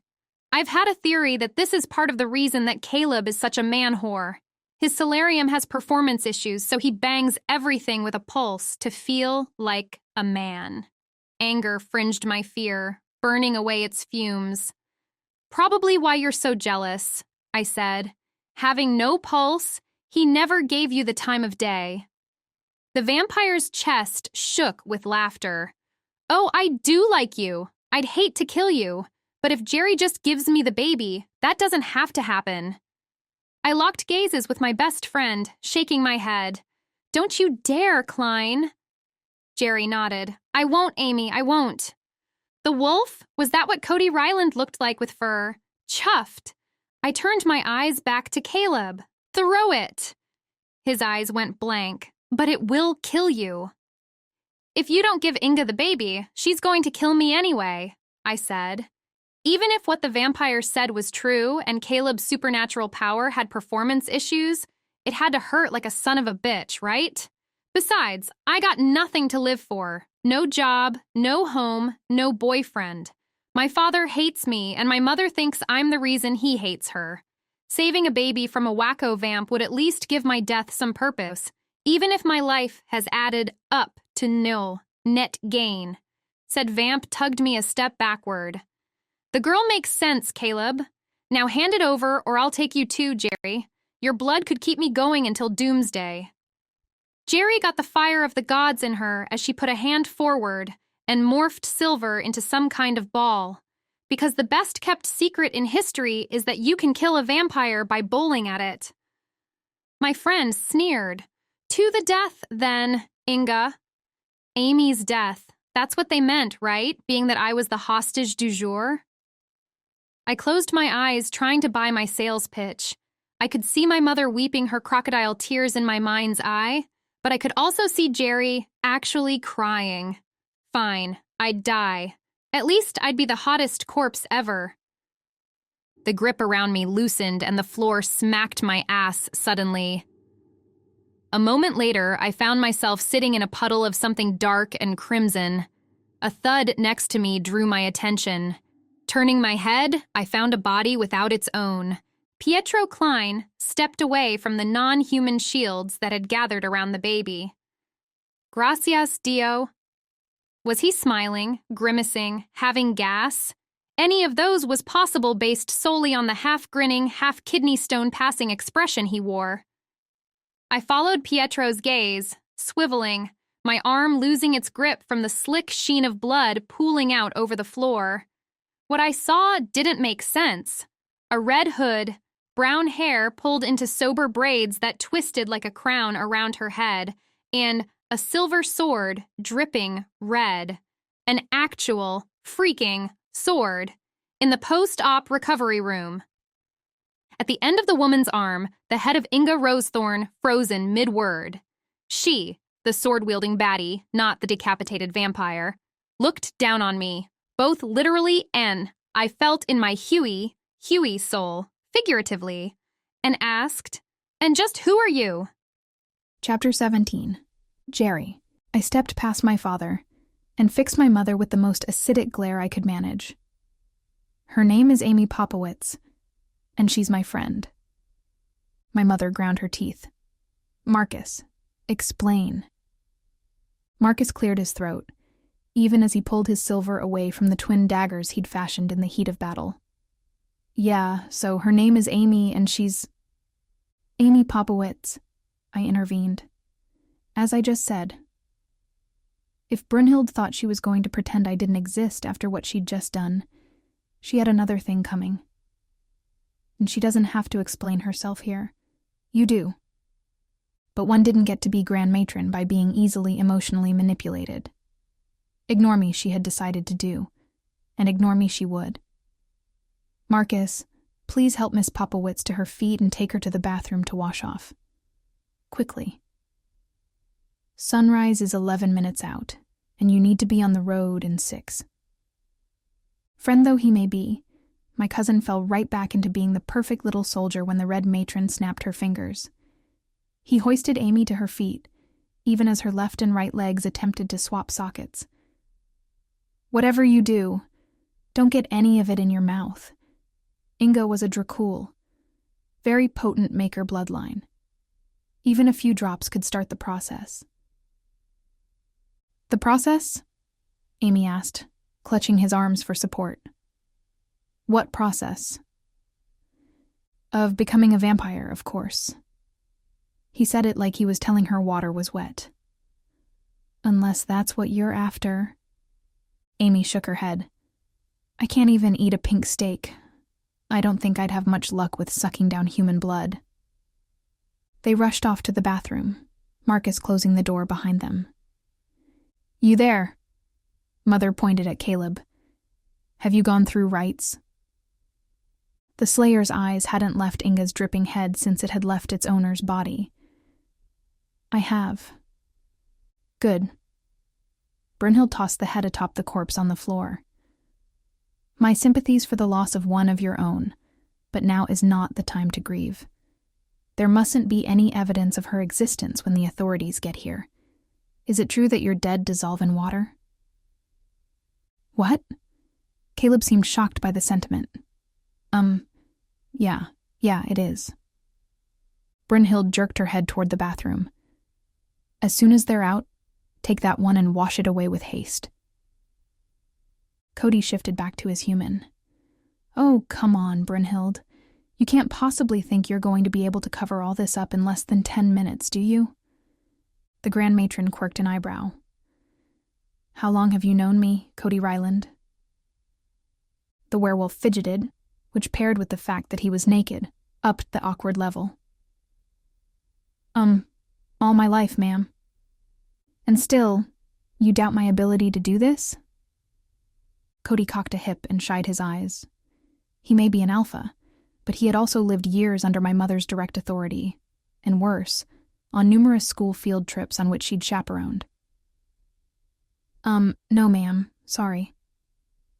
Brunhild picked up some gauze sitting on a tray at Alex's bedside and proceeded to wipe off the blood from her sword. I won't ask what's brought you all the way from paradise, but we will talk on this, Alpha. Janus? The diminutive vampire promptly appeared at my mother's side. Yes, matron? Marcus will evacuate this lot as soon as he emerges with the Huey. You and I will stay behind and handle the fallout.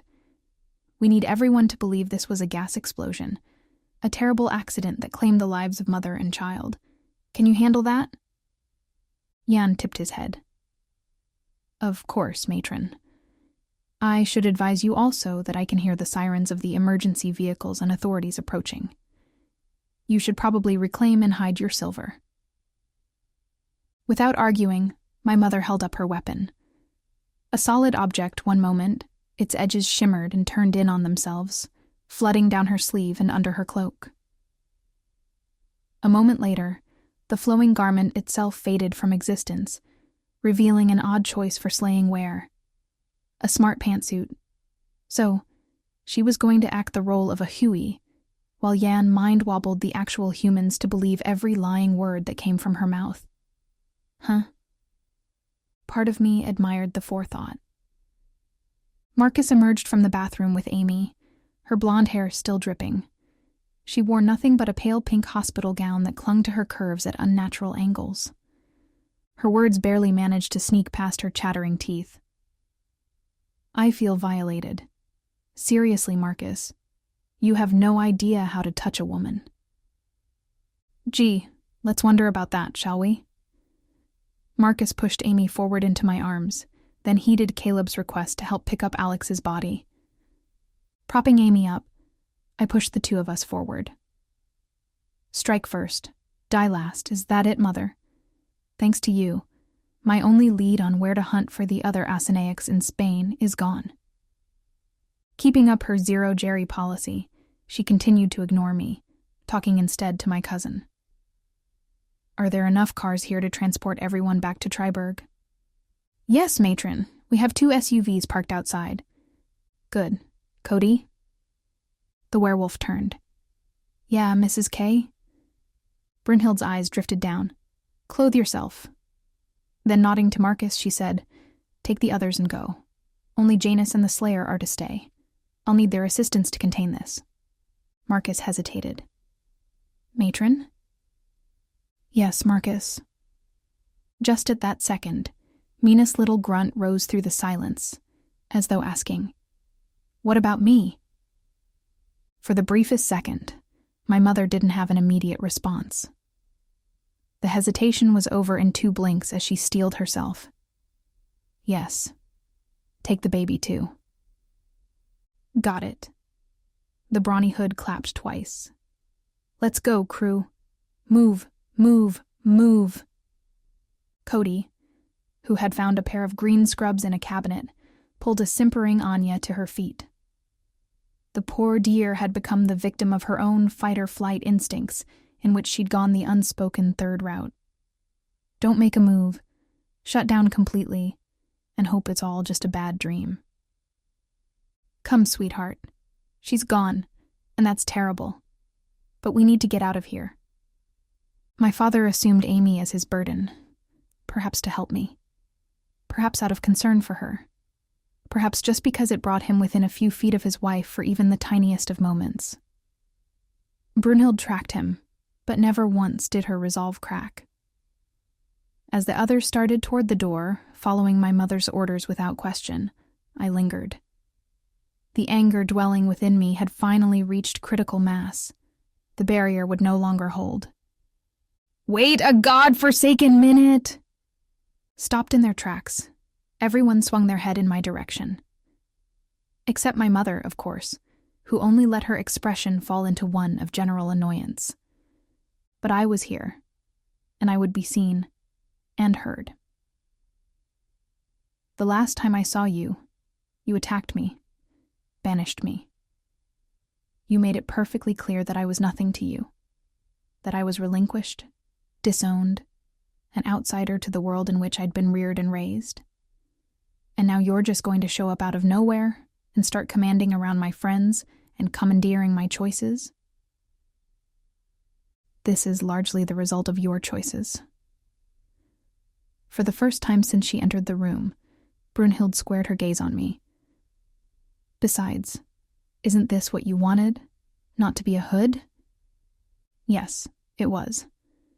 My tone leather, my jaw steel. I chewed my words. Only I never was a hood, was I? And you knew it. But you still tried to force me into the role of being your protege, all the time knowing I was an Asanaik. She smirked in annoyance. Point being, I held my arms out wide. How could you do that to me? How could you do it to Papa? How could you torture the people you supposedly loved when their only fault was being who they are? How could you be that much of a witch? That one word that I'd thought thousands of times, but never had the guts to say, finally cut a lash across her resolve.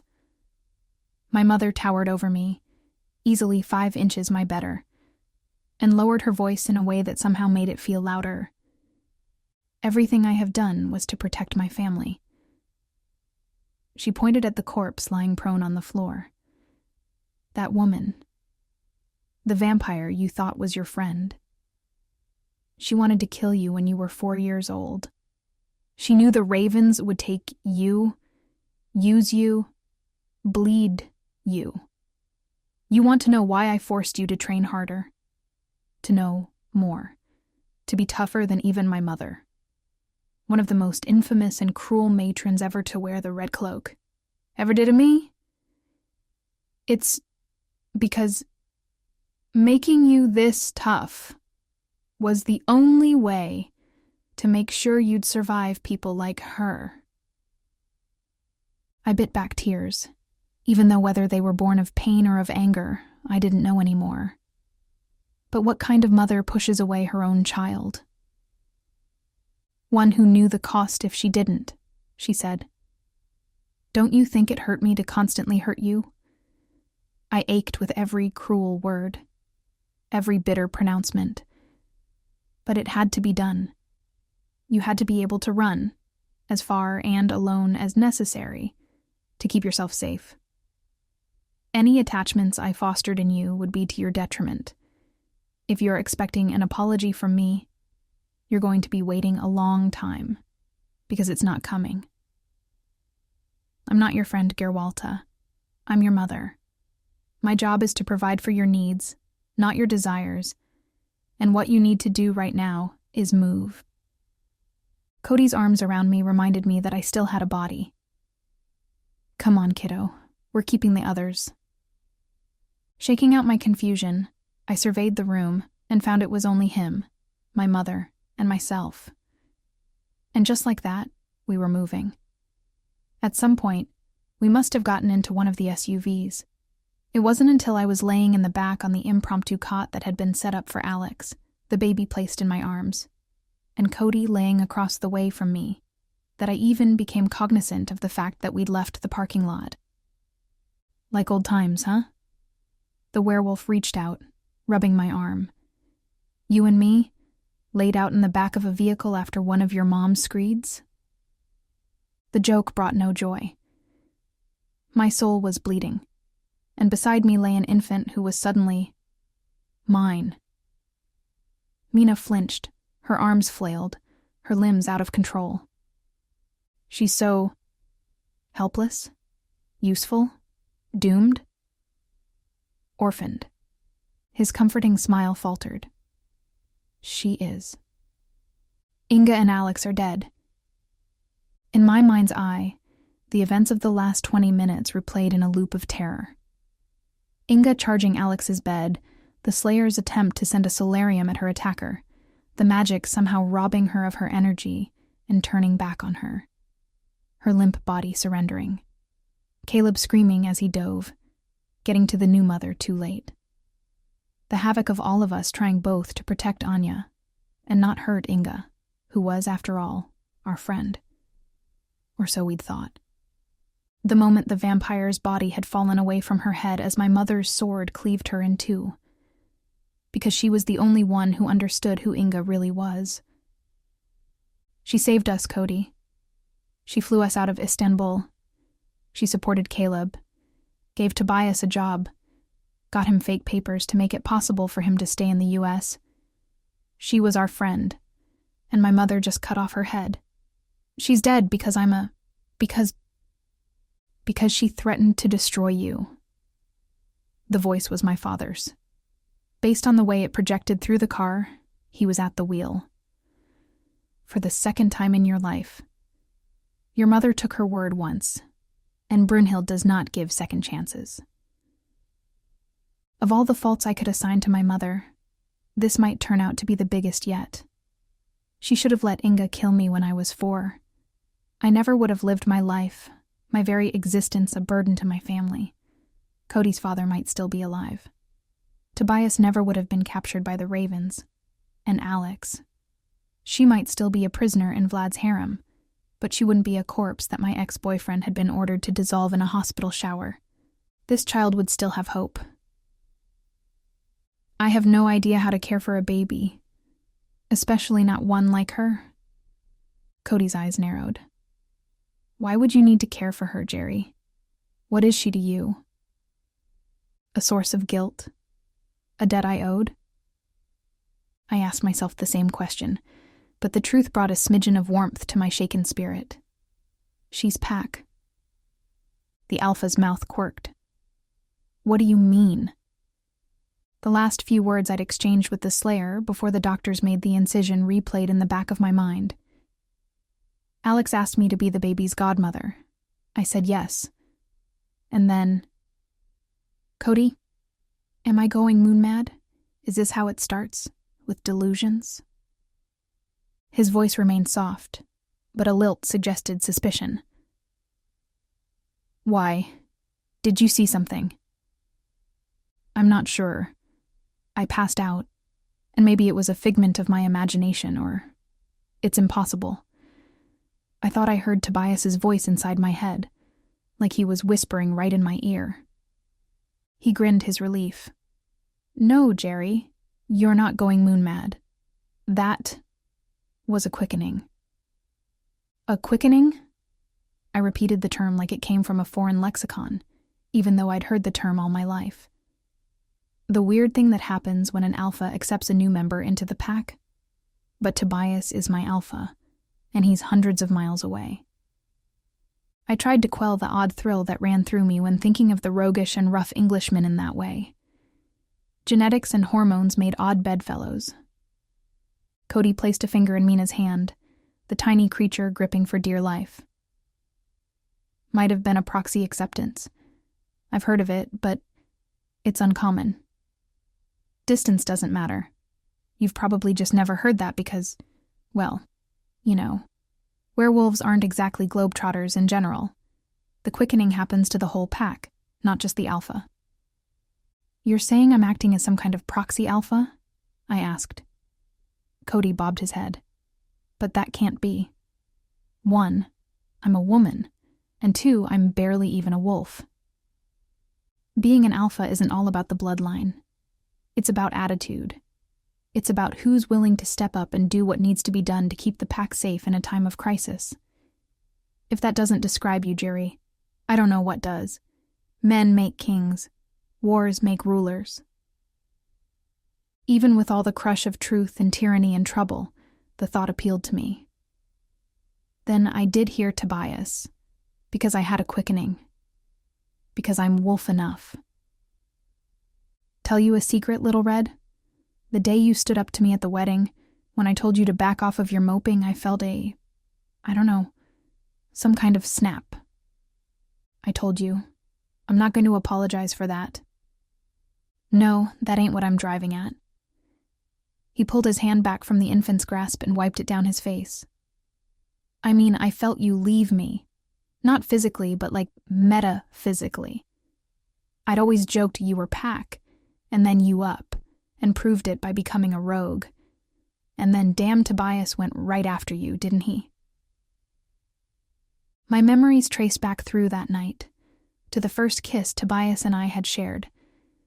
A sweet recollection that I didn't understand until much later had been real and not a dream. I suppose he did. But any sweet delight I took in the thought of being bound to Tobias that way, seeded in the larger bitter implications. But that means I'm running out of time. I was barely able to save Tobias from lunacity once, and that was when he was with me. I have to find him soon. But how? You said something about Spain. I was going to try and find the other Asinaics, I said. Igor said he'd been getting his blood from a special source there. Igor will lead the ravens to them eventually. They've already moved as far west as Venice. The werewolf's forehead wrinkled, but I summed up my explanation by saying only, long story. The Hood archives wouldn't have that kind of information? Cody asked. I shook my head. Our history says that Gerwalta and Andreas's baby died with them.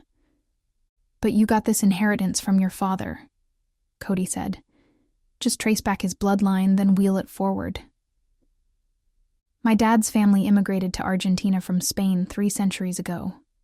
I can go back and find the origins, but moving forward through the generations. The Casa de Amarillo is a few hundred hoods spread out across the western Mediterranean basin. My finger traced down Mina's cheek. The child, strengthened perhaps by her semi-lupine body, turned her face into my touch. I don't have time to covertly work my way through that big of a list, and that's assuming the Yellow Matrons permitted any candidates to talk to me. I'll need to figure something else out quickly. I can't let Tobias go moon mad, and I can't let Vlad hurt him any longer. Don't worry, little Red. We're going to find him.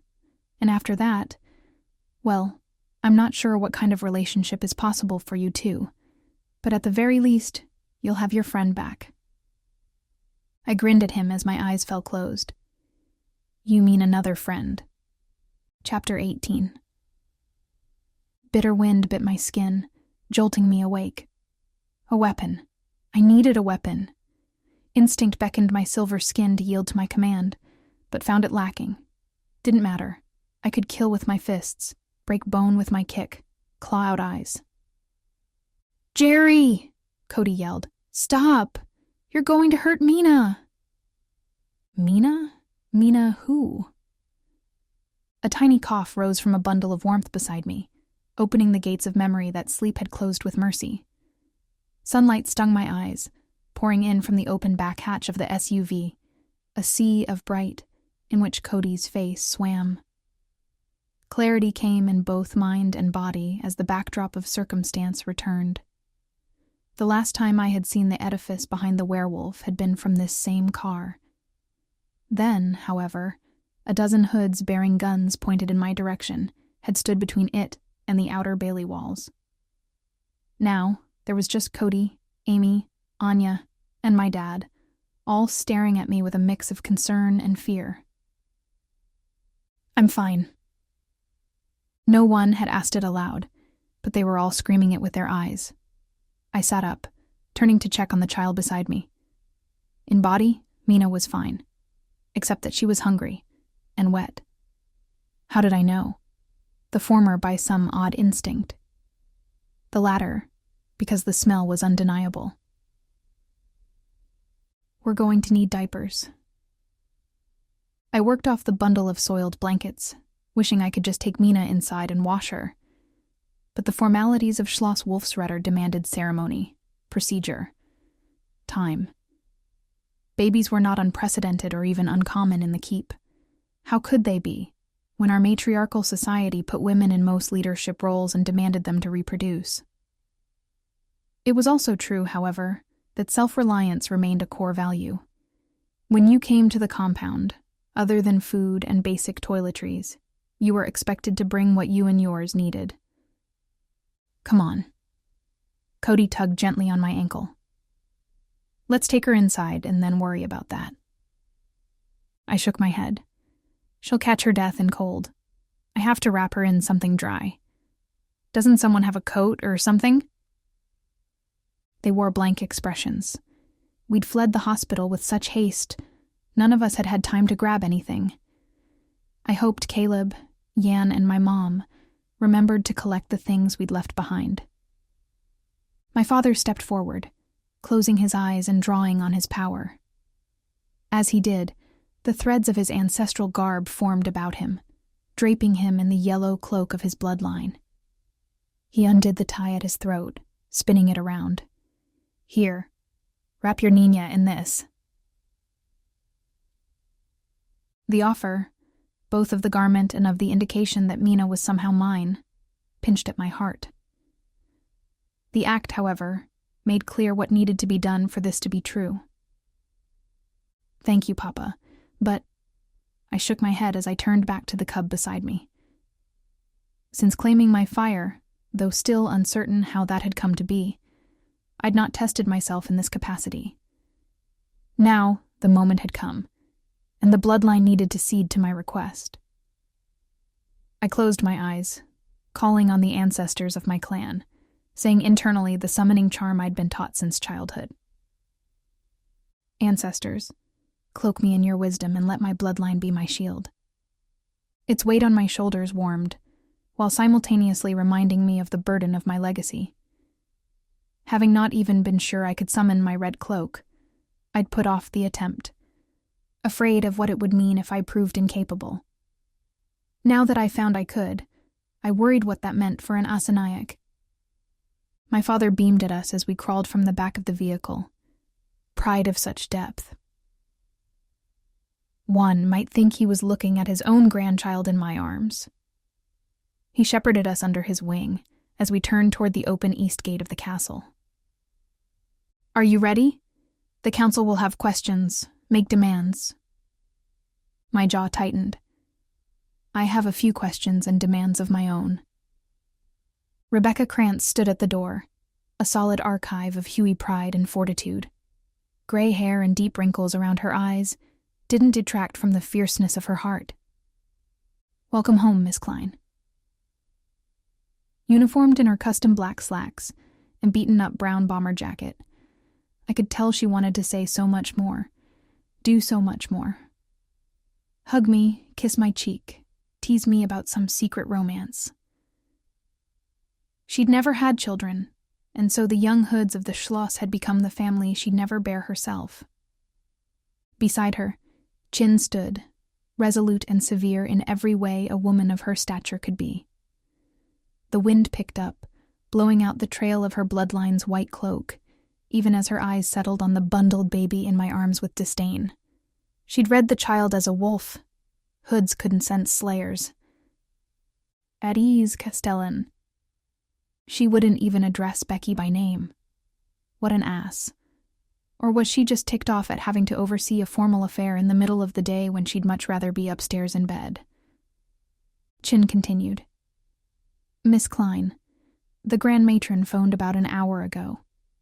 She wanted us to relay to you that she, a slayer, and Janus Souza have contained the scene, and to let you know that she ordered us to relocate the other slayers from your family's private residence in town to the compound."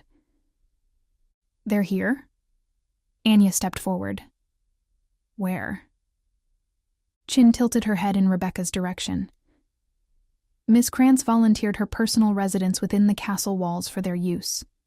The space is not as ample as Rothaus where you've been staying, but they are making do and getting settled until we can figure out what comes next. My eyes flashed to the old woman beside the matron, who stood a little straighter than before. "Thank you, Becky." Rebecca gave a quick nod. "I'm as good in the keep dormitory, ma'am, and they needed the space. I remember what it's like to come away from prison and feel the need to have a safe place." I motioned to those standing behind me. Perhaps Amy and Anya could be shown to the Castellans' cottage as well. "Your mother has ordered everyone in your party contained until her arrival." Chin gave me a disgusted glare, before pulling at the corded silver belt wrapped around her waist. With the slightest effort, it melded into a stream of silver, then quivered into its next iteration. A pair of double manacles, a set to bind both feet and hands. We can forego this for the pup, but for this lupine... Chin held up her creation. Cody coughed a laugh. You've got to be kidding me. What is this? The Middle Ages? Chin bristled. This is the House of the Wolf Watcher, and these are the terms. No wolf may enter here unless bound by silver. For you to be invited alone is exceptional. If you want to escort this relinquished ingrate. As Chin took a step forward, so did I, placing myself between the matron and the alpha. The ingrate takes issue with that. Chin sneered. May I remind you, Gervalta, that you have no official standing here? I could order you off the property right now. But you let me pass the gate this time, I said. Pretty sure that wasn't your decision, which means you're not the one deciding anymore, are you? She lifted the chains again. Regardless, this is our way. Moments before I called on the silver rattling in her hands, Cody gently pushed me aside. Easy, Geri, he said. I'm a big, bad wolf. I can take a little burn. He offered out his wrists. Go ahead, matron. Then let's get little Mina here seen to, huh? The bravado. A display. The moment the metal arced across Cody's wrists and ankles, the smell of seared flesh tickled my nose, turning my stomach. The corners of Cody's mouth flinched, giving away the pain he tried to hide. I reached out the silver in my mind, willing it away from his flesh. But as we began to follow Chin from the outer bailey to the inner, he jostled, making the task exceedingly difficult. Amy pulled up alongside me. She'd grabbed one of the sheets from the car and fashioned herself a toga over the hospital gown. Of course, Amy knew how to make a toga from bed sheets. Rumor was that Amy was amazing in the sheets. My father, realizing the inappropriateness of frat party attire in the sacred homestead of my bloodline, threw his yellow cloak over the blonde Huey's shoulders. This is it, isn't it? She asked. The castle where they burned Red Riding Hood alive. My teeth ground. Not the greatest thing to bring up right now, but yes. Sorry, I just you know. She blew out a long breath. You don't think they're going to do that to you, do you? Because New York doesn't go out like that. I'll kick whoever's ass you need me to. Thank you, Amy, but no. I looked back over my shoulder, sizing up Marcus, my father, and Anya. The men, eyes straight forward, were pillars of calm and determination, but the slayer... I decided to harbor the bundled baby in Amy's arms. Can you hold Mina for a minute? What? She pulled back a step before rushing to recover our gate through the inner bailey. I don't know how to... What are you... Oh, okay, I guess. I caught the look as I turned, the one that told me this was Amy's first time holding a baby, but it wouldn't be the last. She was positively smitten, even if a little out of her element. Anya. My voice snapped her out of her reverie, and she turned to me as though surprised to discover she wasn't alone. Sorry? I pulled up alongside her. I know you're in pain. Alex's loss was sudden and unnecessary, and there will be time to mourn her. But right now, I need your help. My help? I took my voice as low as I could make it, slowing our steps even more. Ahead, Cody hissed, my ability to pull the burning metal from his flesh broken by distance. Just to be safe, I pulled the slayer into my arms, hugging her, using the proximity to whisper in her ear. You must say that Mina is mine. But she's Alex's. I squeezed her tighter. I know, but when Alex asked to talk to me before the C-section, it was to ask if I'd be Mina's godmother. Hoods will recognize that as old law if others corroborate it. I'll need everything in my power to keep her under my protection. If they learn Mina's blood can kill the ravens, they won't see a baby. They'll see a strategy. Surely they wouldn't. She shook in my arms. But she's just a baby. Exactly. Finally, I pulled away, just as my father and Marcus passed us. As long as my testimony came first, neither would contradict me. Or so I hoped. Marcus, while my cousin and good friend, still walked two paths that might eventually diverge. Anya, however, had no reason to cover for my lies. I stroked her cheek, brushing away a tear. Please, Anya, for Mina, for Alex. She bit her lip, resolve firming her features. For Alex. Chapter 19.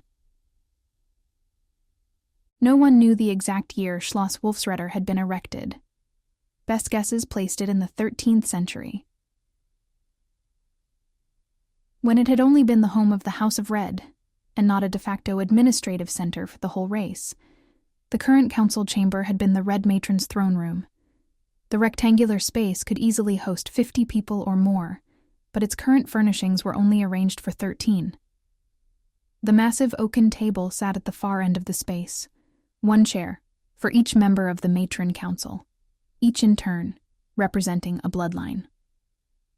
The House of Red had 2 seats, of course, for the role of the Grand Matron demanded her to act without regard to heritage. Or, so the official line went. By consequence, the Reds usually dominated. I'd spent many an hour in this morbid place, hidden away in a corner, observing at my mother's demand. No one had ever said it aloud, because the thing was obvious and understood. It would have felt unnecessary to say. I was the heir apparent, and as such, I needed to understand the power and limitation of the office I would someday assume. Seeing how my mother could dictate her form of justice, handing down edicts and judgments that lacked humanity, had soured me on the prospect at a young age. I found no reverence, therefore, in the stone walls moored in the dark ages of Europe's past, or in the tapestries hung on them that recalled the valor of my more famous ancestors. To the right, Helene the Conqueror's sword pierced the heart of Kroon, the Königswolf, under the mighty tree that once dominated this cliff. Its stump, worn smooth and uneven after centuries of use, still sat on the far end of the room. Once, it was said, it had been carved with magnificent reliefs, antlers twisted into it to enhance its terror. The tapestry to the right held its subject in the middle, her blonde hair and silver bow staff front and center. Behind her, the castle, looking then much as it did now, ruled the mountain peak, and beside it, a mighty bonfire. As a child, I'd thought it as no more than a representation of Feuernacht, a sacred fire burned under a full moon, into which a hood would plunge to assume her powers and her place in the community. Only when I'd gotten older did I notice that the fire wasn't burning from logs, but from the bones of 3 figures caught in its grasp, each with a spit through their bodies. Amy's eyes took in the reds and blues of another of the tapestries, and Chin didn't let the opportunity go to waste. "Helga the Restorer," the White Matron said, "sister of the betrayer and avenger of her mother's death." Amy leaned in. "That's supposed to be Gerwalta Faust's sister? Boy, she needed work on her eyebrows." Chin's own unnurtured eyebrows arched. Amy drove on, proving that filters and she did not break bread. "How come the sister gets the credit? I thought it was the betrayer's mother who sentenced them to die." "Because the wolf ate Gerwalta's mother, leaving Helga the honor of executing the sentence and bringing the offender's final justice." Amy's nose crinkled. "So when the brothers Grimm wrote about the grandmother being in the wolf's stomach..." Amy's voice tapered off. "Not a story." The matron's eyes bulged. "A broken clock is still right twice a day, even those 2 cuckoos. Kinda makes you wonder." The Huey gave the tapestry a second appraisal. "Are there other fairy tales that are true too?" Any chance for reflection or refuting was lost when Rebecca Krantz cleared her throat and proceeded to make an official announcement in German. Amy leaned into me. What did she say? Any need to answer was cut off by the doors to the chamber being thrown open. My mother's command rattled the rafters. English! My mother's boots quaked the floor, or perhaps it was the beating of my own heart that shook me. She marched into the council chamber, a heavy sack pulled down at her side, her red cape billowing out behind her. Behind her, Jan and Caleb, both of them looking as spent as two supernaturals could be. Caleb's anxiety eased when he caught sight of us, making his way in our direction. Anya went to him, pulling him close. They'd lost one of their own today, and perhaps that death meant more than one less slayer. A little hope must have died with Alex as well. Jan tracked my mother, taking the sack from her and continuing his way out the other side of the room. From this point forward, my mother said, spinning into her chair, everyone is to speak English. I want this matter addressed post-haste, and some of those involved do not understand German. Chin. The disagreeable White Hood, heretofore prideful as a peacock, suddenly bowed beneath the weight of my mother's presence. Yes, Grand Matron? The Slayers? Did you bring them into the castle grounds as I ordered?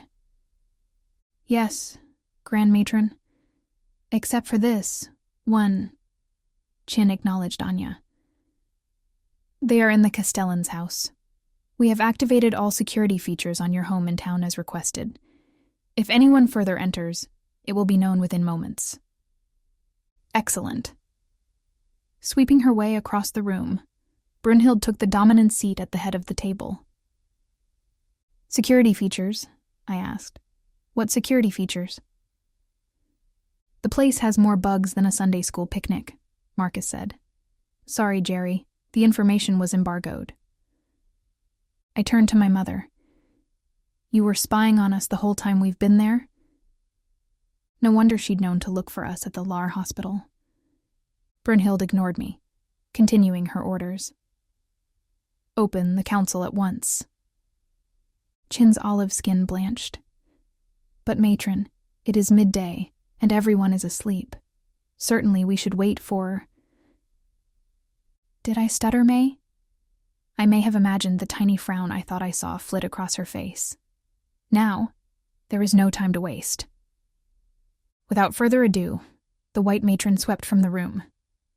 Brunhild's arm struck out, her finger pointed in Amy's direction. You. Amy held the baby with one arm, while the thumb of her left hand was buried in her own chest.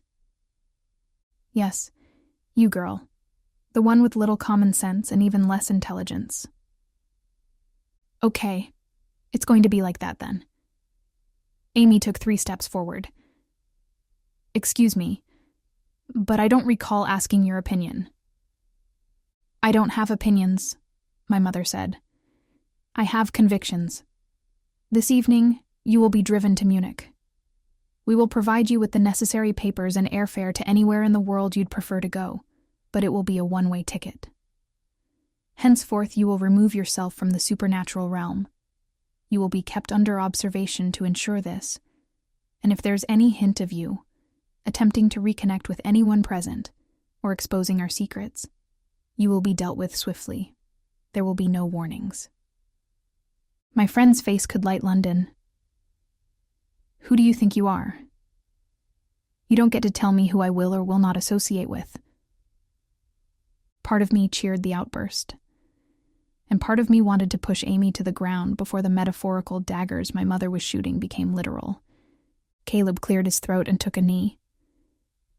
If I may speak, Grand Matron? The formality won over my mother just enough to get her to agree. Miss Popowitz should not be forced out, the sly slayer continued. She's a known associate of your daughter's, and has already come under vampire attack once. Moreover, she's been of great assistance to my people, as they've tried to adjust to the outside world. If you would defer her fate to us, and if she herself would not object, I'd like to ask that she take up residence with us. We need someone with her skills. Even I had to quirk an eyebrow on that. 1. Skills?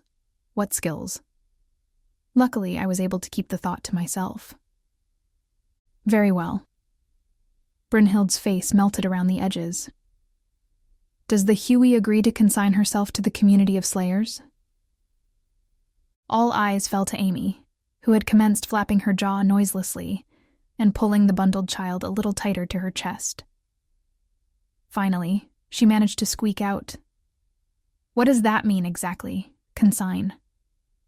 My mother rolled her eyes. "It means that you will be honor-bound to their service until both parties agree to dissolve the arrangement, if any. In short, you will be their Rebecca Krantz." The Huey followed my mother's gesture in the elderly Castellan's direction, took one look at Becky's aged frame in plain clothes, and swung back, panic-stricken. "I can still wear designer brands, though, right?" Brunhild hissed through clenched teeth as she uttered a string of German curses. "Okay, yes," Amy blurted out. "I agree to consign, or be consigned or whatever to the slayers. Just, please don't send me away." My mother raised an eyebrow. "The pact is thus made and recognized. But tell me, Huey, why are you so desperate to remain among us? Surely you understand the danger this will put you in." Amy's backbone grew 3 sizes. "Because they're my friends. Real friends who don't like me just because of the size of my bank account or my cup size." "Well," she jerked her head in Caleb's direction. "Except for that one, maybe." Brynhild fixed Caleb in her gaze. "From what I hear, that one accepts all comers." Before the slayer could react, Amy pushed him back with her shoulder, which gave me an opening to step forward. "Mother, her hand flew up. "As has always been, in these walls, I am matron first. Now, more than ever." I swallowed my anger, promising myself to feed from its reserves later. "Fine, matron. Before the council arrives, I want you to know that this baby is now under my protection." I took Mina back from Amy's hold. "Before you and the council go off making plans for her, just remember that nothing is happening to Mina unless I agree to it." Bitterness laced into my mother's tone. "Who died and made you its mother?" "Her mother did. Before Mina's birth, before you barged in, silver blazing, and sliced off Inga Rosethorn's head, Alex asked me to be the baby's godmother. I accepted." My mother proved unconvinced. "Were there any witnesses?" Anya's voice was tiny. "Me, I witnessed it." Brunhild was unimpressed. Perhaps she sensed the lie. "Let me rephrase that. Did any of the righteous witness this?" I clutched at my throat. Why does that matter? A pact was made between 2 soups grounded in honor and witnessed by a third. Our laws should allow for that claim to stand on its own. Brunhild's hands became fisted hammers. When both parties acknowledge such pacts and are recognized members of their community, this slayer's word may serve on behalf of her fallen kin, but yours must be likewise validated. I took a step forward, my teeth gnashing. "Then rescue Tobias Somfield from the ravens and let him give testimony." "Check and mate," I thought. Brynhild's brow furrowed. Her chest heaved as she fumed the anger in her heart. Why would he know anything of this child? Cody's voice, evidence of his weakened resolve, cracked. "Geri had a quickening, Mrs. K. They're bonded now, and anything you do to that baby is only going to hurt your daughter even more." "How would a child of a slayer bond with a werewolf?" My mother's face went ashen as she leaped to her feet. "Are you saying that child is an illustrian?" "And by legal rights, your granddaughter." My father, silent until now, used his words with great economy, dropping the mother of bombshells on the bombshell of all mothers. I, however, was still caught up in what she'd said before. What's an illustrian? An illustrian is a... Brunhild fell back into her chair, her eyes glossy. Why, Dracul? Bringing an illustrian into the confines of his clutch would be like pouring poison into the well. Why would he permit it, let alone engineer it? It took my mother stating what should have been the obvious question for me to see the obvious answer. He created it to kill Igor. The words echoed in my ear before I realized I'd been the one to say them. I looked to the others, daring any one of them to correct me. Very well. No one said a word until my mother spoke, clutching her stomach. Until the alpha wolf Tobias Sumfield can present testimony, I recognize temporary guardianship of the babe born to Alexandra, a slayer, and an unknown wolf to Gervalta Klein. But daughter, her eyes pleaded as she looked up at me. I must point out the obvious. The child is a slayer, a race endangered and in desperate need of all its members. Are you sure it's in the child's best interest to be raised by a hood? I supplied, when Brunhild proved unwilling or unable to give me even that recognition. Was it in my best interest to be raised by one? The blow landed right where it was aimed, my mother's pride. Brunhild winced. Are you of the opinion that I did you some disservice by refusing to let Inga Rosethorn kill you all those years ago? No, of course not. I tried to swallow my fear and almost choked on it. You did me a disservice by knowing I was different and refusing to accept me as I was. I was protecting you from a knowledge that would make you a target. The only thing you protected me from was the lies of our ancestors.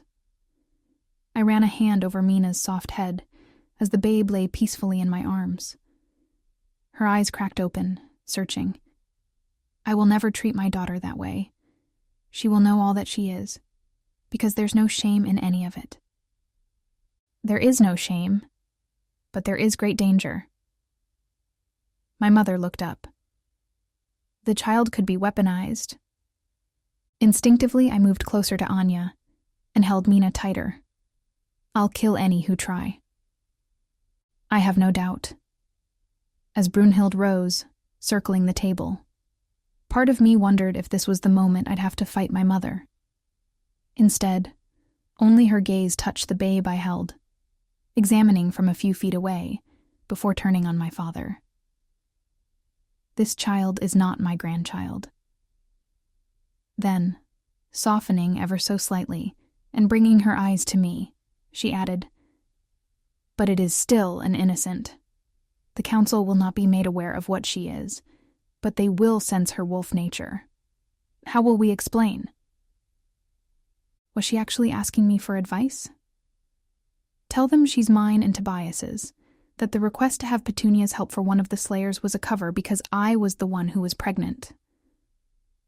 I'd never gotten out of the car the day I tried to convince Chin to let me in, so she wouldn't have known from seeing me that it was a lie.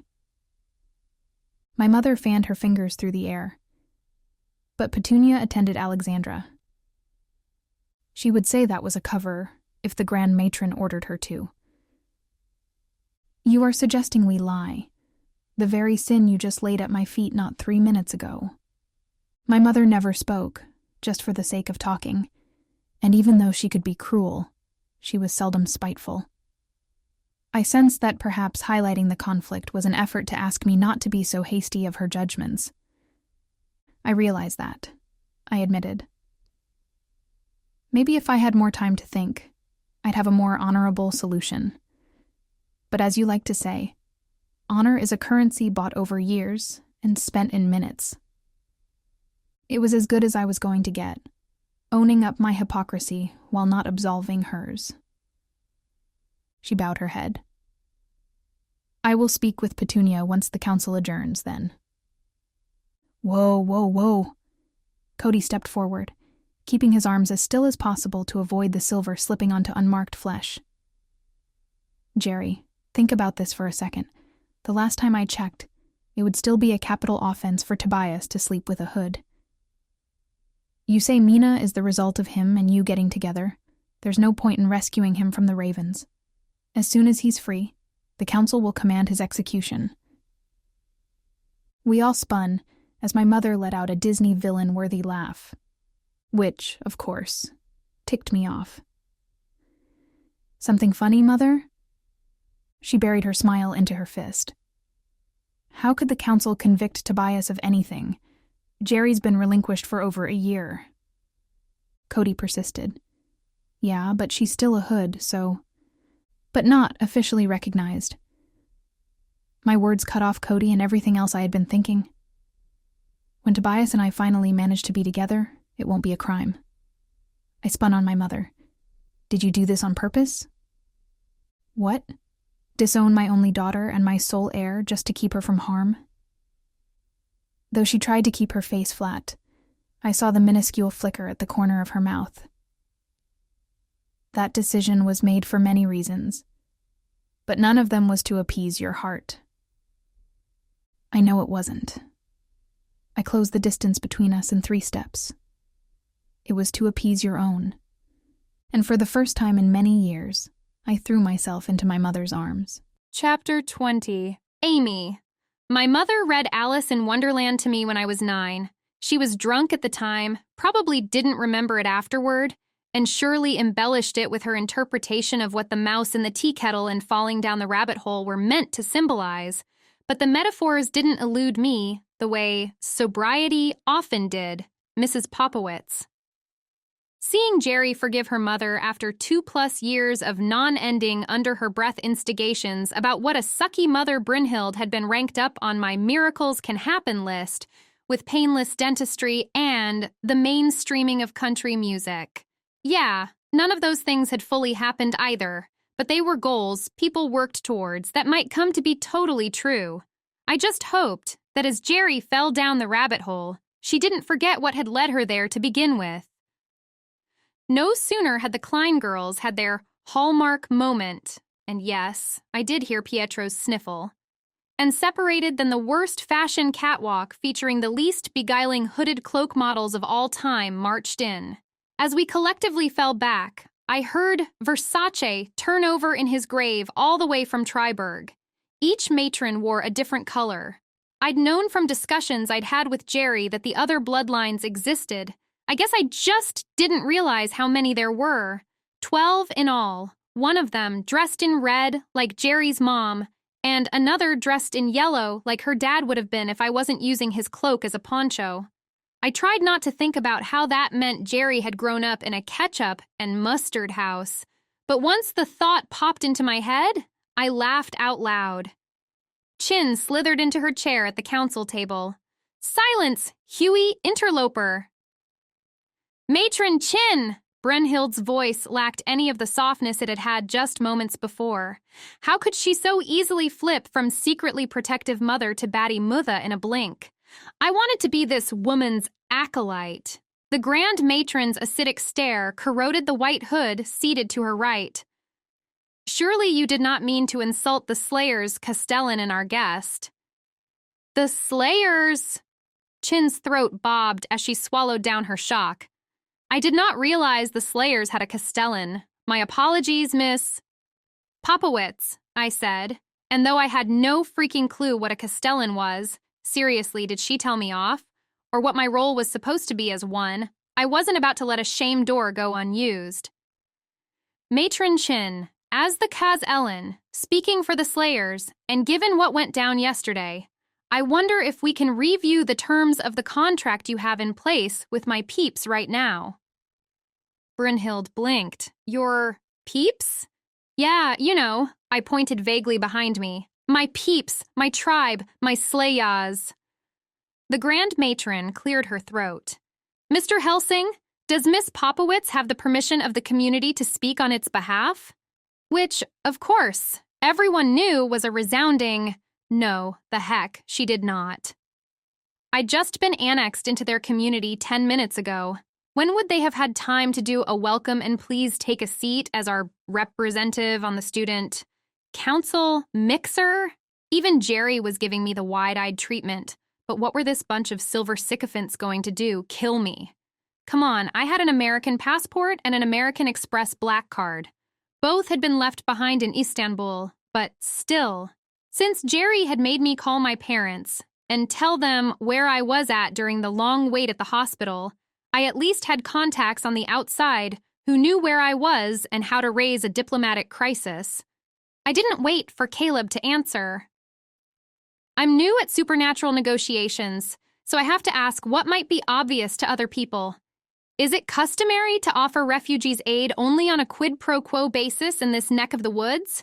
Because where I'm from, that's called exploitation. Chin sneered. You'll find our customs do not often align with what the Huey world. But Brunhild put her big boss shoes down on that squawk. Matron Chin, is this true? The Asian matron guffawed. Grand Matron, you yourself have discussed with the council many times the danger posed to the wolves by the clutch of vampires that calls itself the Ravens. Is it not our duty, therefore, to seize an opportunity to eliminate them when it presents itself? They are slayers, after all. That is their reason for existing, to destroy those vampires who would throw the supernatural world out of balance. Geri stepped forward at that. The supernatural world is out of balance. And don't try to act like you're suddenly so concerned with the wolves' well-being either. Matron Smith, I've heard some very interesting stories from one of your former lupines about the way the House of Green treats wolves in England, which makes me think that the biggest threat to them isn't vampires, but hoods. Chin found Marcus and focused on him. Mr. Klein, did you not report Vlad Tepeş's own claim that he intended to dismantle the foundation of lupine society by undermining their ability to bond? How is that not a threat, then? 1. We must bar against by any means possible. The Slayers came to us looking for help, and we've offered it, though it is not our place to do so. Did they not receive food, shelter, weapons, even a physician for the delivery of that? Chin motioned at Mina. Thing. When Brunhild got herself a fist full of white cloak and pulled Chin's face to her own, even I could tell the stuff was about to hit the fan. It is a baby, not a thing, she hissed. A very special baby, as the case may be. Do you even know who the mother of this child is? Matron Chin? Ovs, quaking in her leather boots, Chin shook her head. No, Grand Matron. Brunhild's eyes dashed to Geri. My own daughter. Impossible. The Green Matron clicked her tongue. The child is Wolf. We all can sense it, unless your daughter has lived up to her name. With that, Matron Smith rose to her feet. I call for a vote of confidence in the leadership of Brunhild Klein. How can she lead us with such obvious conflicts of interest? Geri's mom exploded, but, in a quiet way that made her more terrifying. Jan coughed a laugh. What conflict? Their interest is highly compatible. It is merely your ingrained biases and animal natures that set you at such odds. Your common humanity should bring you together, not enable you to destroy each other. Meanwhile, a woman with drop-dead, gorgeous brown eyes and sandalwood skin, wearing a black cloak, spoke up. We are not the animals, Mr. Sousa, they are. Quite literally. Are you not? The vampire motioned to Cody. Look how the blood weeps from his wrists where the silver burns. And for what? Has he committed some crime? Demonstrated some behavior that marks him as dangerous in your eyes? No, you bind him in poison merely because he dares to be in your presence. A guttural sound ripped from Chin's throat. It is not your place to speak on hood-wolf relations. Hold your tongue, Leech. Leech? The normally sedate vampire who'd even managed to make me think he was a pushover spoke in a hissy voice. Oh, fur was about to fly. Or fang, or whatever. Metaphors are too cerebrally challenging around soups. You spiteful, power-hungry wench. I am 450 years your senior. How dare you address me that way? Brunhild drew to her feet, pulling silver out of her backside for all I could tell. All I knew was that her hand went up empty, and by the time she slammed it down on the table, she had a freaking mallet formed on the end of her fist, the ricochet of which shut their traps up. Except for Mina, who chose this moment to work a gentle whimper into a full-blown howl. "Enough!" the Grand Matron bellowed. "This bickering achieves nothing. Let me confirm that any contract made with the Slayers was done without my knowledge or consent. Miss Popowitz, tell your people that I absolve them of any expectations and that our assistance comes without strings." I felt everyone's eyes on me, and honestly, if I could turn my eyes clear around in my head, I'd be looking at me too. Will do? Brunhild bobbed her head. "Now, Matron Chin, a motion has been made for a vote of confidence. As the vice matron, it is up to you to recognize the motion or not. What say you?" Chin attempted a backbone, straightening in her chair and turning hungry eyes on the gaggle of matrons. One by one, they turned their eyes. With each tick of her head, the ego so big she must have built up some hefty calves, touting it around, deflated a bit. I saw the moment she realized it was a no-go. All the features on her face melted like that horrific scene from Raiders of the Lost Ark, only less Liquid E. "I do not recognize the motion." "Good, now that that is out of the way." Brunhild resumed her seat. "I hereby announce the death of Inga Rosethorn, killed earlier today." "Good," Smith said. "The Slayers have only been back a month now, and they are already bringing balance." "No, I am the one who killed her," Brunhild corrected. Even the easygoing black matron recoiled at that. "But she has been our ally for decades." "No more," Brunhild said. "I have spent the last few weeks ferreting out her activities. I believe she was attempting to find a way to reconcile herself to her brothers and rejoin their cause. She would have betrayed the Slayers under our protection, given the slightest chance, as she was attempting to steal the baby when I killed her." I was so not up on the Dracule family drama, but even I knew that was bad. Looking to Geri and Caleb, I found two people who defined the expression shell-shocked. A matron wrapped in pink, but dressed in something that looked more like a floor-length headdress than the others riding cloaks, leaned forward. "Marcus has briefed us on his findings in Istanbul, that the Ravens seek to undo lupine social structures in some sort of ill-conceived form of revenge," she said, sounding like that Bollywood movie that one boyfriend made me watch. "But I am confused. How is it that this involves us? Other than our protection of the Slayers, and that conflict could be remedied by negotiation, why are they our concern?" "Why are they our concern?" Geri stepped out of the shadows, her jaw hanging. "You just said it, Matron Ramathon, because they're threatening to undo Lupine's social structure." The pink matron blinked away her surprise.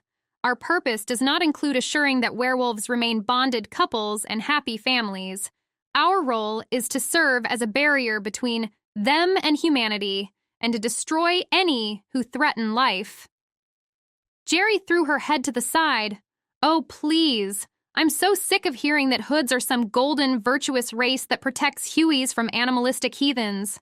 Werewolves are human, and our oldest stories say our purpose was to protect them from humanity, not the other way around. If anything, we're the subhuman creatures, not them." A hush descended over the matrons as they took the brunt of Geri's vocal slap.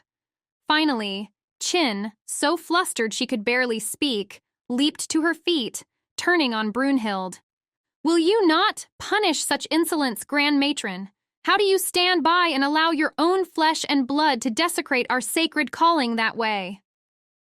"By remembering that we do not have a sacred calling," Brunhild said, as cool as spring rain. "Nor is our history without fault. We have committed great atrocities, some even in this very building. I will not fault Gervalta for speaking truth, no matter how bluntly." "Atrocities?" Chin fell back in her chair. What atrocities! Brunhild crossed her arms over her chest, as if I need mention the obvious. You cannot mean the affair of Gervalta Faust. But I do, Chin. I mean that very thing. It is a blemish on our race, more because we celebrate it than the deed itself. But at least there's a path for us to remedy some of those injustices. Brunhild paused, catching her daughter's eye. After all, as Gervalta so appropriately stated, our true calling is to protect lupines.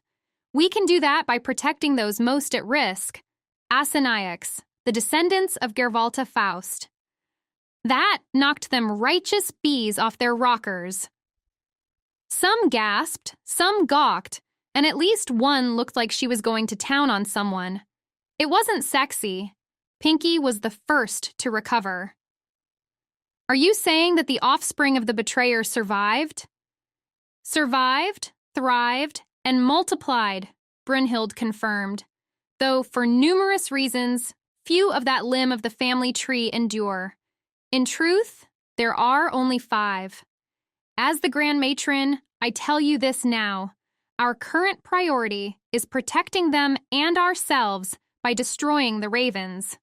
There is to be no confusion on this.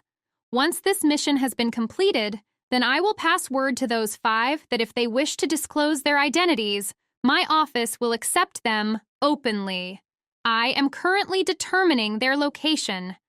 I will consider who should be included on the team and notify those called for duty as soon as I reach my decision. I wanted to look at Pietro and Geri to see what their reaction was to that, but at the same time feared doing that would be like flashing a big, huge neon sign in their direction. Jolly Green lifted a hand. What did she think this was? Elementary school? Yes, Matron Smith? Smith cleared her throat. I took a vow to serve this council and execute its agendas, and I won't pull back from that. However, the question remains unanswered. Why are ravens so intent on finding these Asenaics? Is it part of their scheme against the wolves? In a way, yes, and for the moment, you need know no more. Apparently, that statement brought the gavel down on the meeting, because when Jerry's mom stood up, everyone else did too, and began filing out of the room. Rebecca, Brunhild called, please show these young people to your cottage. I know it will be crowded, but better uncomfortable with us than at risk in the valley below. Rebecca raised an eyebrow. All of them, sir? Yes, all of them. Then Brunhild paused, raising a finger. Except Pietro. He and I have business to discuss. Show him to my quarters. I will be there shortly.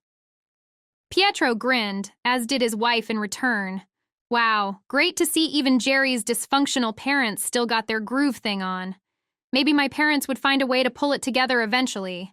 Hey, vampires were real, and slayers were a thing. So the totally absurd could happen, right? Matron, Cody said, holding up his oozing wrists. But it was Geri who stepped in. Oh my God, I'm sorry, Cody. In the heat of the moment, I forgot all about that. Here, let me. And zippity-doo-dah, she magicked his restraints right off. Before I could look back from the scene, the Grand Matron was gone. Chapter 21. Brunhild. I wound my way up the tower, each step a measure of my increasing anxiety, as I wondered who I would find waiting for me above. As an Asenaic, it was not surprising that Pietro often had dueling instincts, the hood and the wolf in him in constant struggle. His ability to balance and reconcile what would drive other men insane had drawn me to him from the first time I'd met him. That did not mean, however, that he could always maintain stability. There were times, fleeting but frequent, when his lupine half placed us at odds. Luckily, that nature had also claimed me as mate, and no matter how I wronged him, and how much I may deserve his disdain, the fury that would flare up refused to endure. I didn't deserve him. He deserved so much more than me. He stood by the fireplace when I entered the study, his eyes fixed on the sack Jan had left on my desk, on my orders. Is that what I think it is? Yes. So, it is true. She is dead. His throat bobbed. At last. My inner grand matron pushed me to make some grandiose statement, something along the lines of, yes, at last the vampire who killed both your grandfather and my father, and threatened to kill our daughter, is dead. May she forevermore burn in the hottest fires in hell. But though I felt a burden ease in knowing Inga Rosethorn could no longer threaten my family, I couldn't be the grand matron right now, not when my heart-made flesh looked back at me with his soft, loving gaze, resolve and relief shining through. All I wanted at this moment was to be Pietro's mate, to fall into his arms and tell him that justice had finally been done. The world knew my strength, the hoods obeyed my commands, but only my husband saw my cracks, gathered together my broken pieces, and held me together.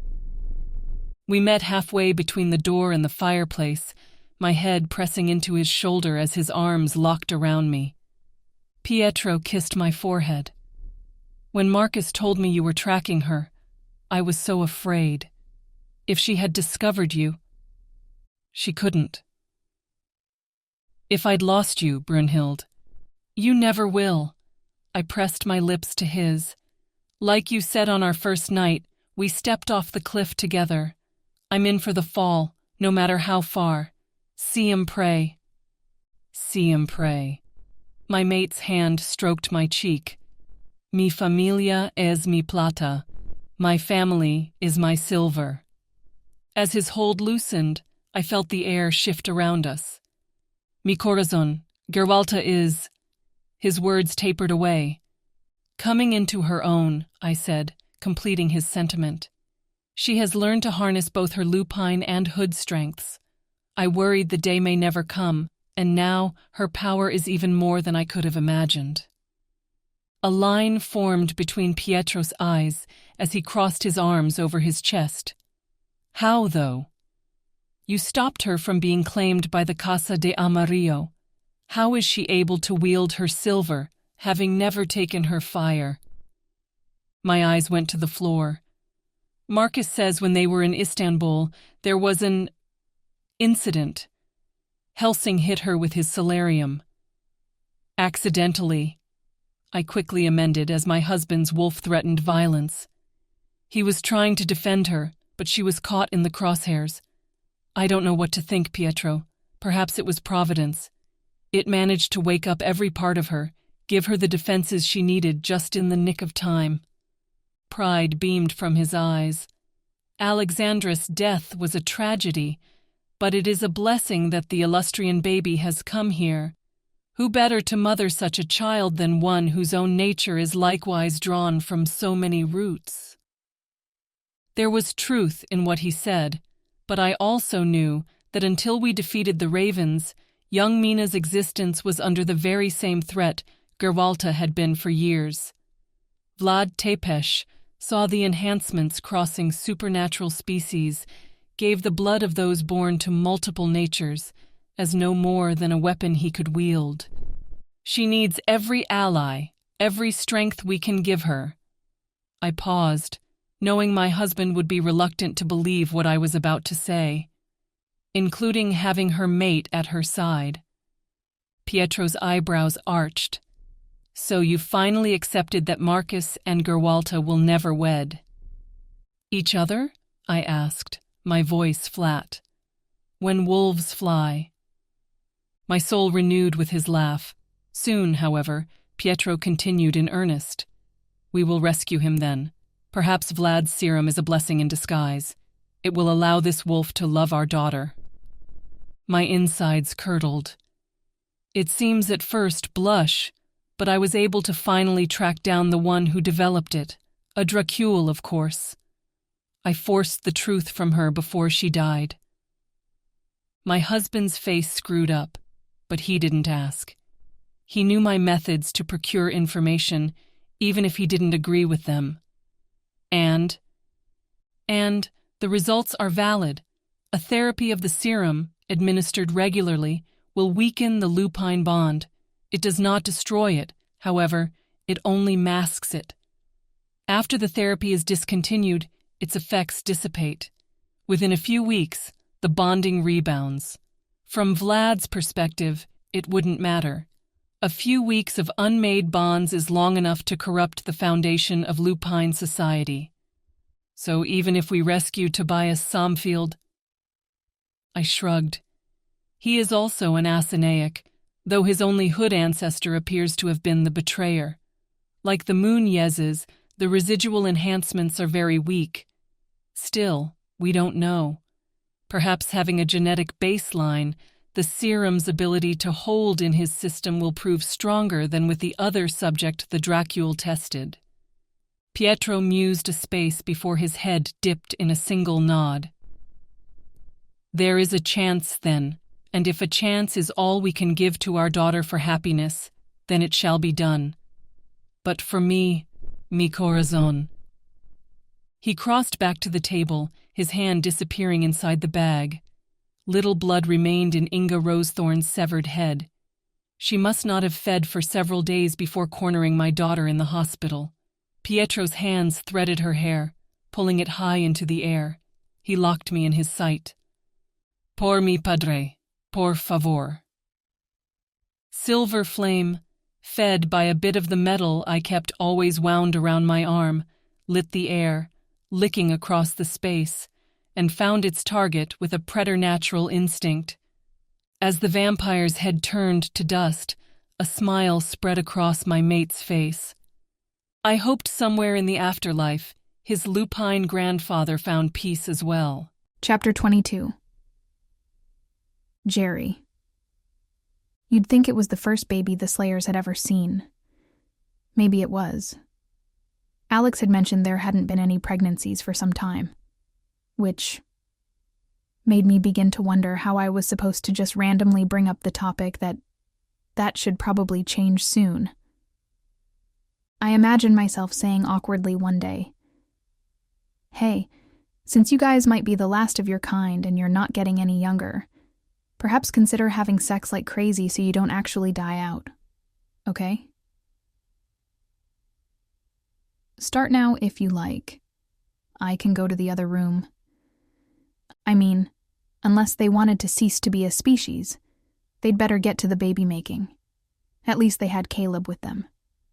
As soon as the sole surviving Helsing was able to get over our breakup, I had great faith in his ability to, well, hold the opening ceremonies.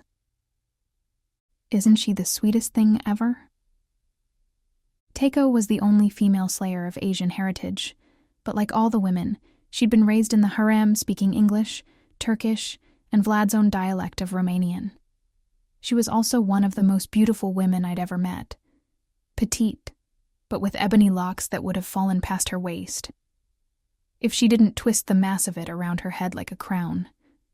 Her amber eyes twinkled, reflecting the fire burning in the hearth. Teiko finished wrapping up Mina's diaper, the way Petunia had demonstrated when she'd stopped by earlier in the evening, to also inform me she was good with the plan.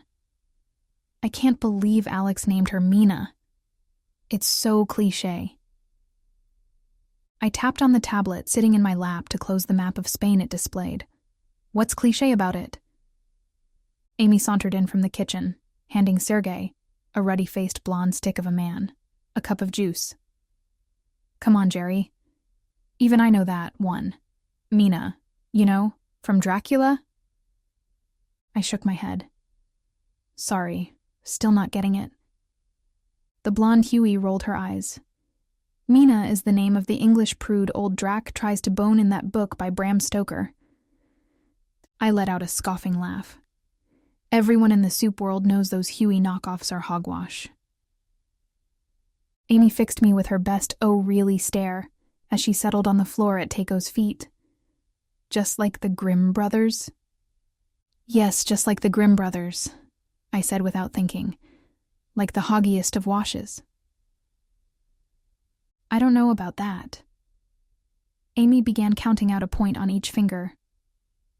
They did sort of nail that it was a Red Riding Hood when it could have come from any of the clans. In grandmother's house? She motioned vaguely in the direction of the castle. Matron's house. Eating the grandmother. The huntsman coming after the wolf and killing him? Huntswoman, maybe, but that even sticks. Not to mention, Takeo added, Bram Stoker had an affair with a slayer. Amy's eyes went wide. No way. Totally. Takeo grinned, pleased at having an audience. I foresaw the beginning of a beautiful friendship between these two. You mean Caleb didn't tell you? Amy and I exchanged a look. Just at that moment, the indicted himself came into the room, carrying an armload of baby supplies some of the hoods residing in the castle had gathered. Tell them what? Takeo rose, taking Mina along with her. That you got an Irish writer in your family tree. Caleb blushed. He wasn't part of my family tree. Even I found my curiosity piqued. It's true, then. The slayer collapsed into a chair at the table next to me. Kinda. Albert Helsing and Bram Stoker had a passionate, lustful, and brief relationship. They still managed to be on good terms long enough for Albert to give Bram the 411 on Vlad. Stoker, of course, changed the details and added a van to our family name. But he got lots of things right, too. Amy's mouth dropped open. How is that not the first thing you tell people when you meet them? Caleb smirked. Tell me, Barbie, did Geri lead with I'm named after the famous Little Red Riding Hood and FYI she's actually considered a traitor by my people the first time you met her? No. I think she told me she'd just moved away from a place called Paradise. And I made some smart-ass comment about why would you leave Paradise for Chicago. But the wheels in my mind were spinning. Grimm Brothers, fairy tales, the truth in our world. My mother and her study with the leather book. I suddenly shouted without context. Everyone turned on me, Caleb saying. Pretty sure it was Mrs. Peacock in the foyer with the pipe wrench. I stood, putting a hand on Caleb's shoulder. I was too young to read back then. Marcus and I snuck into my mother's private office, and there was an old copy of Little Red Riding Hood. No, that doesn't sound right. Why would we have a copy of a grim fairy tale? But it was. I think it was. I can't remember. I stood and started for the door. Takeo, can you watch Mina for a while? Geri? Caleb was just a step behind me. Where are you going? We all agreed we needed to just lay low and rest for a day or two. I'm not leaving the compound. I just have to go see something in my mother's study. Right, and where is that? I pointed up. Top of the tower. He looked incredulous. They wouldn't even let you be on the council chambers yesterday. You and Mommy might have bridged a gap a bit, but you're still relinquished. I am so not relinquished, and I'll slice anyone who insists I am. My body ricocheted off his arm as he strapped it across the door. Exactly. You have enemies there. You can't just go gallivanting about. I gently moved his arm to the side. Relax, Helsing. I know how to stay hidden. I was walking these hallways before I could even crawl. His face screwed up. How did that work exactly? Don't mark up my metaphors to full price. What I mean is, I know this castle, inside and out. I can get in from the cliffs. Caleb blinked his surprise. That doesn't sound very secure. It is, though, I insisted, even as I summoned my red cloak into being, its gentle weight falling like a hug upon my shoulders. I could get up to the tower covertly, but I still had to get across a courtyard full of young hoods in training. Looking like one of them, conveniently with my face hidden, was a golden ticket. No one else but the Grand Matron knows about it. And everyone in this room who heard you say it exists. I stifled a laugh and pulled silver I'd left in a ball on a side table over my skin, hiding it from view. You can't open it? It requires a special key that only hoods can use. Hello, Caleb clapped. This isn't medieval times anymore. That kind of thing can be made with 3D printers. I know your kind sticks to the sticks, but you got to keep up to date with modernity. At the door that led into the courtyard, I paused. Excuse me? Which one of us just earned a BS in biochemistry, and which one of us thinks Penthouse Forum is high literature? It was just one copy, Geri. I told you I don't normally read those things. Chapter 23. A carpet of homes, shops, streets, and just brown buildings spooled across the valley. The irony of Schloss Wolfsretter's secret entrance was that it was in open view, at least from the village below. Probably not a consideration at the time it was built, given the lack of telescopes, binoculars, and zoomable cameras held by medieval laity. Night cloaked my presence, however, the maturing moon masked in clouds. The stairway that led to the true base of the tower was nothing more than a series of stones that extended out about the width of 2 hands from where the earth dropped away. A thin margin for error, but the 20 steps I'd need to take with nothing below me but a fall didn't concern me. The fact that the gathering storm parading across the valley sparked lightning in the distance did. A basic rule of metallurgy. Silver is the best electrical conductor. Hoods were mortal. We were born, we aged, if somewhat more gracefully than Huey's, and we died. We were amazingly resistant to disease, counted superhuman senses and strengths as assets, and could make silver our bee, as Amy might say. It was in that last gift, however, that we also found our greatest weakness. I'd never had to fear it before. As a nascent, the lightning would not seek me.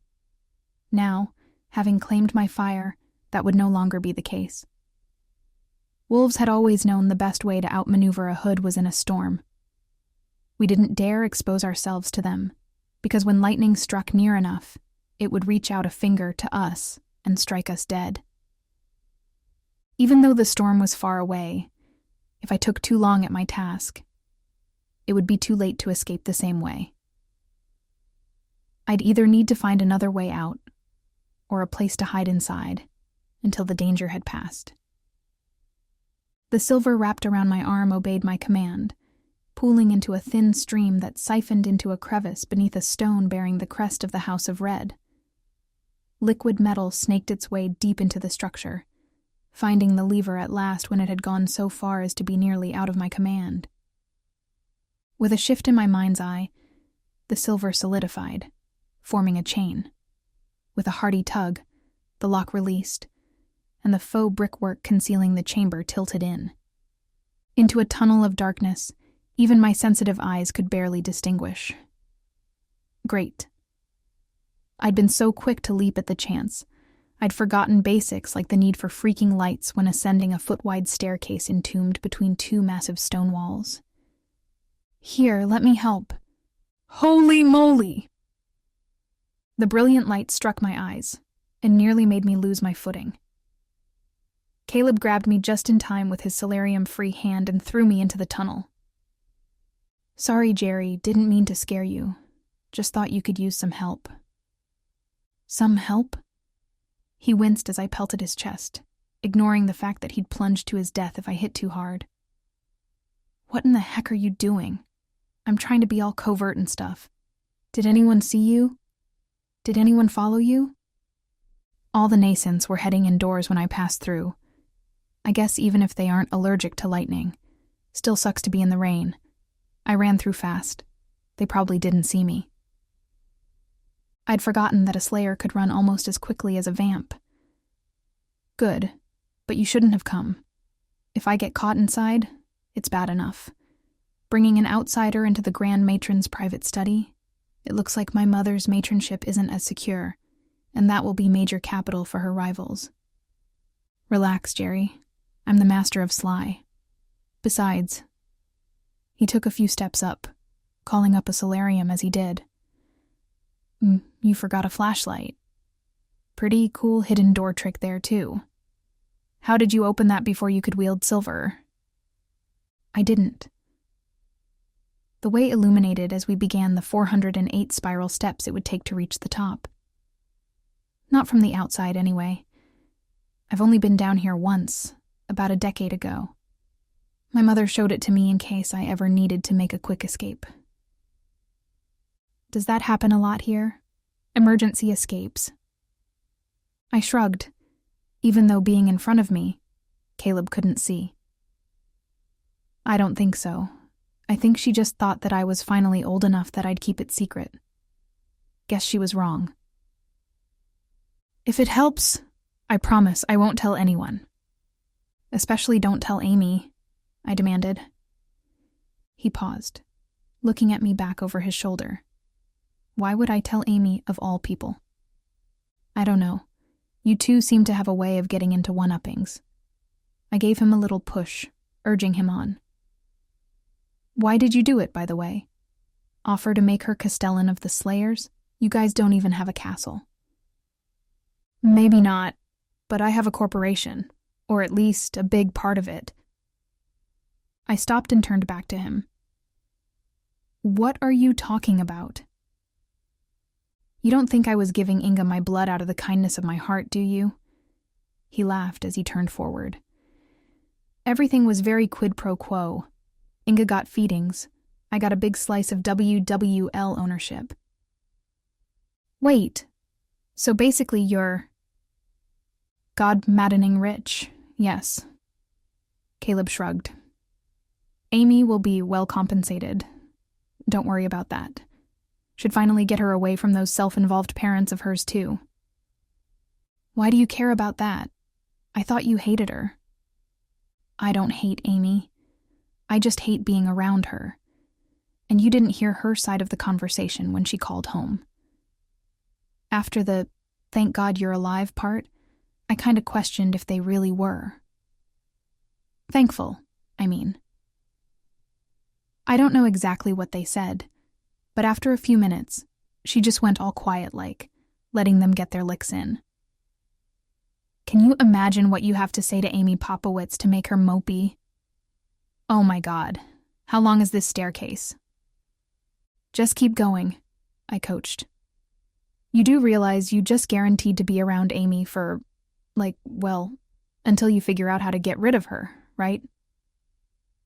She'll be free to leave at any point. Tell you the truth, though, I don't think she's going to. Amy's a drama junkie, and being in our world has given her a steady supply. Notice she hasn't man-shopped once since we left Chicago? I cackled a laugh. Yeah, during which time we've been hunting vampires or running from them. Exactly, Caleb said. No, guys. Girl just needs a new thrill every couple of weeks. Finally, the stairs ended. The Grand Matron's study wasn't as private as the official residence on the several floors above the tower.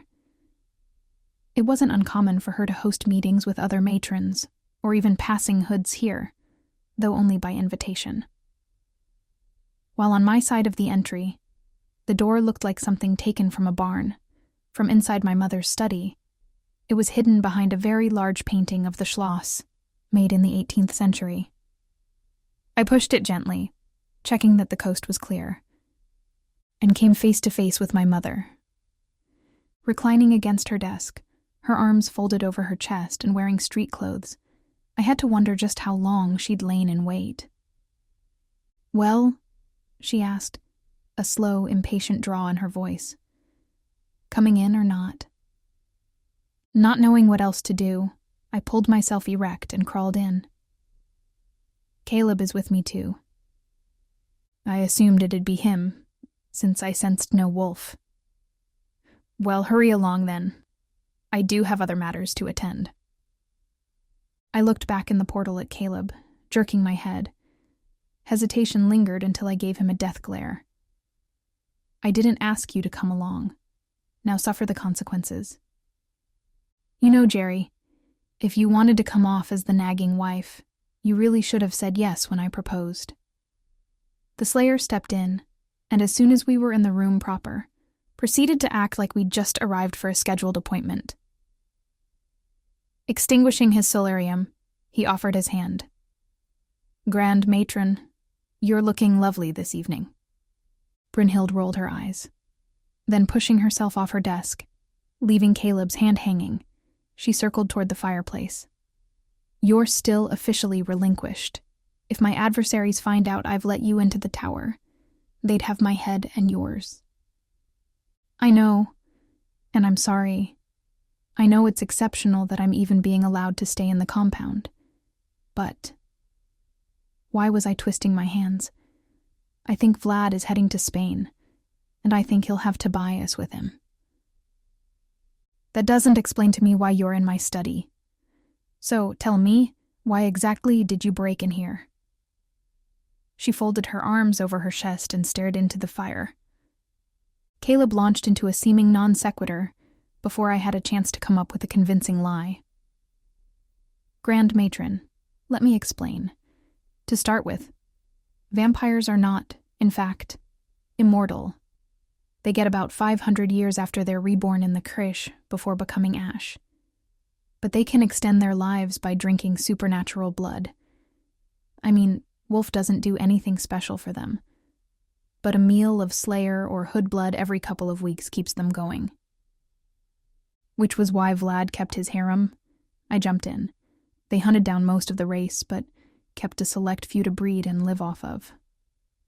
And Asinaic blood not only keeps them alive, it makes them even more powerful. My mother's eyes met mine. I know all this. Of course, she did. She probably knew a lot more than I did about tons of supernatural lore. If only she'd ever shared with me the stuff that truly mattered. Papa told me he was meant to be the last of his line in the Americas. He said those words very exactly, which tells me there may be others of our kind in Spain, where Papa's family immigrated from. I know Igor was visiting them, drinking from them. I need to find out who those people are and warn them about Vlad.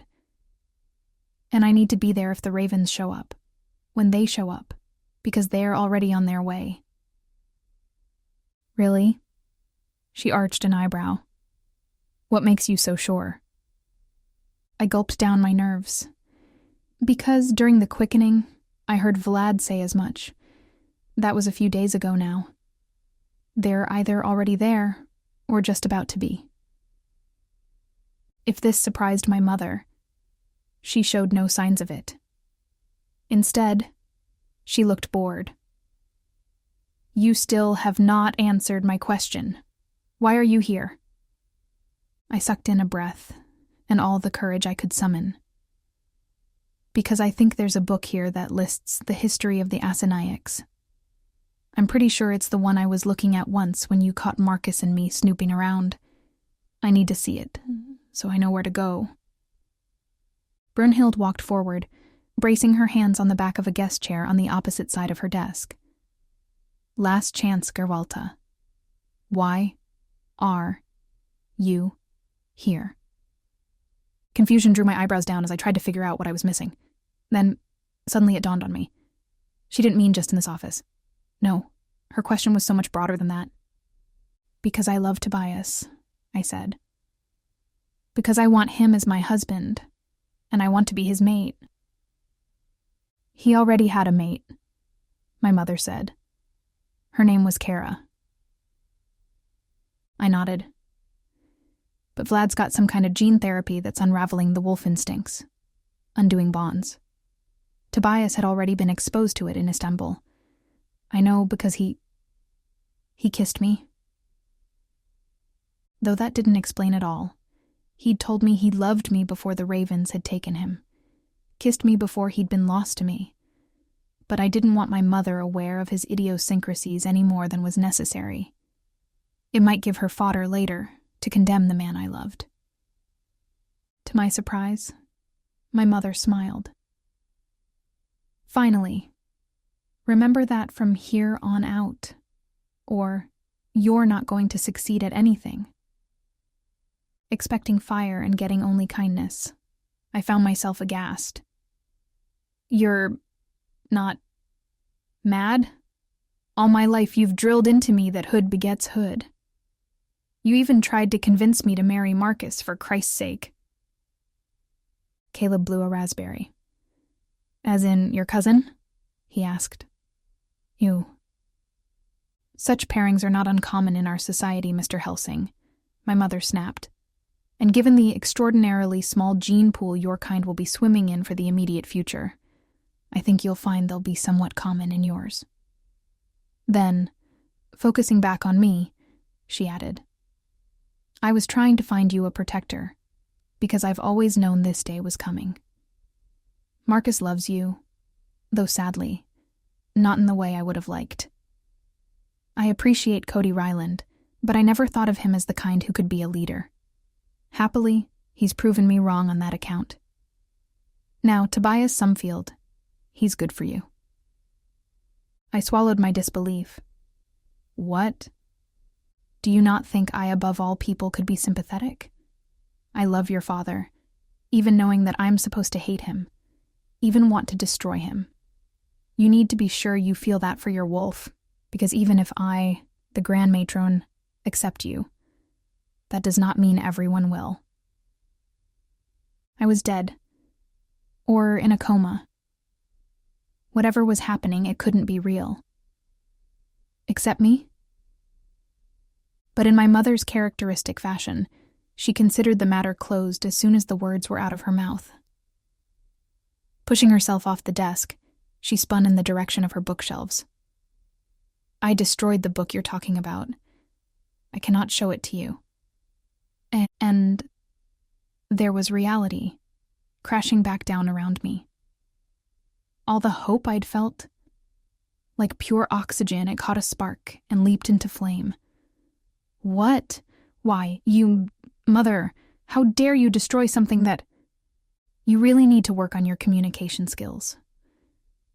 Caleb pulled me back, putting a hand over my mouth. Don't you get it? She didn't destroy it to piss you off. She did it to protect you and your dad. Which, based on my limited knowledge, sounds like what she's been doing all her life. My mother softened. Perhaps this one is more than a shameless flirt and pretty face. Here I thought his only abilities were flattery and insolence. No, matron. I can be as insolent as the day is long. You could have asked Inga herself, if you hadn't killed her. Caleb turned back to me. Forget about the book, Geri.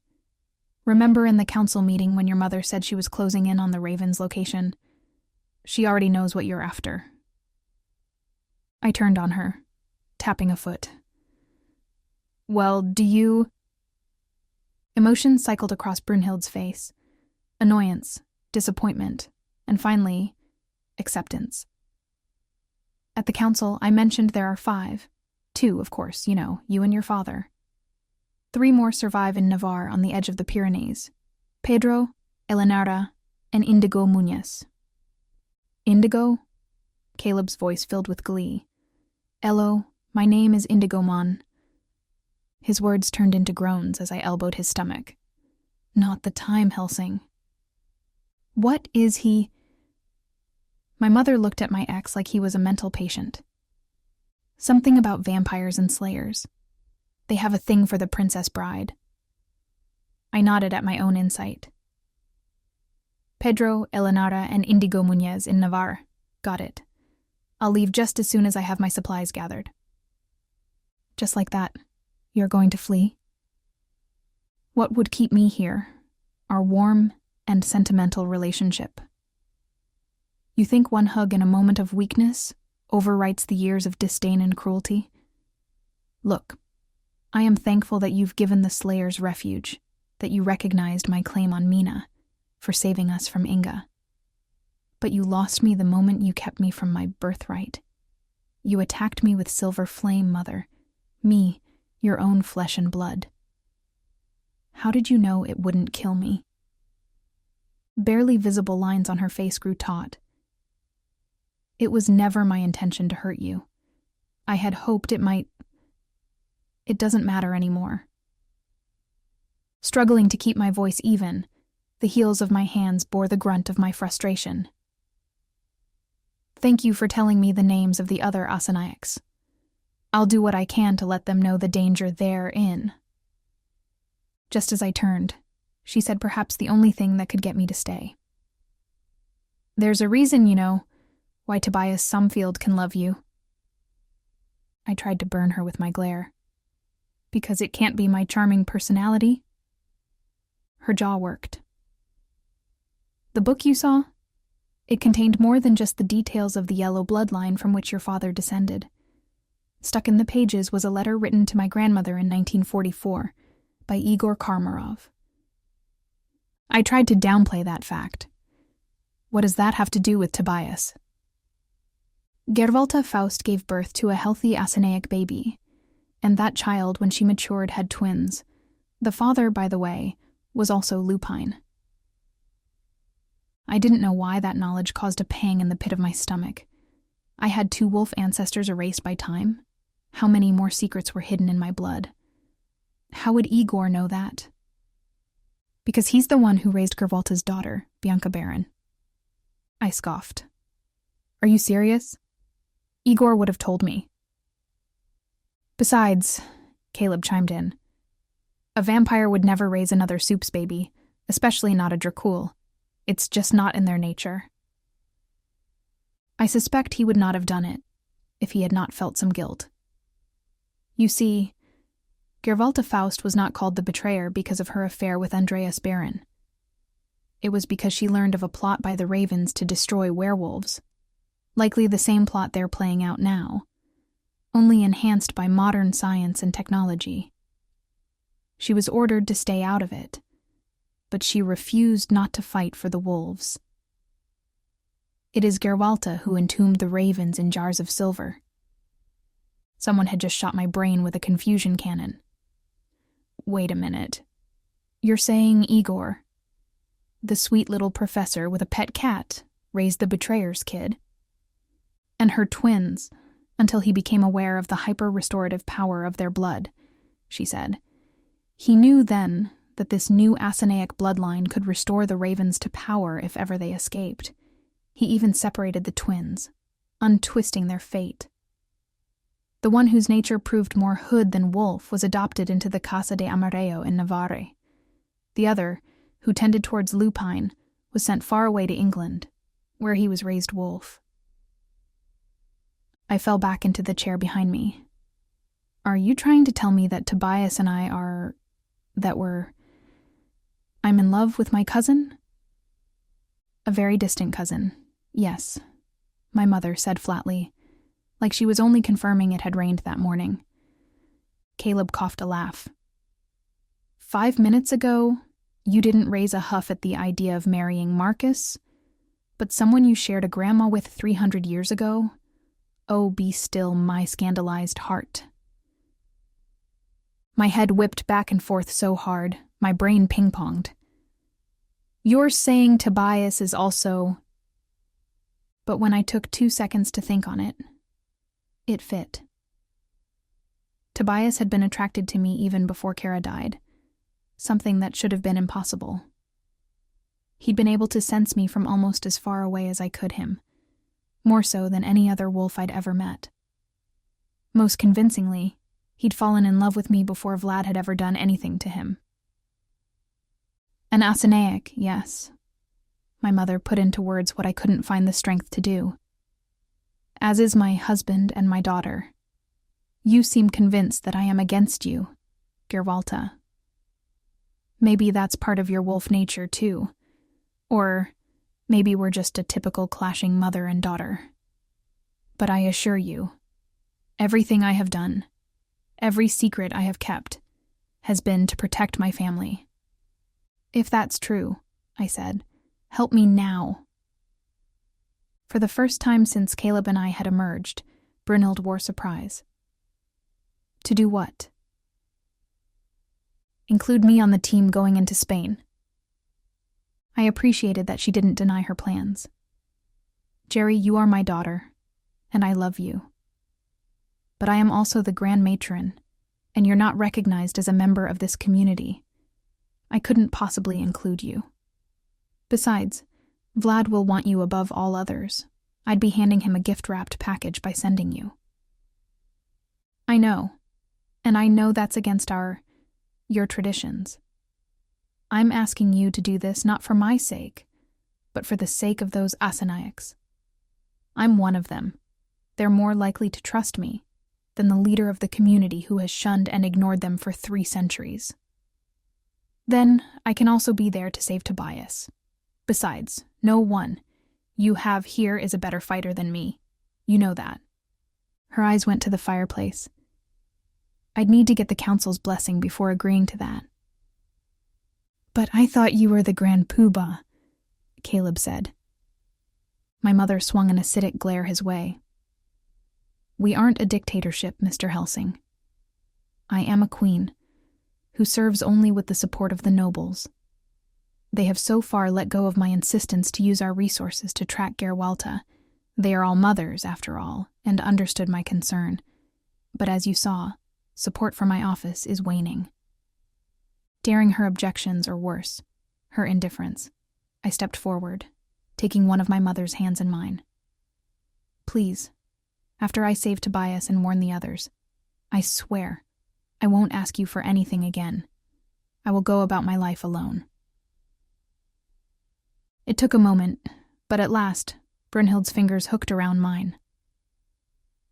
I have to consider the ramifications. There are some matrons, her eyes shifted accusingly to the side, who do not believe the Slayers are worth protecting at all. I will not exchange your heart for a whole race's welfare. I'm sorry, but I cannot include you. I see. I dropped her hand, and my expectations. Caleb and I can go out the way we came in. I took a few steps back towards the hidden door. However, my mother's words arrested me. I spun, my heart racing, my thoughts filling in all the ways she could finish that sentence. Yes? As I am no longer your matron, I cannot forbid you from being any particular place at any particular time. And if Marcus, while visiting you in Rebecca's cottage, were to accidentally mumble the plans in his sleep today, before we depart at sunset, how could I hold it against him? Are you saying... Why was my mouth going dry when there were such salivating developments? I can be part of the mission. No, I'm saying I can't stop you from undertaking your own mission. Understand, Gerwalta. If dangers arise that force me to choose between aiding my team or you, I am obligated to them first. However, as your mother, I cannot advise you to abandon your heart. You must do what you must do. This tender moment died on the sword of Caleb's ill timing. Great, so now I have to choose between 2 different teams to be on. He ran his hand through his perfect do. Don't suppose we can flip a coin. You're not going. You're not coming. Brunhild and I locked gazes right after our synchronized words. Caleb took a moment to wipe away his shock before clearing his throat. Why? The Slayers need you, I said. You're too valuable to risk against the Ravens. Not to mention, my mother continued, you're the only surviving male of your kind we know of who's gone through his rites. Just as with our kind, only a female matron can awaken the gifts of her clan, so too must the other male Slayers rely on you, to do the same when the opportunity arises. If you die, then your race ends with its current generation. I turned to my mom. I didn't know that. Why would you? You've never needed to. You gotta be kidding me, Caleb moaned. Geri, look at me. I told you not long after we met that the Ravens killed my parents. If anyone has the right to go after them, it's me. I couldn't deny his rationale, but as much as I'd be loath to admit it, my mother was right. We can't risk it. You have to stay here and keep working with the Slayers.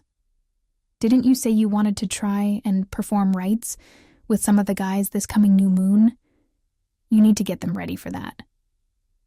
As the saying goes, I don't have to do anything but pay taxes and die, and I'm really good at tax evasion. The Slayer crossed his arms over his chest. Neither of you wants me on your team? Fine. I'll make my own team. You aren't the boss of me. Brunhild grinned. Mr. Helsing, I admire your drive, but if you do not comply with my order to stay settled here, I'll tell Amy that you have a crush on her, I inserted. My mother spun on me, brow furrowed, lips pursed. Caleb, in the meantime, threw his hands up in surrender. Okay, I yield. You played dirty, Klein. So dirty. As we grumbled our way back down the hidden staircase, Caleb in the front to light the way, he said, Mind if I ask you about something you said back there? Why not? You seem to know all my secrets now anyways. I imagined his smile. I'd give that to Caleb. He smiled more than anyone else I'd ever met. When you said your mom hit you with silver flame, what did that mean? I told you about that, I said, my hand tracing the wall with each step. My dad tried to arrange for me to take my fire with his bloodline, the Yellows. My mom found out, freaked out, and relinquished me to keep me from claiming my birthright. Yeah, you told me about that. But you didn't mention anything about silver flame. I've never heard of it. Of course not. It's a hood thing. A common hood thing? He paused, looking back over his shoulder. I mean, not common. Rare, in fact. So is flying, but she can do that too. Hardly any hoods can anymore. It's a trait we seem to be losing through the generations. He turned back and trudged on. If you say so. All I'm saying is, I've never heard of silver flame until now. And as I followed him, I had to wonder if, outside of my mother's ability, I had ever heard of it either. Chapter 24. I'd made many mistakes in my life, but so far, none so big as writing off Amy Popowitz as a man-gobbling college co-ed more interested in getting drunk and screwing guys than being bothered with actual relationships. I'd also underestimated her grip, and if she didn't let me go soon, she might choke me to death. You're acting like I'll never see you again. What? No, I'm not. Of course, I'm going to... I wrestled myself out of her hold and held her at arm's length. We don't say anything. No goodbye, no good luck. We just go do and get back. She wrinkled her nose. Well, you guys suck then. I pulled back and made a final check of the weapons in my sack. Silver, of course, several bricks of it, but there was also a titanium curved blade I was itching to try out. Wooden bullets and a gun with just enough force to project them without splintering. Rounding out the kit. I'm sorry you can't come along, but I'm just a Huey, she said for me. I know. I get it. I'm getting better at the hand-to-hand stuff, but I'm not an idiot. I'm not ready to do things at your level yet. Hell, those 12-year-olds playing Mulan in the courtyard could kick my ass. But now that I'm a Casper... Castellan. Whatever, she said. I should spend my time figuring out what that means. I'm sure it involves regulating Caleb's conquests. The Slayers didn't get out of a vampire's harem just to be dragged into his. I'm sure you'll keep everyone in line. I turned to Anya, who held Mina in her arms. Lupines led the growth curve, but even I was shocked by what a week had done. The baby's eyes followed me, predatory senses already developing. She's tracking you, Anya said. She knows you're her I'm not. I cut off the Slayer. Please, Anya, don't put me in that role. I'm her guardian, that's all. I wasn't ready to be anyone's parent, let alone a mythical creature whose blood was the opposite of mine, with the power to steal the life from a vampire instead of extend it. Remember that Petunia will be stopping by to check in on her every day. Of course, we'll expect her. Hey, Little Red. Cody escorted my dad up the walk, Pietro's own weapons kit hanging heavy at his side. I got a nod as my dad passed by, and Cody hung back. I really feel like I should be going along on this wild ride. I shook my head. Lisa's going to deliver any day. You need to be there when she does. Family first, pack second. And, frankly, neither Tobias or I are either of those things to you. His hand cupped the back of my head. You're always going to be family to me, Geri Klein. You're like my weird sister who I used to make out with. You always know how to spoil a tender moment, don't you? He pulled me to him then, kissing me on the forehead. I'm going to turn on my phone the second I land in Marquette. You let me know when you're out and got him. And you let me know when Lisa delivers, I said. I want to kiss that baby when all this is over, and tell Lisa I hope she's well. And for the first time since Cody and I had broken up, I meant it. From the outside, the van we were allowed to borrow to, quote-unquote, do some sightseeing didn't look that different from any other vehicle. On the inside, though, it was perfect for soups. The driver and front passenger compartment had been outfitted with the same kind of glass Igor had had in his car back in Chicago, allowing Yan to sit comfortably in the middle of a sunny day without scorching.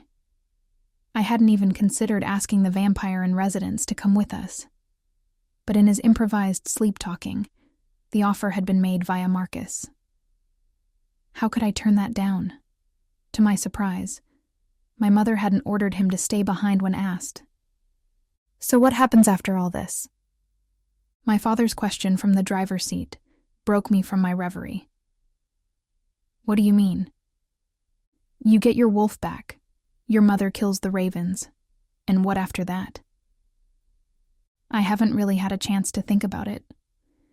More like I hadn't wanted to get wrapped up in making plans for a future that may never come to be. Happily ever after, I guess. Nina, you know it's not that easy. His gentle voice wore down the edges of the harsh reality.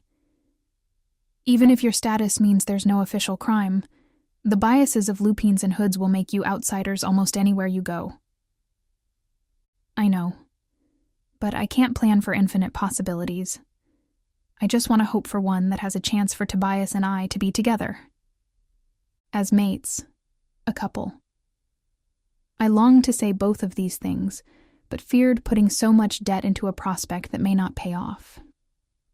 Then, thinking about what that might mean, and realizing that no matter how odd it was, my dad was one of the few people on Earth who I could ask, I said, Papa, did you bond with Mom? Like, the first time you two... We made love? He grinned and shook with silent laughter. There's no shame in saying it. We have been married for a very long time. Why do you ask? Are you hoping for that or scared of it?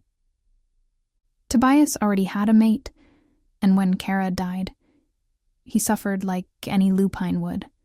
Maybe he'll love me because of what he is and what's happened to him. But what happens if he's the only man I can ever love and it doesn't work out? That is not a question you need to ask. The only question you need to ask is he worth the risk? For me, that answer was yes. We've had our moments. Like when she exiled you from the clan? Dad shrugged. For standing against her edict to aid my daughter, which I did willingly, and knowing the possible ramifications. Should I have not done so? Of course you should have, even though it had also led to my relinquishing. I just don't understand how you can forgive her. Ugh, Nina, your mother did not exile me. The Grand Matron did. Don't, I demanded. You can't just divorce the two like that. She's only one person. What was it Abuela used to say? Don't try to be everyone to everybody, because we all only get one grave. Sage words spoken by another Asinaic who knew what it was like to live two lives. My father said, You and your mother are more alike than you realize. You struggle to find common ground because you don't realize you're standing in the same exact spot. Same view, different eyes. In the middle row, Jan's cell phone beeped. He fished it out and read the screen. Marcus says the Muñez siblings have been moved to a secure location. the yellow matron in charge of the region says they've also confirmed the Raven hideout. You were right, Geri. They're there. I'd never doubted my instincts for a second, but having them validated with so little effort wasn't completely reassuring. I tried to ignore the implications and stay focused on the matter at hand. Where? An old residence of Igor Karmarov's. It's dilapidated now. Probably hasn't been lived in for years, but all vampires of a certain age who've passed this way know of it. I nodded. Once we're close enough, I should be able to sense Tobias's whereabouts. Jan looked up from his phone. How close is close? I shrugged. If the location is relatively open and sparsely populated, a mile or so. With Tobias, it varies. Why? I don't know. Moon phases, moods, distraction, maybe everything. Did the fact that we were both Asenaics have anything to do with it? Like we were operating on a closer frequency? I had to wonder. Then again, my father was also of the same bloodline, and he had never spoken about any greater ability in proximal sensitivity. Come to think of it. There is a chance, though, that whatever the Ravens did has changed that. I admitted, out loud and to myself. I won't know until I know, I guess. My father smiled. He is your mate. You will know. Always. Chapter 25. We pulled off to the side of a mountain road just before sunset, into a field covered in dry grass amid a grove of tall, thin trees topped with plasticine leaves. The car used by the official hood team sat unguarded, empty of any occupants. My dad turned to me. Anything? With eyes closed, I focused on the hum of energy that presented itself whenever Tobias came into my proximity. Concentrate as I may, there was no sign. Dad laid his hand on my shoulder. Don't force it. We're still 2 kilometers from the house. It means nothing. I got out and surveyed the view, leaving Jan in the car. He'd await the final moments of twilight to avoid losing any of his strength to the sun. In the distance, gray mountains highlighted with white patches picked up the amber shafts of light coming from the west.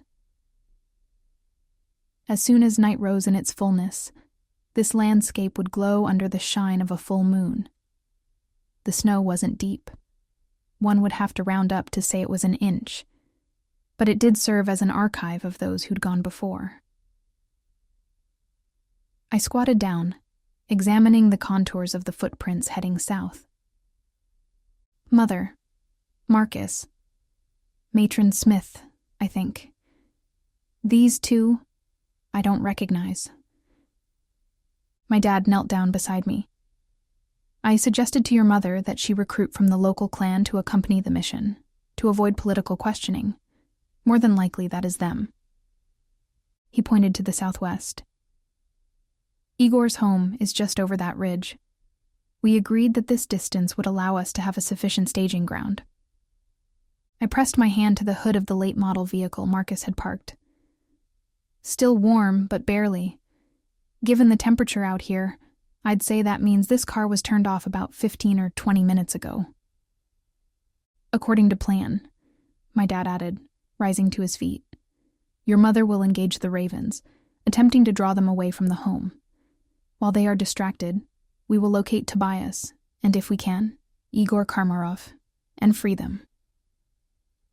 I'm not sure what kind of state Tobias is in. I fished out a silver brick, the chunk of metal the size of a chalkboard eraser, and pulled it over my skin. He might not be able to keep his Huey form if he's too weak. We could always call off the mission, try again tomorrow night. I shook my head. You know Mom won't back down now that she's in the field. Besides, tonight is the 2nd full moon since we've been separated. He's got to be starting to lose his grip on reality. I hate to say it, but I want his animal brain to be in charge of his body tonight. Instinct should get him to run when the chance comes. Even if that meant leaving me behind, it was something I was prepared for. Vlad wanted my blood too much, If he captured me, he might torture me, even take advantage of me as he did with Alex. But he wasn't going to kill me. To free Tobias, I'd endure that. Just let me get the silver and weapons I brought out of the trunk. As soon as it's dark, we can... The opening car door drew our attention. Dad and I turned to see Jan, his hands shoved in his coat pockets like the cold did anything to him, strolling across the way. I thought you were going to stay in the car until the sun was completely down, to keep yourself from losing even the smallest bit of strength. He nodded. There are but a few minutes until then, and your father needs assistance. Suddenly panicked, I turned to my dad still standing by the car. Assistance with what? You look fine. I felt the air shift around me, felt the change of direction in my soul, even before my father's had finished its fall. With a blink, my world flipped. Jan's arms caged me.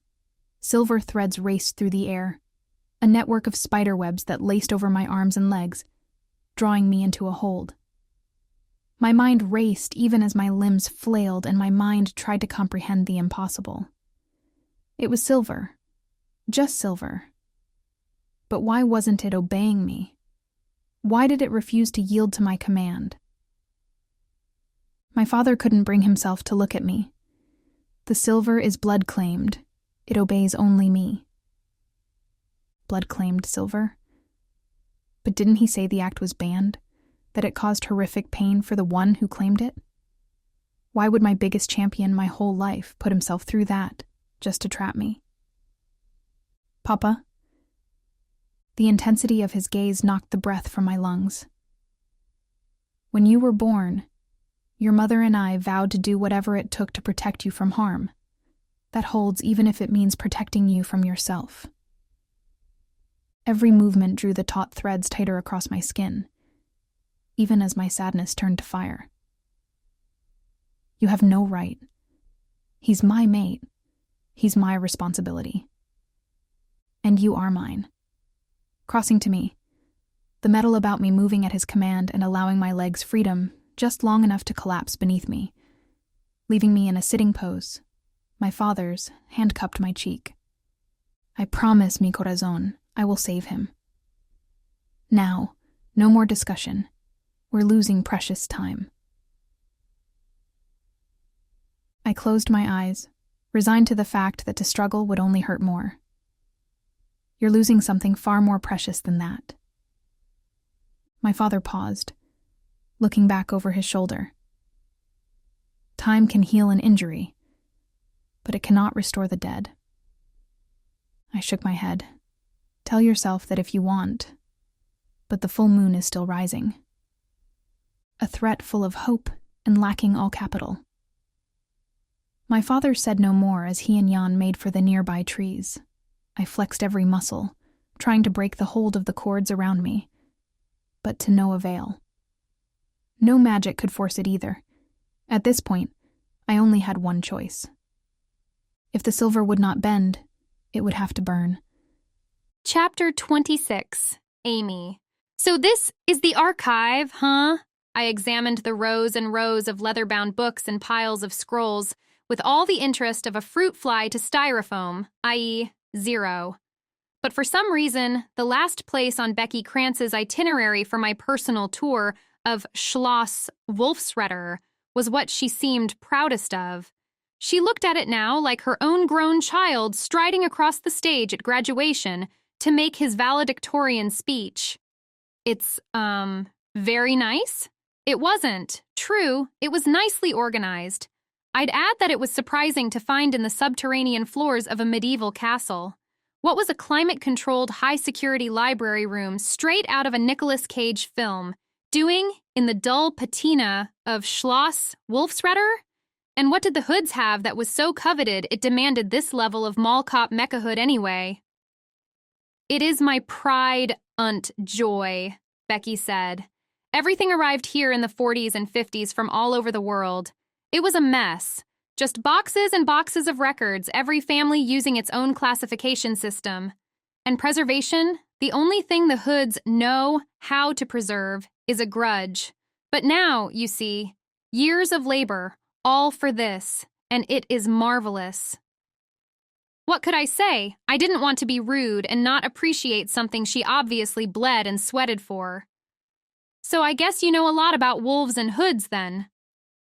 Of course. I am, perhaps, the world's foremost expert in lupine and wolfsredder genealogy. Wolfsredder. Yeah, wolfsredder, she nodded. Until recently, this is what the hoods were called, at least the Reds. Every line has its own term, reflecting their own culture and language. Wolfsredder is German for wolf watcher. Watchers, huh? Sounds voyeuristic. Then, finding a place where maybe the old Castellan and I could share some common ground, I adapted my conspiratorial tone. Bet you came across some dirt in all these documents, huh? Her face curdled. Of course, but I managed to clean all the documents without damage. I am a phenomenal archivist. No, I don't mean like dirt. I mean like dirt. Scandals. The dark underbelly of wolves and wolf writers. Wolfsredder. That's what I said. I put an arm around her, pulling her close. Tell me, Becky, what's the juiciest thing you ever read in all these books? Juicy? She shrugged. The hoods are not juicy, as a rule. I could have guessed that, having lived with Geri for 2 years. But surely there's something. I gave her shoulders a little squeeze. Come on, just between us, castrati. Castellans. Right? She paused, balancing her chin on a balled-up fist. Then, I suppose it would be the story of Homenschett. Becky Shantz, you kiss your mother with that mouth? Becky's smile fell away. My mother died in Auschwitz. Awkwardness put on its gloves and punched me in the gut. Jesus, I couldn't just not make a joke for once. Oh, I'm sorry. I didn't mean to. Luckily, the airlock around the door decompressed just at that moment, and in walked tall, dark, and stuck up, presenting me with a merciful deflection. Caleb! I exclaimed like he'd just brought me to the edge of release. Just in time. Becky was about to tell me about the story of He-Man sheets. The Castellan clicked her tongue. There is something quite wrong with your ears, girl. Caleb must have sensed my utter tumble into graduate-level social guffaws and allotted me a moment of mercy.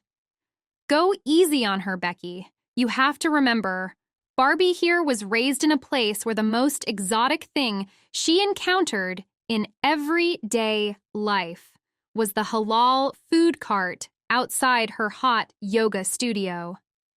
I balled my fists. It was a kosher hot dog stand, moron. He laughed away, my retort. Did she mean to say Homenschett? Becky grinned. Oh, you know the story of the first hood? Finally, someone who didn't try her patience. Caleb just charmed everyone, didn't he? A-hole. If you mean the ancient Egyptian priestess who got knocked up by Aten the sun disk god and had twins? Yeah, I know that story, Caleb said. My mom used to tell me it at bedtime when I was little. Well, that explains something. I cocked a hip. No wonder you're so sex-obsessed. You were programmed to fall asleep thinking about divine boot-knocking. The Slayer squinted at me. She put it in kid-friendly terms, of course. Only, Becky, Homenschett gave birth to the first Slayer, not the first Hood. It's the reason we have the power of the sun, being that we're descended from the sun disk god. I looked to Caleb, who looked at me, and I looked at Becky, who looked at Caleb. You don't honestly think that's true, do you? I asked. I mean, there's no such thing as Egyptian gods. Mythology is the invention of man. Caleb shrugged. So is money, but I'm a devout worshiper. Becky shuffled to a shelf on the far end of the room and pulled out a box about the size of a loaf of bread. No, I mean Slayer. Here, I will show you. She moved the box to a table and opened it, pulling out a scroll. As she unrolled it, the fragments pasted over a clean linen cloth came into focus, looking like something out of an old monster movie. In the center, a woman, wrapped in a beautiful white dress, sat on a throne, the sun blazing over her head and its rays shining down on her, On each knee, a baby, one who shone so brightly its features were difficult to distinguish, almost as if it were light. The other, cloaked in a blue robe, but with silver eyes. "There's the whole of it," Becky said. "The oldest version of the story I've been able to find anyway. Came here from the House of Black about 50 years ago, but I found mention of this through much of the Hood literature." I traced my fingers over the edges of the papyrus scroll. "Caleb, I'm no expert in this. I mean, a priestess impregnated by a god? Way above my pay grade. I'd laugh it off, but a year ago, if you had tried to convince me vampires and werewolves were real, I'd have said you were even drunker than me. If there's any truth to this, it means slayers and hoods come from the same origin, that we're in some way the same race." Chapter 27. Geri. A howl pierced the air, falling on us from the edge of the woods, just as the moon came up. Local wolves, of course. If there were hoods in this region, there would also have to be lupines. During full moons, packs roamed their lands, consumed by their animal natures, more beast than man. Obligated to walk on 4 legs, only alphas and the occasional beta could keep their Huey form under its power. I used to fear meeting one on a Feuernacht, suspecting such a meeting could turn into a kill-or-be-killed situation. My mother had always speculated that once I took my fire, the wolves would heed my summons. Under the light of the silver moon, I drove awareness into my soul, beckoning them, appealing to them. "Help me. My mate is a prisoner, and I am trapped by those who've betrayed me." The words turned and twisted in my head, radiating out, a beacon for any help. After a few minutes, sweat beaded my forehead, even as the night descended and the temperature dipped. The howls faded. Then padded paws crunched the snow. Golden fur rimmed a brown face. Smaller than the packlings I'd been raised with, the alpha still commanded grace.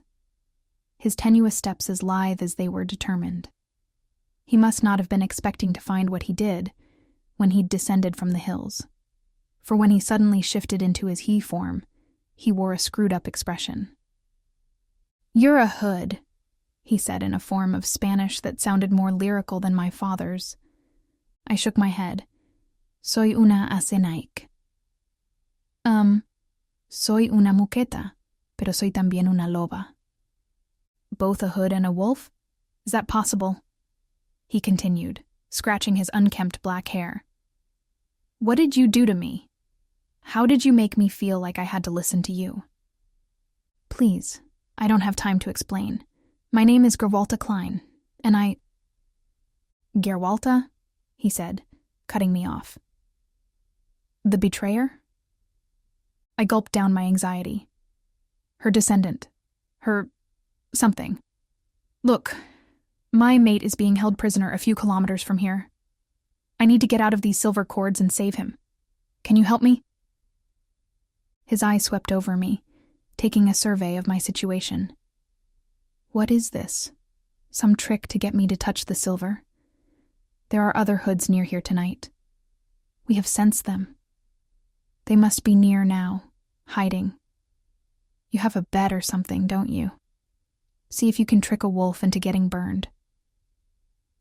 No tricks. I swear. I'm not lying. Please, the cord is woven too tight for me to unravel. If you'd just loosen it a bit, I could do the rest. You're an alpha at full moon. I'm sure you're strong enough to bend it. You can rip off one of my sleeves or get something out of one of those cars, so you don't have to touch it. You are a hood, no? You should be able to will the cords away yourself. Normally, yeah, but these are... I struggled for a word in Spanish. I knew that would work. Defective. Defective? The alpha's face curdled. If you are a hood who cannot wield silver and a wolf is not burned by it, it is you who are defective. I don't believe any of this. He turned. I'm not falling for tricks. A word of advice, Hood. Next time you play this game with another wolf, Do not claim your name as the one all hoods loathe."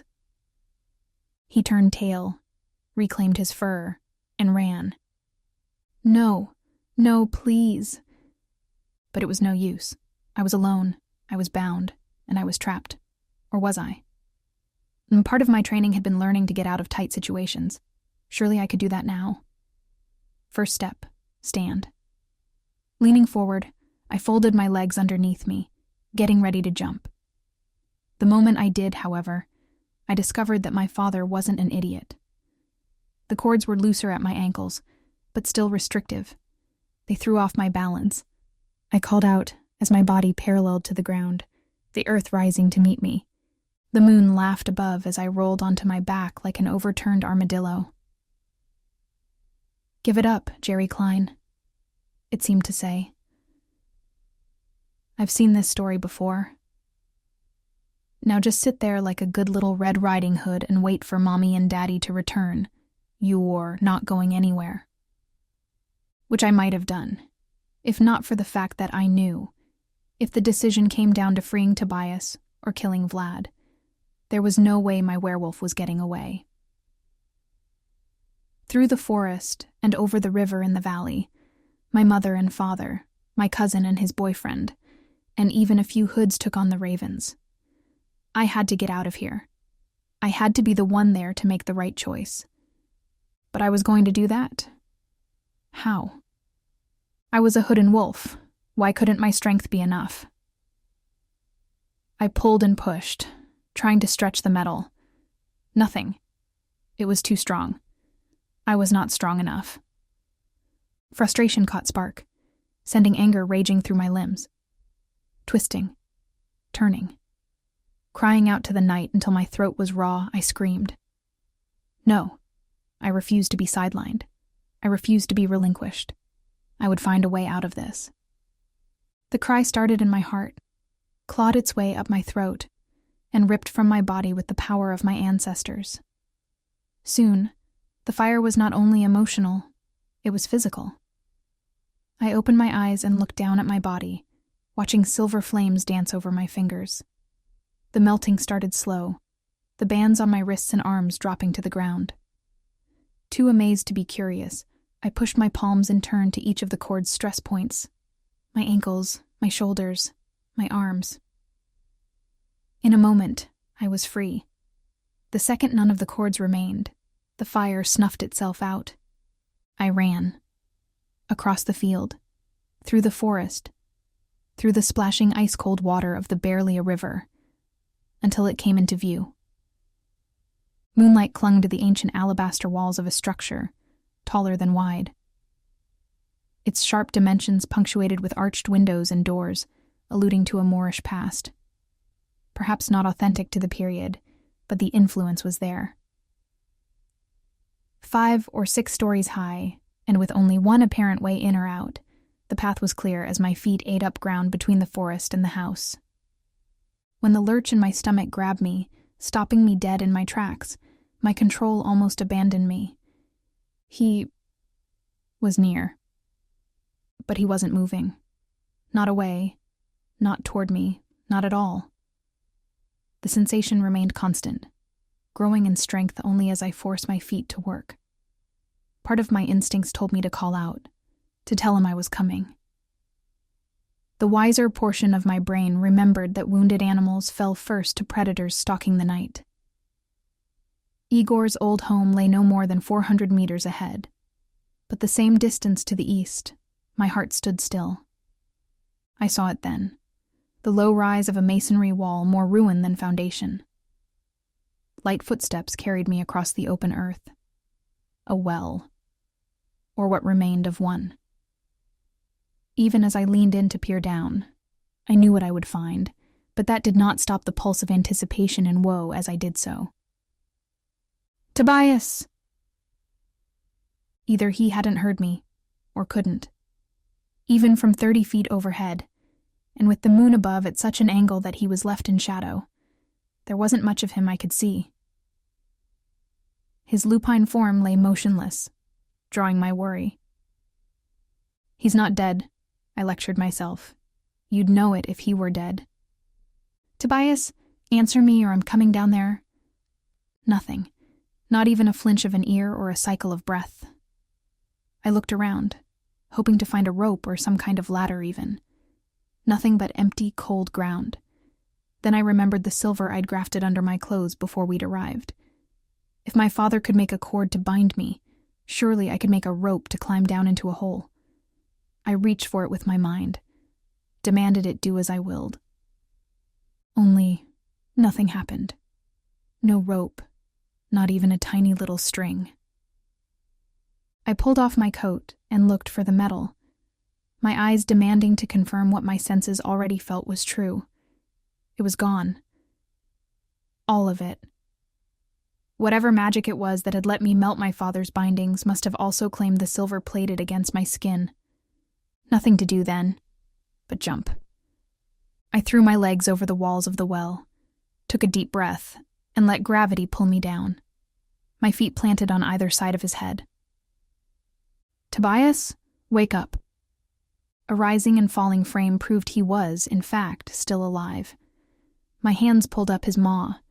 He was thinner than the last time I'd seen him, but his body seemed in good condition. Why was he here? And how was I going to get him out? The effort would strain my abilities, but I could probably lift him.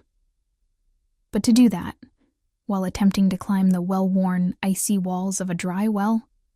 No way. I'd just have to hope I could find a way to wake him up.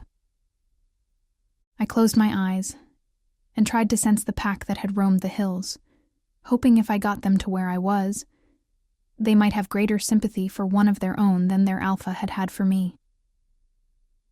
On the edge of my abilities, I found their energy and gave it a slight tug, asking them to circle back to me.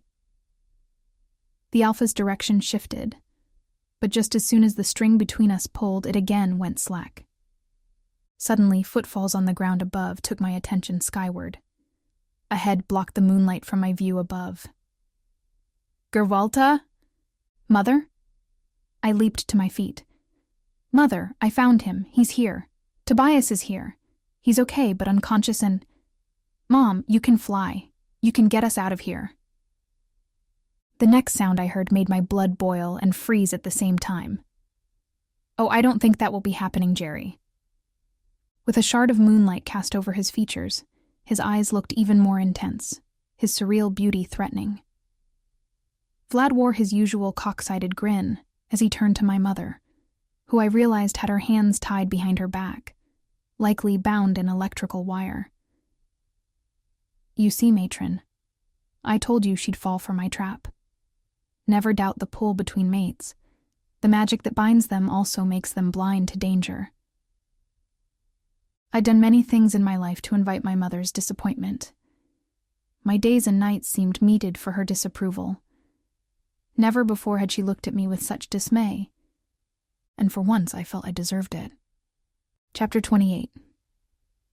Wind flew from my lungs, leaving me gasping, powerless. Electrical wires, charged by a small battery pack taped on my back, encircled my wrists, leaving my hood abilities inert and my hands bound. A moment later, the vampire threw Tobias down beside me. He was still fast asleep, knocked out by whatever drug Vlad had given him. I struggled to survey the area around me, searching desperately for the others, but all I found was Vlad and my mother seated at a table, both with cups of tea. Miss Klein. The vampire raised his cup my direction, saluting me. I wonder if you now regret refusing a place in my harem. I rolled onto my back and managed from there to sit up, despite the ache in my ribs. My only regret is not slicing off your head when I had all those swords around me. Ah, yes, that would have led us down a different path for sure. He took a sip, smacked his lips before putting the cup down. Your mother and I were just talking terms, but ones concerning you were just wishful thinking until you arrived. Thank you for your haste. Terms? The question was directed at my mother, who had the gall to be stoic. What terms? But it was Vlad who answered. The offer on the table is this. You will stay with me Provide me and my clutch with your blood, and I will allow you and your wolf to live a rather comfortable and accommodating life under my protection. All the other fools we've captured tonight may go free. But refuse me, and everyone else dies, while you will only be able to wish that you were." I mused silently for a moment. Sounds awful, like the one the Sultan gave you. Life in a gilded cage, comfort but no control. You think I don't see the insult? What do I care if you do? Vlad snipped. It will not render your choices altered. Why am I so important to you? I spit back. You have my mom at the table. Offer to trade me and Tobias for your whole harem back. You can set up your little breeding compound where you like and feed indefinitely. My head swung back to my mother, but her expression revealed nothing. Defiant and uncompromising, she'd admit to no fault, whether or not there was one to be had. Was she a prisoner too? Or had she gone in to meet Vlad as her equal? Where were the others? Marcus? My dad? Yan?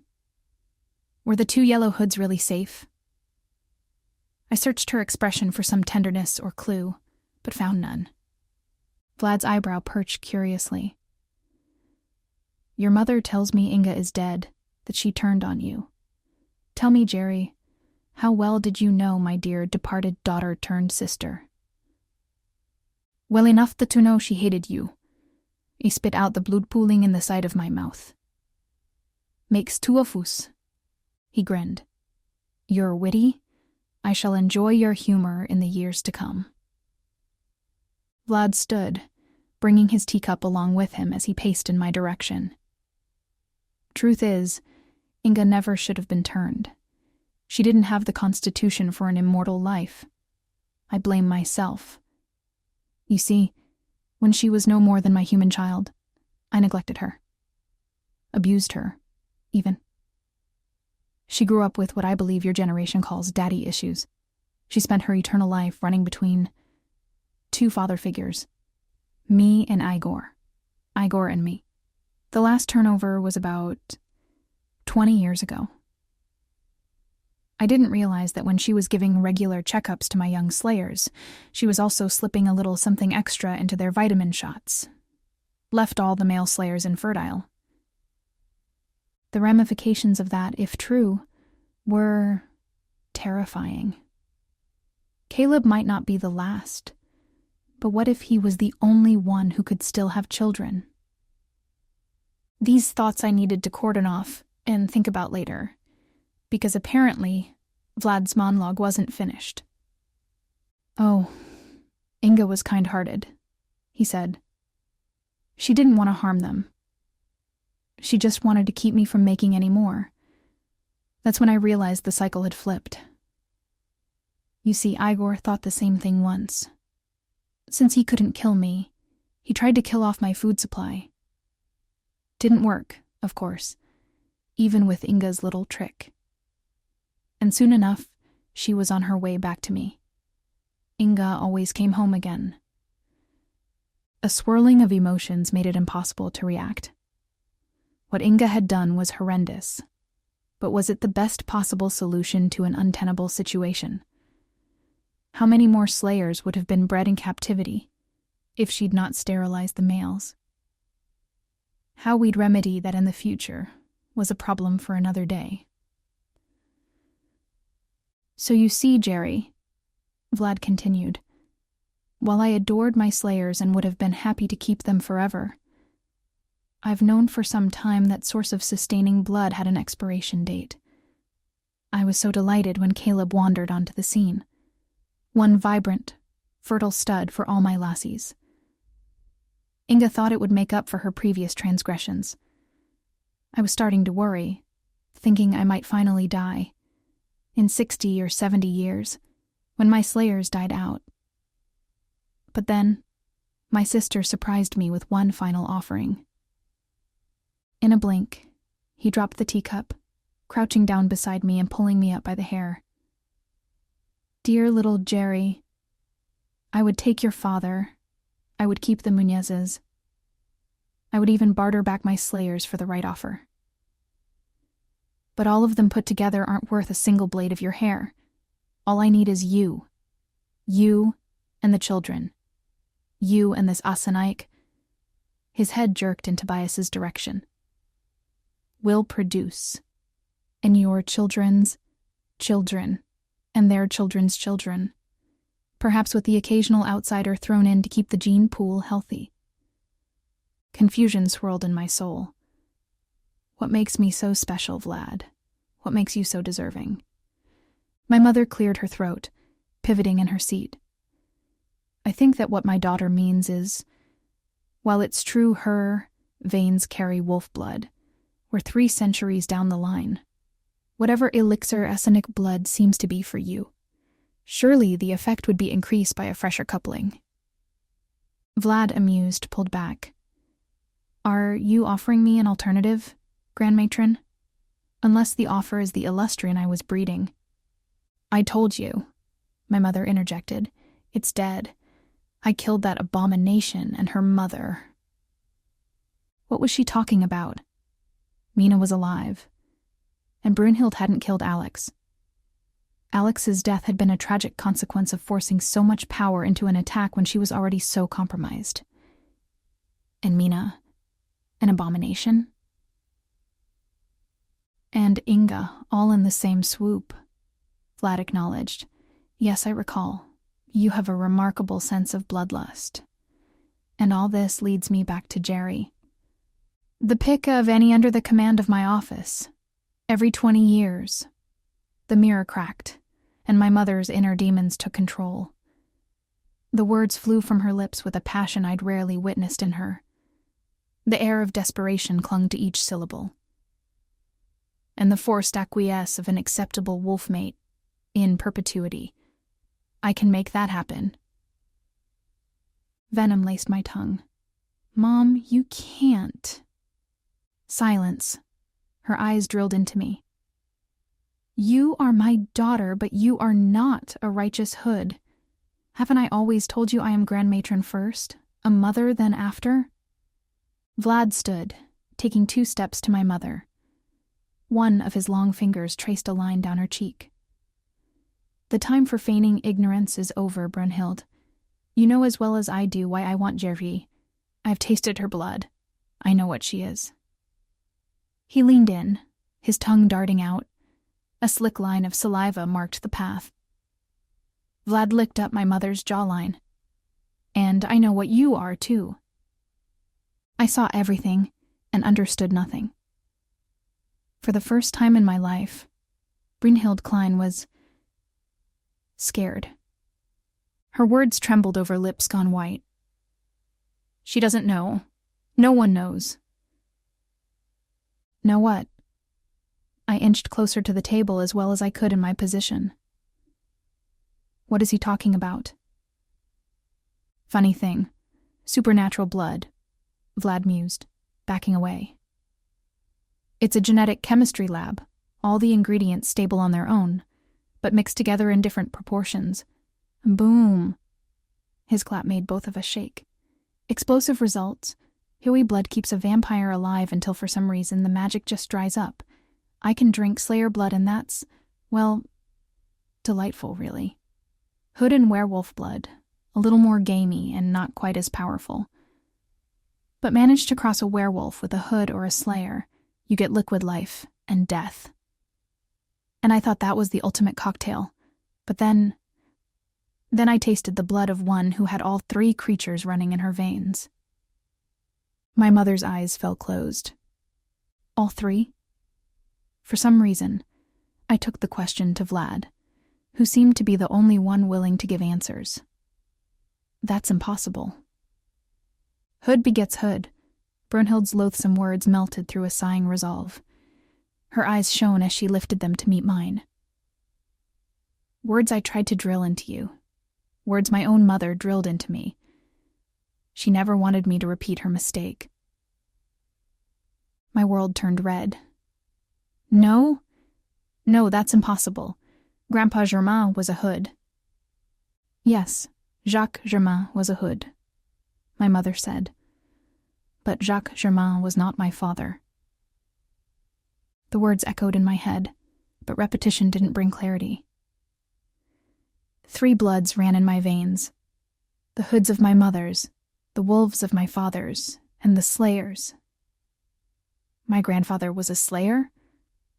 My mother was half-slayer? Suddenly, Caleb's words while descending from the tower came back to me. All I'm saying is, I've never heard of Silver Flame until now. When I pressed my brain, I realized that I hadn't heard of another hood with the talent either. Except for me. Vlad held his hands to the sky. And truth, like a blanket, grows heavy and smothers out our misconceptions. The vampire refocused on my mother.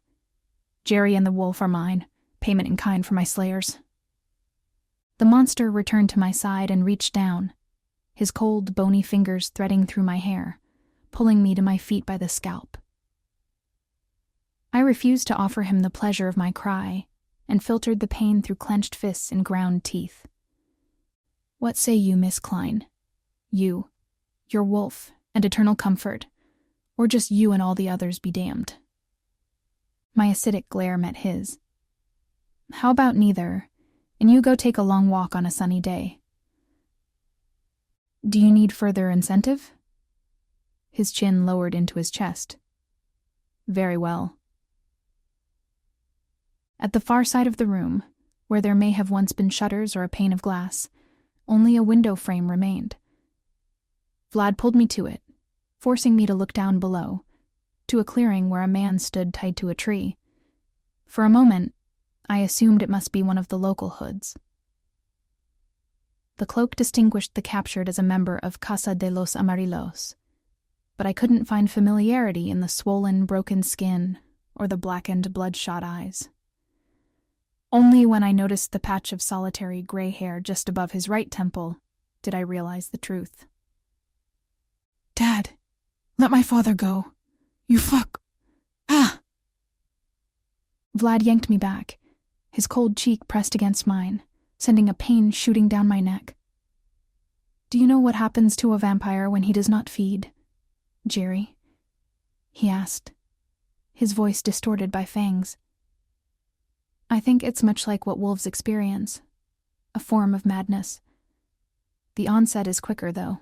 It's been 7 weeks since Istanbul, when you were kind enough to leave my own father behind, who I've made certain hasn't had a drop of blood in all that time. I shook my head.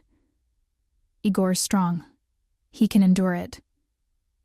In his prime, perhaps, but at his age... Vlad laughed. If not for his kinship with your distant cousins here in Navarre and their blood, he would have disintegrated long ago.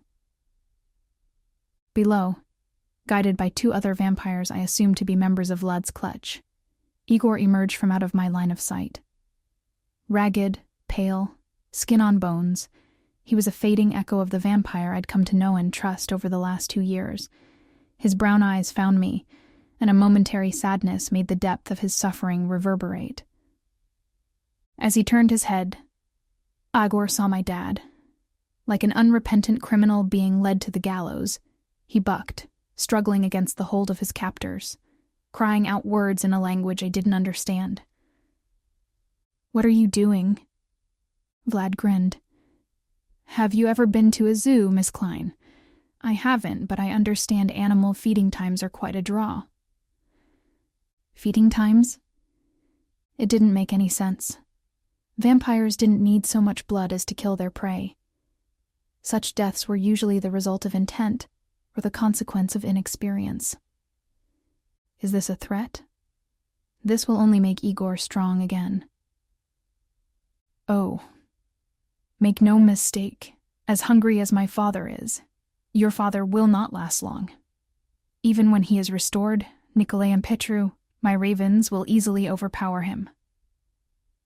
Fear kicked in at last, my heart pounding like a wild thing in my chest. The decision was in my hands, but its implications burned.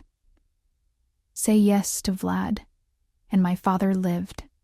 Say no, and watch as he methodically killed every person he'd captured tonight and forced me through who knew what kind of tortures. Until, at last, battered and used up, he disposed of me, too. Niña. My father's eyes caught mine from below, blazing courage. Te amo. Siempre te amo. Tell your mother I forgive her. Pietro. My mother's voice broke in its fierceness. Vlad, no. I'll do whatever you want. Vlad waved his hand, and the vampires below let loose their charge. I closed my eyes, for even what my ears heard overwhelmed me. My dad's cries gargled through blood, and my mother's through terror. But despite refusing to see it, I suddenly felt it. His anguish, his despair, his life ebbing away. The wolf within my father reared its head, let out one last sorrowful howl, and fell into darkness. My knees gave out on the spot just as the vampire released his hold, letting me collapse. I forfeit. He curled a hand around his ear. What was that, Miss Klein? Do speak up. I said, I forfeit. I threw my head back to fix him with a stinging glare. Tobias and I will stay with you. We'll breed, but let the others go and swear you'll leave them be forever. Not so fast. Vlad crossed to where my mother sat, her face covered in tears, but her expression molded by hate. Your word as well, Brunhild. Your daughter and her mate remain my guests for life, and you will forget she even exists. Understand. If I ever catch a whisper that you or any hood under your command is so much as looking for me, I'll destroy you all. My mother's words came through restrained tears. None under my command shall pursue you. I swear this as the Grand Matron of the Wolf's Shredder. A drunken grin spread across Vlad's face. The old names. I do like them. Ladies, we have an accord. Hurry up now, matron. Time to grab your little commandos and be on your way. Oh, but before you go... The vampire crossed the room to where a shopping bag had been left on the floor. I'd thought it garbage. Some bit of refuse left behind in the rundown abode by a squatter. I should have known better. Vlad crossed to my mother as his hand went inside the bag. What he pulled out seemed impossible. A blade. A silver blade. One only a few inches long with tiny jewels encrusted in its hilt. As a weapon, it was useful, though not big enough to do any serious damage to a vampire. As silver, it was useless. For the first time in my life, I understood why such an object had been bequeathed to me, instead of merely being recycled into another form. It was my grandmother's dagger, and the silver must have been blood-claimed by her. Vlad used the dagger to slice away the electrical cord, binding my mother, before turning the hilt and shoving it into her weapon hand. A token of good faith. Your daughter left this behind in Istanbul. Take it with my good wishes. The self-proclaimed sultan snapped, and with that, a fourth and fifth vampire walked into the room. Reality hit, punching me in the stomach. All 5 ravens were here. If I just had a way to attack, we could take them all down now. But the little voice in my head scolded me. And leave Tobias unconscious, and open to attack, trusting in the honor system that they wouldn't go after him. Smart move, Klein. The only way we'd take them out like this was if we set off a bomb. As a rule, Soups didn't deal in explosives. We were of the old world, and fought with its rules. Only, as I thought about all I'd learned tonight, I realized we did have a bomb. 2, in fact. And now that Vlad had unwittingly given my mother a fuse to light them, the plan forming in my head just might work. Mircea, Vlad said to the vampire on the right, who couldn't have been any older than me when he was turned. Escort our guests to town. Do not release their bonds until daybreak. Minea. The other vamp, A man who could have been Inga's brother based on his looks dipped his head. The sedative we gave Mr. Sumfield should be wearing off soon.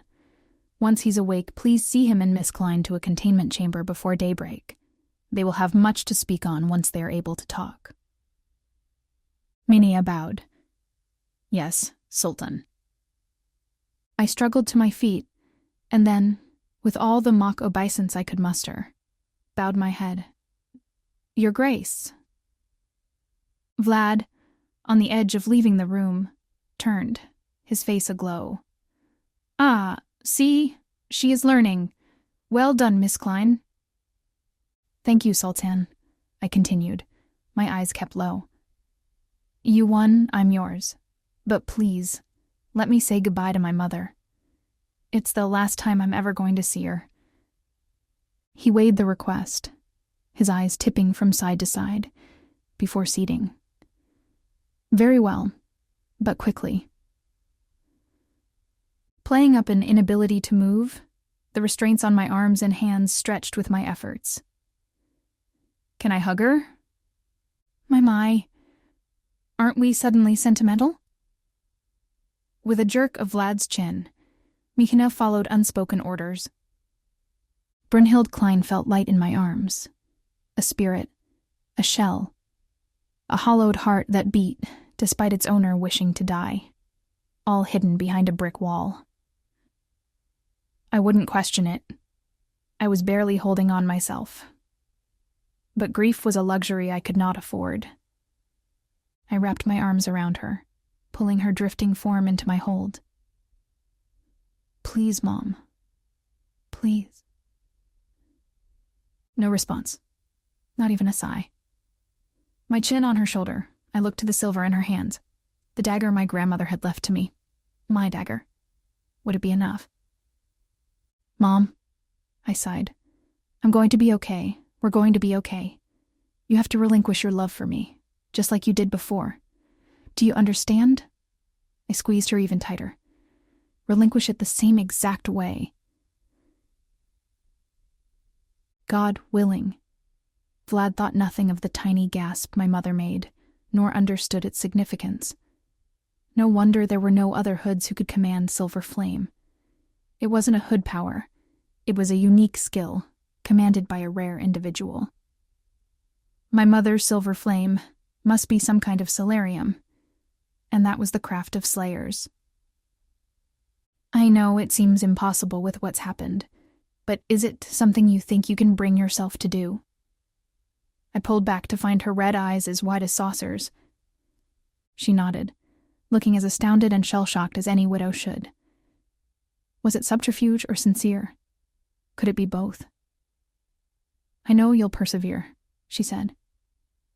You are strong. Stronger than I ever dreamed.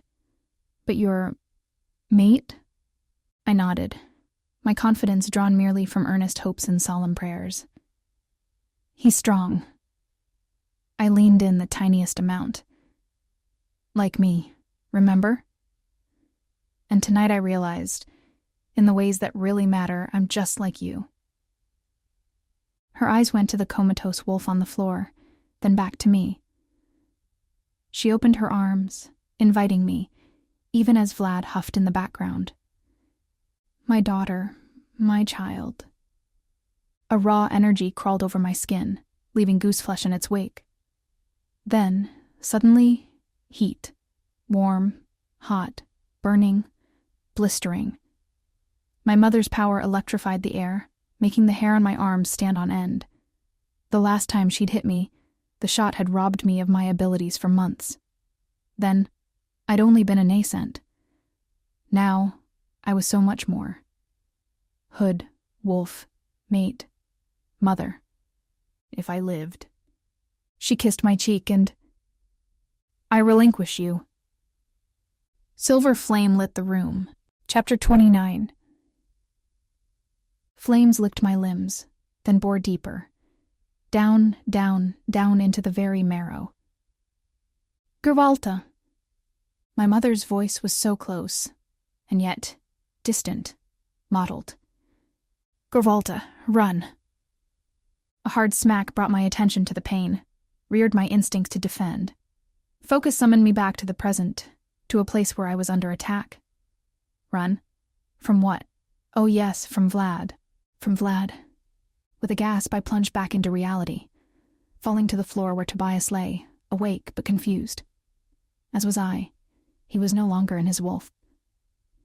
Geri. Sluggish, he pulled himself onto his elbow. Geri, what are you doing here? No time.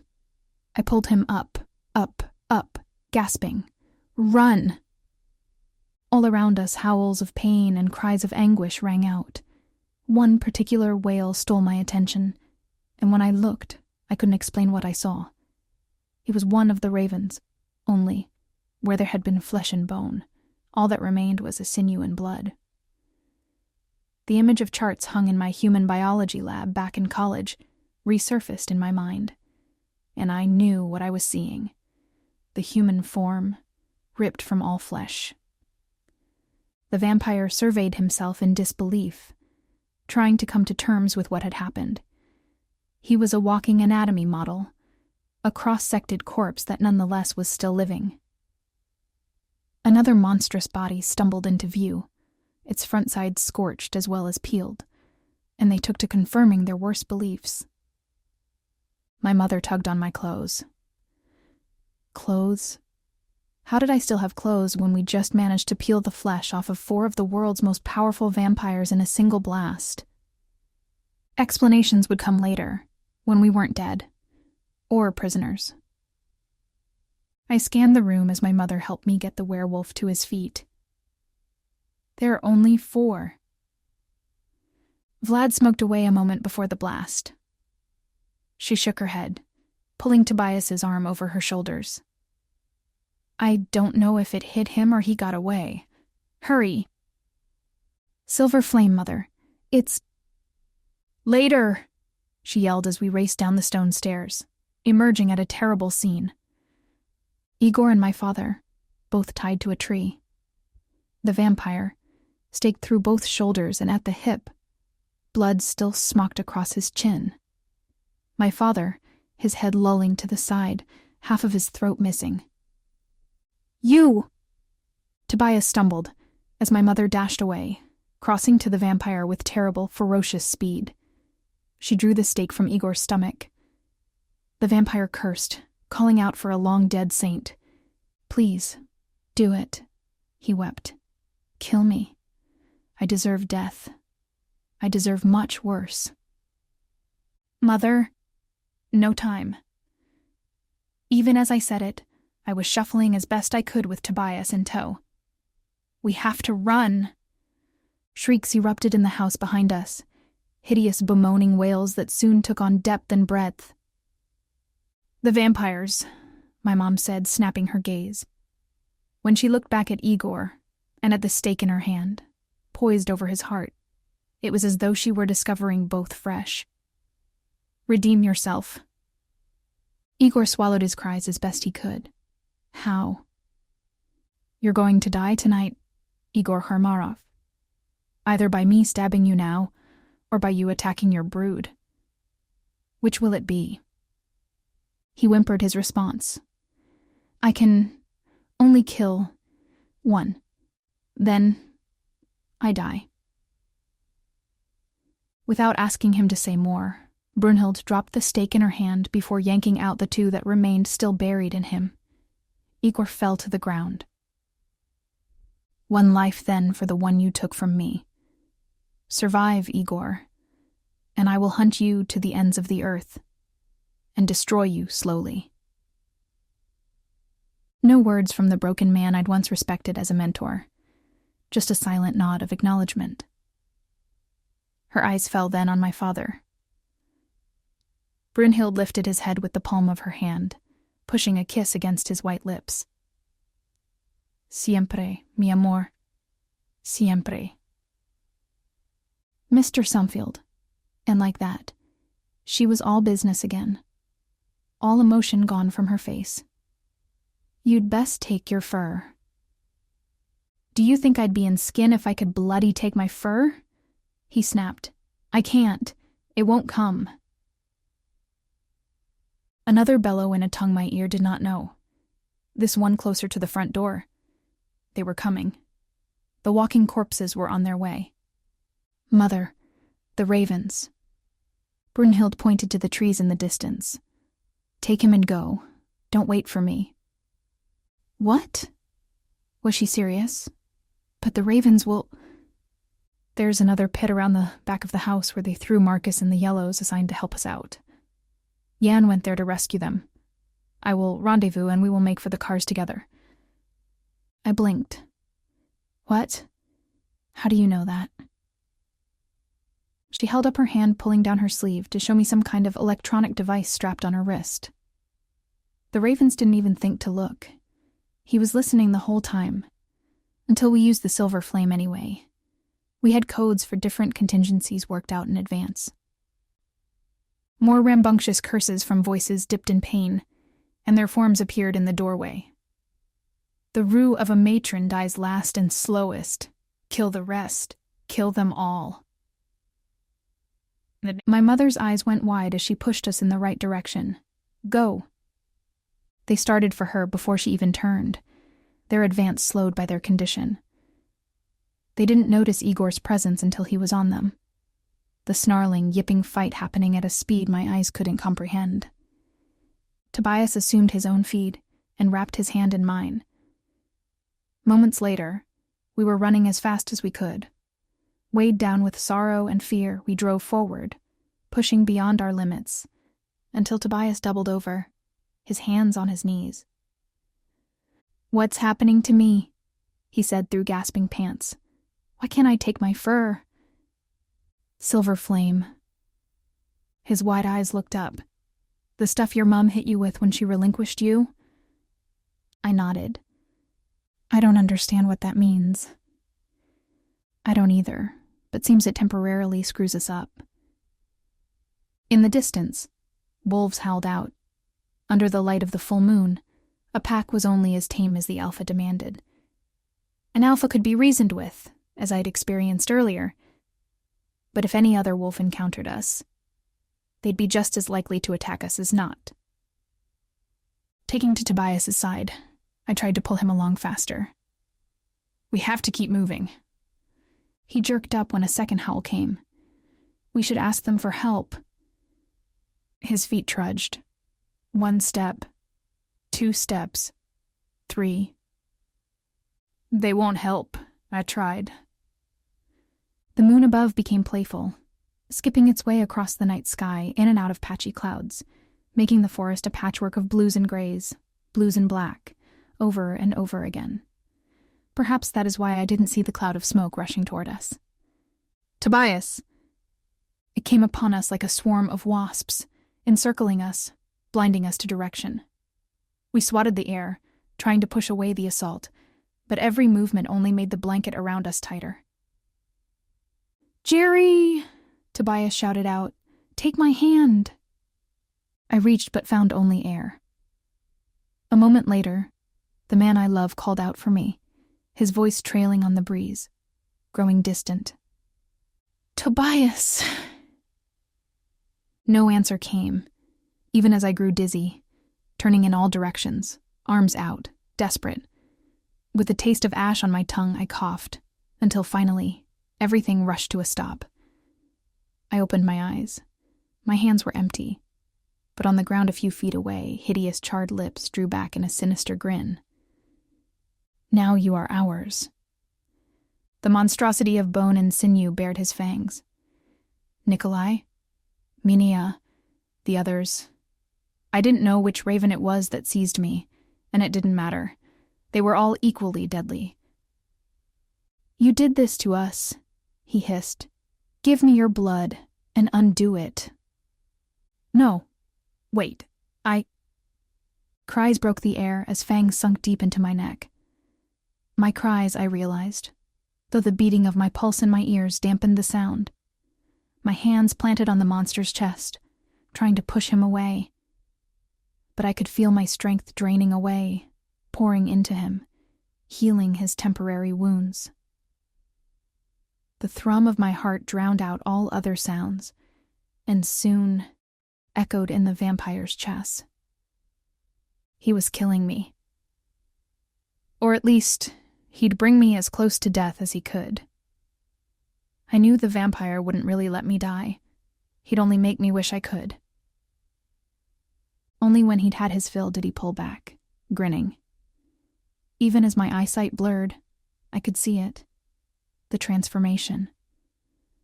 Fresh flesh spun in webs over him, stitching together a plane of perfection silver flame had singed. His hair, mussed and scorched, became fine and flaxen. Those smiling lips rejuvenated, taking on a rosy glow even a vampire couldn't hope to achieve. Almost like he wasn't a vampire at all. If not for his hold on me, I may have fallen to the ground. The very next moment I did. Not because the monster had let me go, but because he pushed me down. One fang curled over his bottom lip as he paced my direction, even as I made a feeble attempt to back away, my elbow pushing me up. His hand went to the button of his slacks.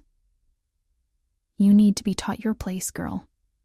You are ours now, and we will have you in any way, in every way we desire. No. Jesus, no. Any normative calm was gone. The vampire growled his words. Anything and everything, you insolent mortal cur?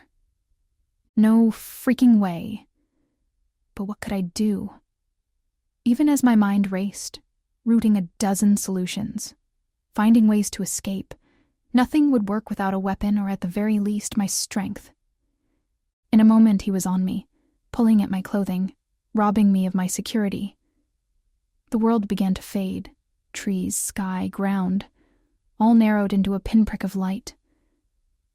This was it. I'd failed. Not just Tobias, but everyone. Mina, Amy, Caleb and the Slayers. Even my mother.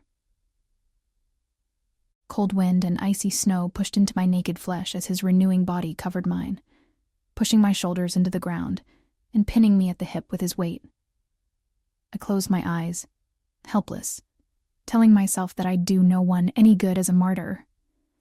This was not death. I would survive this. And in time, the vampire would pay. They all would. I bit my lip and tried to think of anything else but this place, and this moment.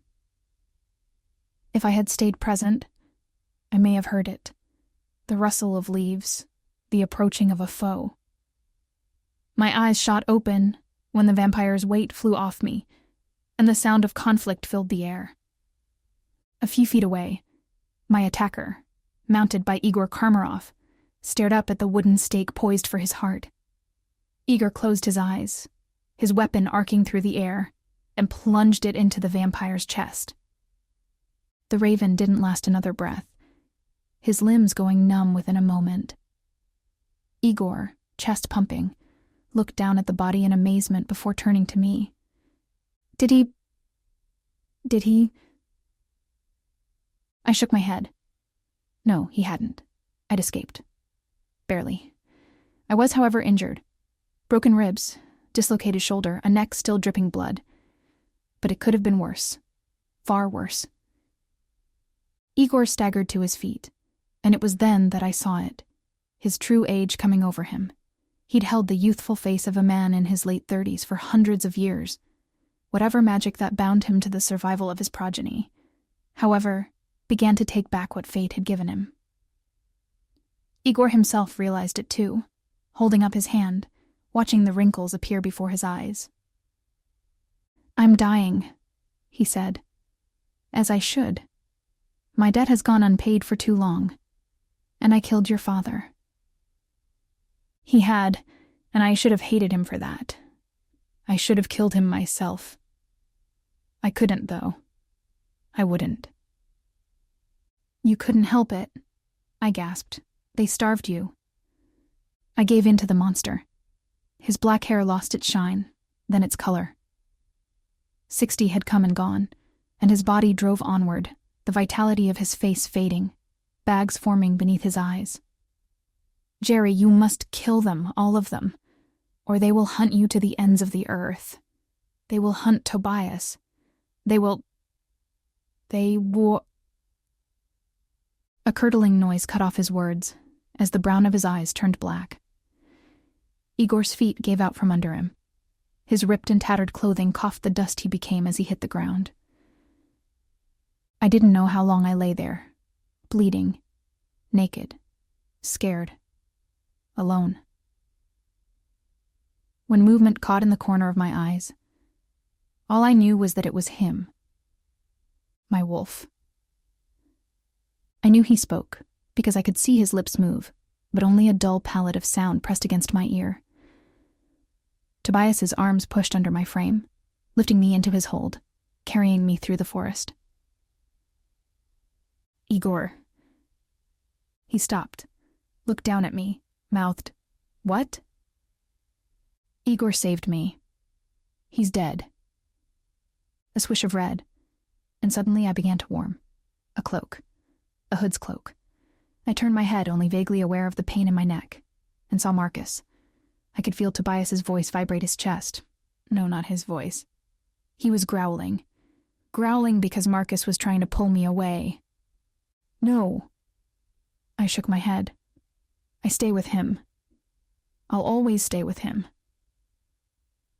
Marcus mumbled something I couldn't make out. A cloth pressed into my neck. From where? I didn't know. It staunched the flow of blood, but even I could feel my lightheadedness. Perhaps the loss was already too much. Could I be dying? Could my world be fading from my sight? It didn't matter. I'd saved Tobias, and that's what I'd come to do. Geri? He pinched my chin, turning my face to his as my eyes fluttered closed. My hearing must be coming back. I smiled. I heard you say my name. Say it again. Geri. Geri. Chapter 30. Amy. 3 quick taps on the door before Caleb's head peeked in. What's the point of knocking if you're not going to wait for me to say if you can come in or not? We might want to add etiquette lessons to the Slayer training program. Tall, dark, and presumptive, smirked. If I were here to see you, I'd have waited, but I'm here to see her. He pointed to the bundled baby in my arms. As if Mina understood, she had a gentleman caller. Her tiny little blue eyes opened, scanning the room, finding the arrival. I swear, that child was already smitten with her adopted Uncle Caleb. He was going to spoil her rotten. You seem to have taken to being an auntie pretty well. He settled down on the bed beside me, reaching up to stroke the billowy puff of red hair on the baby's head. I thought you said you wanted nothing to do with babies. I don't, I assured him. But Mina isn't a baby. She's like a little kitten. She's half werewolf. Fine, puppy then, I snapped. My point is, she doesn't scream and shout and act like the world is ending because of a wet nappy or anything. She's special, and I like her just fine. Who was I kidding? I loved the little thing. We all did. Hell, even the hoods who saw her in the courtyard when we'd taken a walk earlier went gaga over her. And according to Marcus, most of them were so high and mightiest. They questioned the reverence of saints. I pushed on. At least tell me you're here, because you have news. Did they finally say Geri and Tobias could have guests? The sparkle in his eyes dulled as his hand and eyes dropped away. No, they're both still isolated at the top of the tower. No one's allowed up there except Brunhild and Petunia. Even Marcus says he's embargoed. Darn! It had been 2 days since they'd come back from Spain. 2 days since the horrific word that the mission to kill the ravens failed. Well, wasn't totally successful anyway. 3 had been whacked, I'd heard from Jan. The Grand Matron managed to take out 2 during the escape, and Igor Karmarov had given his life to destroy another. That left 3, one of them being the big bad daddy vamp, Vlad Tepeş. As sad as that was, worse news came later. Geri's dad had been killed during the mission. Officially, Pietro had been exiled at the time of his death, so he wouldn't be allotted any memorial, which, IMHO, was sucky on the hood's part. I mean, damn. But unofficially, his death painted a gray cloth over everything and everyone, most of all Brunhild, who'd left the compound soon after getting back to Triberg and hadn't been seen by anyone since. Mina grunted, her little lips puckering and drawing me from my reverie. Looks like someone is hungry again. I swear, at the rate this child eats, she should be the size of a sewer rat by next week.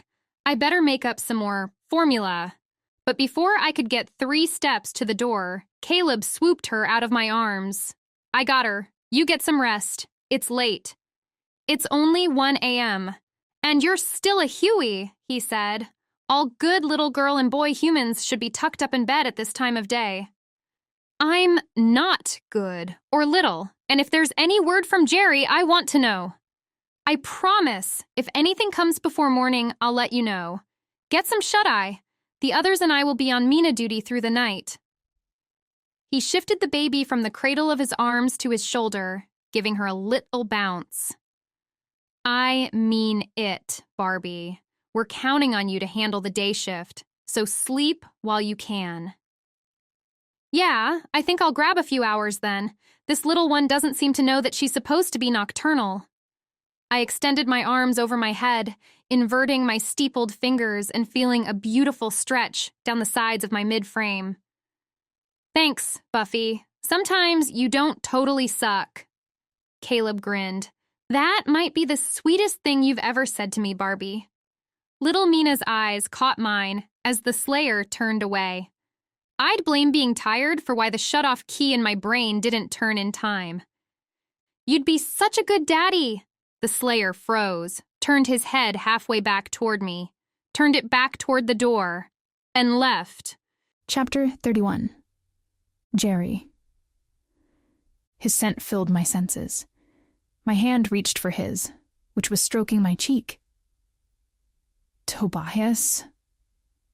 Slowly, the world came back into focus. I opened my eyes to see Beauty, my love, my wolf, my mate, smiling down at me. He'd grown a full beard, which, combined with his usual mess of shoulder-length hair, made him look like a lumberjack who'd escaped a Pacific rainforest. But I didn't care. I'd take him bald or wild, just as long as I had him. I reached up, tracing my finger over the significant beardage. Hi there. His eyes closed as he huffed out his relief, his forehead falling to mine. Bloody hell. I thought I lost you. I thought you'd never wake up. I rescued you, I said, like that was the perfect counter-argument to being comatose. I came for you. He grinned as he pulled back. Yes, you did. You total badass, you did. But with consciousness came memory, and the realization of the cost for his delivery. My father. His smile dissolved. I'm sorry, Geri. Panic struck my heart. Marcus, my mother. They're okay. Mourning, but alive. Thank gods for that. At least tell me we killed all the ravens. He shied away his eyes. Your mother killed 2. Igor a 3rd. But 3 managed to bugger off. I pushed myself up by the elbows, ready to jump to my feet, but stopped when I realized I was in a bed. With Tobias. I sat up, observing the space. No doubts about where we were. The carved wooden bed frame, the dark velvet bed curtains, the large oval window that opened out to the view of the valley below.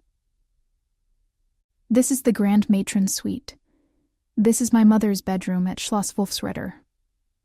I turned to Tobias. And you're here, in bed, with me. The lupine averted his eyes and pushed himself off the bed. He adjusted the bathrobe tied around him as he took to his feet. I swear nothing happened. I've been in my wolf most of the time, just as soon as I was able to do it again. I only took on my skin when I noticed you were waking up. No, it's fine. I rushed to reach out to him, throwing off the blanket and scooting to the edge of the mattress. a white nightgown that would have run down to my feet if it wasn't twisted around me, impeded my movements. Something pulled at the fine hairs on my arm as I moved. I winced and pulled up the left full-length sleeve to discover a bandage covering a patch of skin. I suspected an IV line had been there until very recently. Had I slept through its placement, let alone its removal? How long was I out? 3 days, but only because that Petunia hen put you in a medically induced coma. She wanted to make sure the worst of your injuries healed before you could argue with her. I guess everyone thought you'd fight your way back to Spain if they'd woken you any sooner. Good thing hoods heal with superhuman speed. It's still red and swollen, but the skin has closed over. 3 days. I've been out for 3 days and you've just sat there the whole time? I asked. How did you get up here to begin with? Wolves aren't allowed in Schloss Wolfsretter without being bound in silver. To have a wolf in the tower, though. I'm surprised the council didn't riot. He smirked. I'm sure they weren't happy, but no one's going to attack the decisions of a grieving widow. Not even a freaking hood. His words trickled off just as my sadness rose anew. My dad. If he hadn't bound me in blood-claimed silver, I would have been with him when he'd been captured. Maybe I could have fought off the ravens with him. Maybe things would have been different. Maybe so many things. Nothing could be done when a page was turned. The story stopped for no one. His was just another name of the fallen now, joining Igor, Inga, Kara, and Alex, the last one leaving behind. I leaped up. Oh my God, Mina! Tobias's mighty arms caught me as I tried to fly past him, as if I knew where to go. Hold up now. Explain yourself. Mina? The baby, I said, pulling back. It's complicated, but she's mine. Ours. I mean, she's our pack. She's our daughter? The wolf grinned, pulling me into his embrace. Is that the word you're looking for, Geri Klein? I swallowed, even though his scent was making me dizzy. No. Yes. Maybe? I'm her godmother, and, well, her mother died, so I just assumed. We haven't had a chance to talk about if we were going to have kids or not. I mean, technically we're not even mated yet. I mean at all. And who has kids before you're even a couple, right? But with Mina. And given the situation. Tobias brought his hand between us, pushing a finger against my lips. Shh. Quiet now. I felt the quickening, too. I knew she was ours. If that is as a daughter, then we have a daughter. The girly parts of me wanted to swoon, but the hood parts of me were doggedly practical and wanton of formality. I lowered his hand. Did you mean what you said in Istanbul? Or has whatever happened to you these last weeks changed? A moment later, his mouth claimed mine. The kiss a better answer than any spoken word could be. You and I will have a proper munch later, and discuss what happened. But let's get this set right from the get-go. Another brush of his lips, this one softer, and yet more intense, chased by another. I love you, and I have every intention of formally mating you just as soon as possible. I love you too. Another visit of his mouth on mine, and I was positively melting in his arms. We lowered to the bed, me laying down on my back, him hovering over me. But is that even possible? I threaded my fingers through his mangy hair, pulling him closer, deepening the connection. You were already mated once. It's not supposed to be possible. Can we be together that way? He bit my lip before pulling back to examine me. There's only one way to find out. His hands gathered the nightgown and inched it higher, building delicious anxiety with every bit of territory he claimed. I licked my lips. There's no rush, Tobias. After what you've been through. If you need time. I don't need time. I need you. He paused midway, kissed the rise of my hip bone, dotted the planes of my stomach with his lips, the white folds of cloth filling his hands. And if there's one thing I've learned, it's not to waste time doing what's proper, when you could spend your time doing what's possible. I love you. I'm in love with you, and I don't want to lose you again. I want you as my mate, my friend, my lover, my companion. I want you as the mother of my pups. The logical and rational Geri tried one last hostile takeover of my brain. They'll never understand. Not the hoods, not the wolves, nobody. Our lives will be... He paused, looking up from where his 2 fingers had hooked around the top of... When had someone put underwear on me? Hard as Hades, he said, pulling down the cotton band with aching deliberateness. Yeah, I know. But at least at the end of the night, I'll be with you. No panic, no pain, no sudden anxiety. Nothing but peace. His eyes stayed locked on mine as he pulled himself over me, and as his mouth closed in on mine, so did his heart. He was my wolf, and I was his. Epilogue. I bit my lip. Sensing in every fiber of my being what even the patch of sky I could see through the windows above had yet to acknowledge. Dawn was coming. But she was not. Tobias pulled me under his wing, squeezing my shoulder. It's not about you or Mina. She's grieving the loss of her mate. She needs time and space to do it. However, she needs to. The old familiar streak of guilt ran the length of me.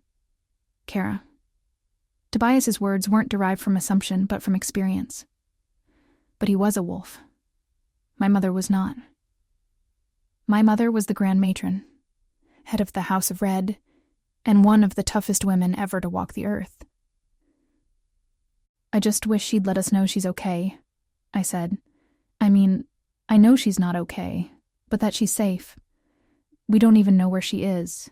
If something happens to her... Shh. The lupine pressed a kiss against my forehead. The shift of my body made Mina flinch in her sleep. Tobias kept his voice low, trying not to wake her. Nothing will happen to Brynhild Klein. And now that I'm back, nothing's going to happen to her daughter either. He ghosted a finger down Mina's cheek. Or our daughter. A rush of warmth filled me. Our daughter. Tobias and I had had one of the quickest progressions to establishing a family in history. Here we were, parents, even though we'd only slept together for the first time 2 nights ago. And the second time later, the same night. The 5th through 8th times, in the past 24 hours. His lips claimed mine for a kiss that was all too brief. Barely had we touched when the doors leading to the courtyard of the inner bailey opened, and Rebecca shuffled in. The grin on her face brought a blush to my cheeks. Are you ready? Or do you want me to watch the baby and tell everyone to wait so you can sneak a quickie in the armory? Tobias cleared his throat and pulled back his focus to the ground. How curious that a wolf was so prudish when it came to a little raucous humor. Then again, he was English. No, Becky, I said. The sunrise waits for no one. Thank you. We're coming now. The Castellan winked and left us alone, leaving the door open in her wake. Formal affairs required formal attire. My cloak materialized into existence with my beckoning, falling over my shoulders and covering me down to my calves. I shifted Mina so I could cradle her with one arm and offered my free one to Tobias.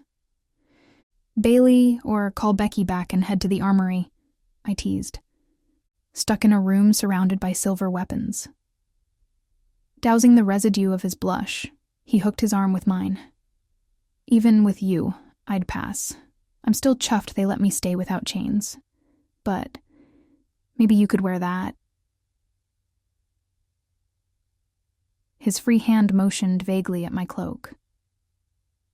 To bed? Like just that? Tobias Somfield, are you telling me you have a hood fantasy? No. Geri Klein, I'm telling you I have a little Red Riding Hood fantasy, and I promise, I will try to eat you. Shivers went down my spine. If not for the pink beginning to tickle the horizon, I'd hand Mina off that very second, though we wouldn't get as far as the armory. Beyond the open door, Marcus planted balled-up fists on his hips, personifying the concerns of the Slayers, Hoods, 2 Asinaics, and 2 Hueys paying witnesses. Any time, please, or we're going to miss the sunrise. Okay. Despite the nip of the early winter air, all the research Jan and Marcus had done in the few remaining Slayer texts suggested the ceremony required the child to be naked. Amy took up the blankets as Caleb unwrapped our Lestrian burrito, holding them at the ready to swaddle Mina. The second the ceremony concluded. We gathered today to welcome a new beam of light, he said like it was a question. An uncertain Caleb Helsing was an amusing sight. The Slayer clutched the index card in his hand, as though it was his lifeline, as he managed a newly awoken and more than a little confused about being naked baby in the crook of his other arm. Caleb's shiver didn't go unnoticed, and it wasn't because of the cold. Even Amy had noted the very thing I was coming to suspect. As the only awoken male Slayer, and the only one with substantial defensive training and world experience, he had defaulted to being the leader of his kind. And that prospect scared him to hell. As the sun falls upon her now, he continued, the formalities sounding like a foreign tongue on his lips. May it fill her with life, lighting a path of righteousness and honor, into a world where she is known as Q, my line. Mina Alexandria Petra Klein, I said. May the sun blaze her name into the hearts of her people and light the path of righteousness. Yeah, righteousness and honor. Caleb mumbled over my words, cutting me off. I already said that part. He pivoted, just as the sun peeked over the eastern ridge of the sky. Its amber light seemed to be drawn to her, the beam setting my daughter aglow, the baby golden in Caleb's arms. Mina Alexandria Petra Klein, you have been accepted by the sun. All here bear witness, a Slayer is born. A Slayer is born, said every single Slayer in the compound, standing in witness. As the clapping and cheering arose, Amy's patience snapped. She swooped in, coating Mina in folds of wool. Tobias waited until the clamor had died away, before clearing his throat, calling the crowd's attention. And as alpha of the... He turned to me. What pack are we? A good question. Packs were generally identified by the region or town in which they lived. But where did Tobias and I live? We didn't have a home anymore, and who knew when we would again. But we did have something in common that bonded us together, something which very few others could claim. I believe that's the Asinaic pack, dear. He grinned. Bloody right we are. A swooping kiss sealed the deal. He turned back to the crowd. As alpha of the Asinaic pack, I claim Mina Alexandria Petra Klein as one of my pups, under my protection and the protection of all my packlinks. So just you and Geri, then. Caleb couldn't help a little sarcasm. I turned my face up to Tobias. For now? I mean, we were having lots and lots of sex, so... The subtext of my comment didn't fly over Amy's head. Finally, okay, now that you've gotten over that hurdle, I need to educate you on advanced practices. Somewhere. A growl rumbled through the chest of the alpha beside me. The blonde Huey threw her hands up in surrender. Fine, But if a copy of the Kama Sutra should show up in Geri's library someday, you'd thank me for it. Before I could frame up a witty response, my words died in the air. The rays of the sun took on shape. An object that seemed distant in one blink solidified the next into meaning. My mother landed in the midst of the bailey without pretext. "Mom, Tobias pulled me back, shaking his head.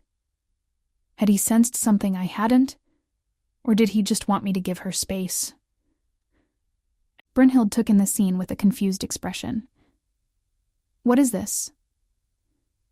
"A Slayer naming ceremony," I said. "We're doing it as best we can figure out from research. Mina has just been recognized as a member of the Slayer community." "And as a member of my pack," Tobias said. "She's Slayer and Wolf, and we'll all protect her."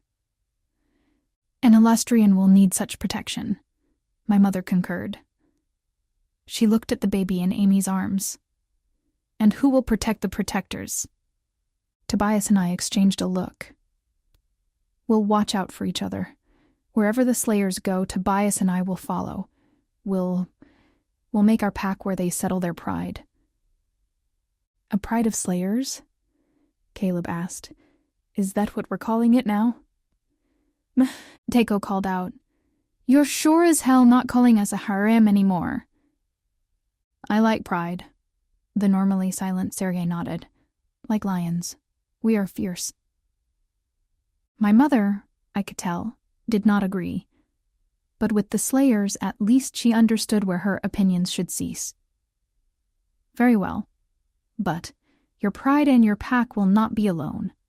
This child is the daughter of my daughter, by cause if not blood. By this she is also Hood." "But Mother," I pulled away from Tobias. "I'm relinquished." "How could Mina be?" "I decree it so," she said, cutting me off. "You are restored. From this day forward, all Asenaics are recognized members of their houses." Her eyes went to Tobias. "Do you understand my words? All of them." I turned back to my alpha. "Tobias, I think she means you." The werewolf blanched. "Me? I ain't no bloody Hood, and don't you dare go—" "All Asenaics, Mr. Sumfield," Brynhild cut in. "Remember, our laws still dictate that a wolf and a Hood may not join in union. I can acknowledge those with documented bloodlines, even if they're not wholly Hood. But my power to change the laws is more limited, especially in current circumstances." My mother grinned as she walked past him, patting his shoulder. "Welcome to the House of Red, son." "Reclaim my father." My sudden outburst arrested Brynhild in her tracks. She turned her head back over her shoulder partway. "That I could, Gerwalta, but Pietro's crime was not his heritage. As I said, my ability to change laws is—" "But does anyone know why you exiled him?" I cut in. As matron, she didn't have to explain her actions unless she chose to. And knowing how much my mom loved my dad, she never would have spoken a word against him like that. The corners of her mouth lifted. "Disobedience is the only notation I made on the decree." "Then say it was a lie," I said. "Say you did it because you discovered he was an Asenaic. Grandfather him into your decree.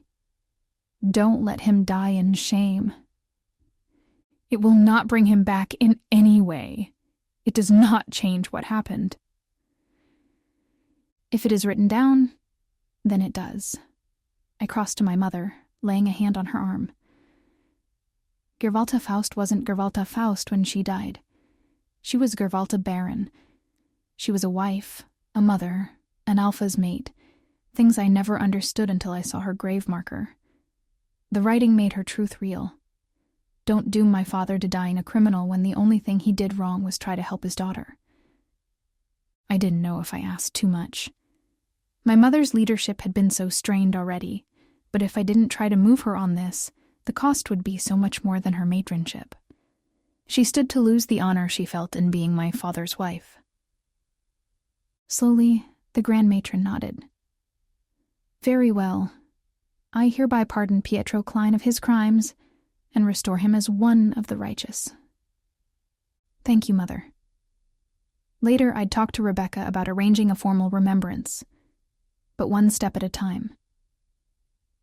You know he's worthy of it. He is, she agreed, but am I worthy of being a martyr's wife? I do not think so.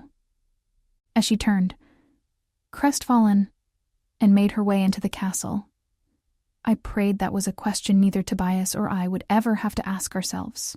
This has been Rebellious.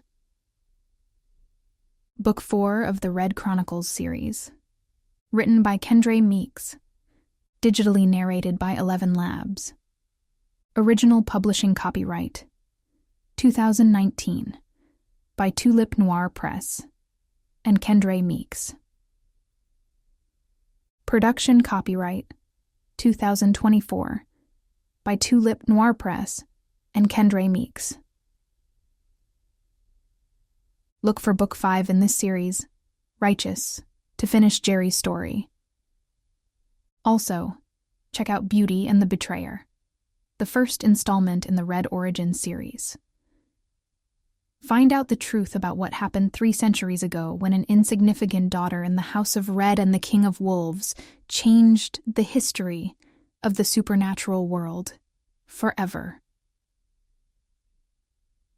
Available now, here on YouTube.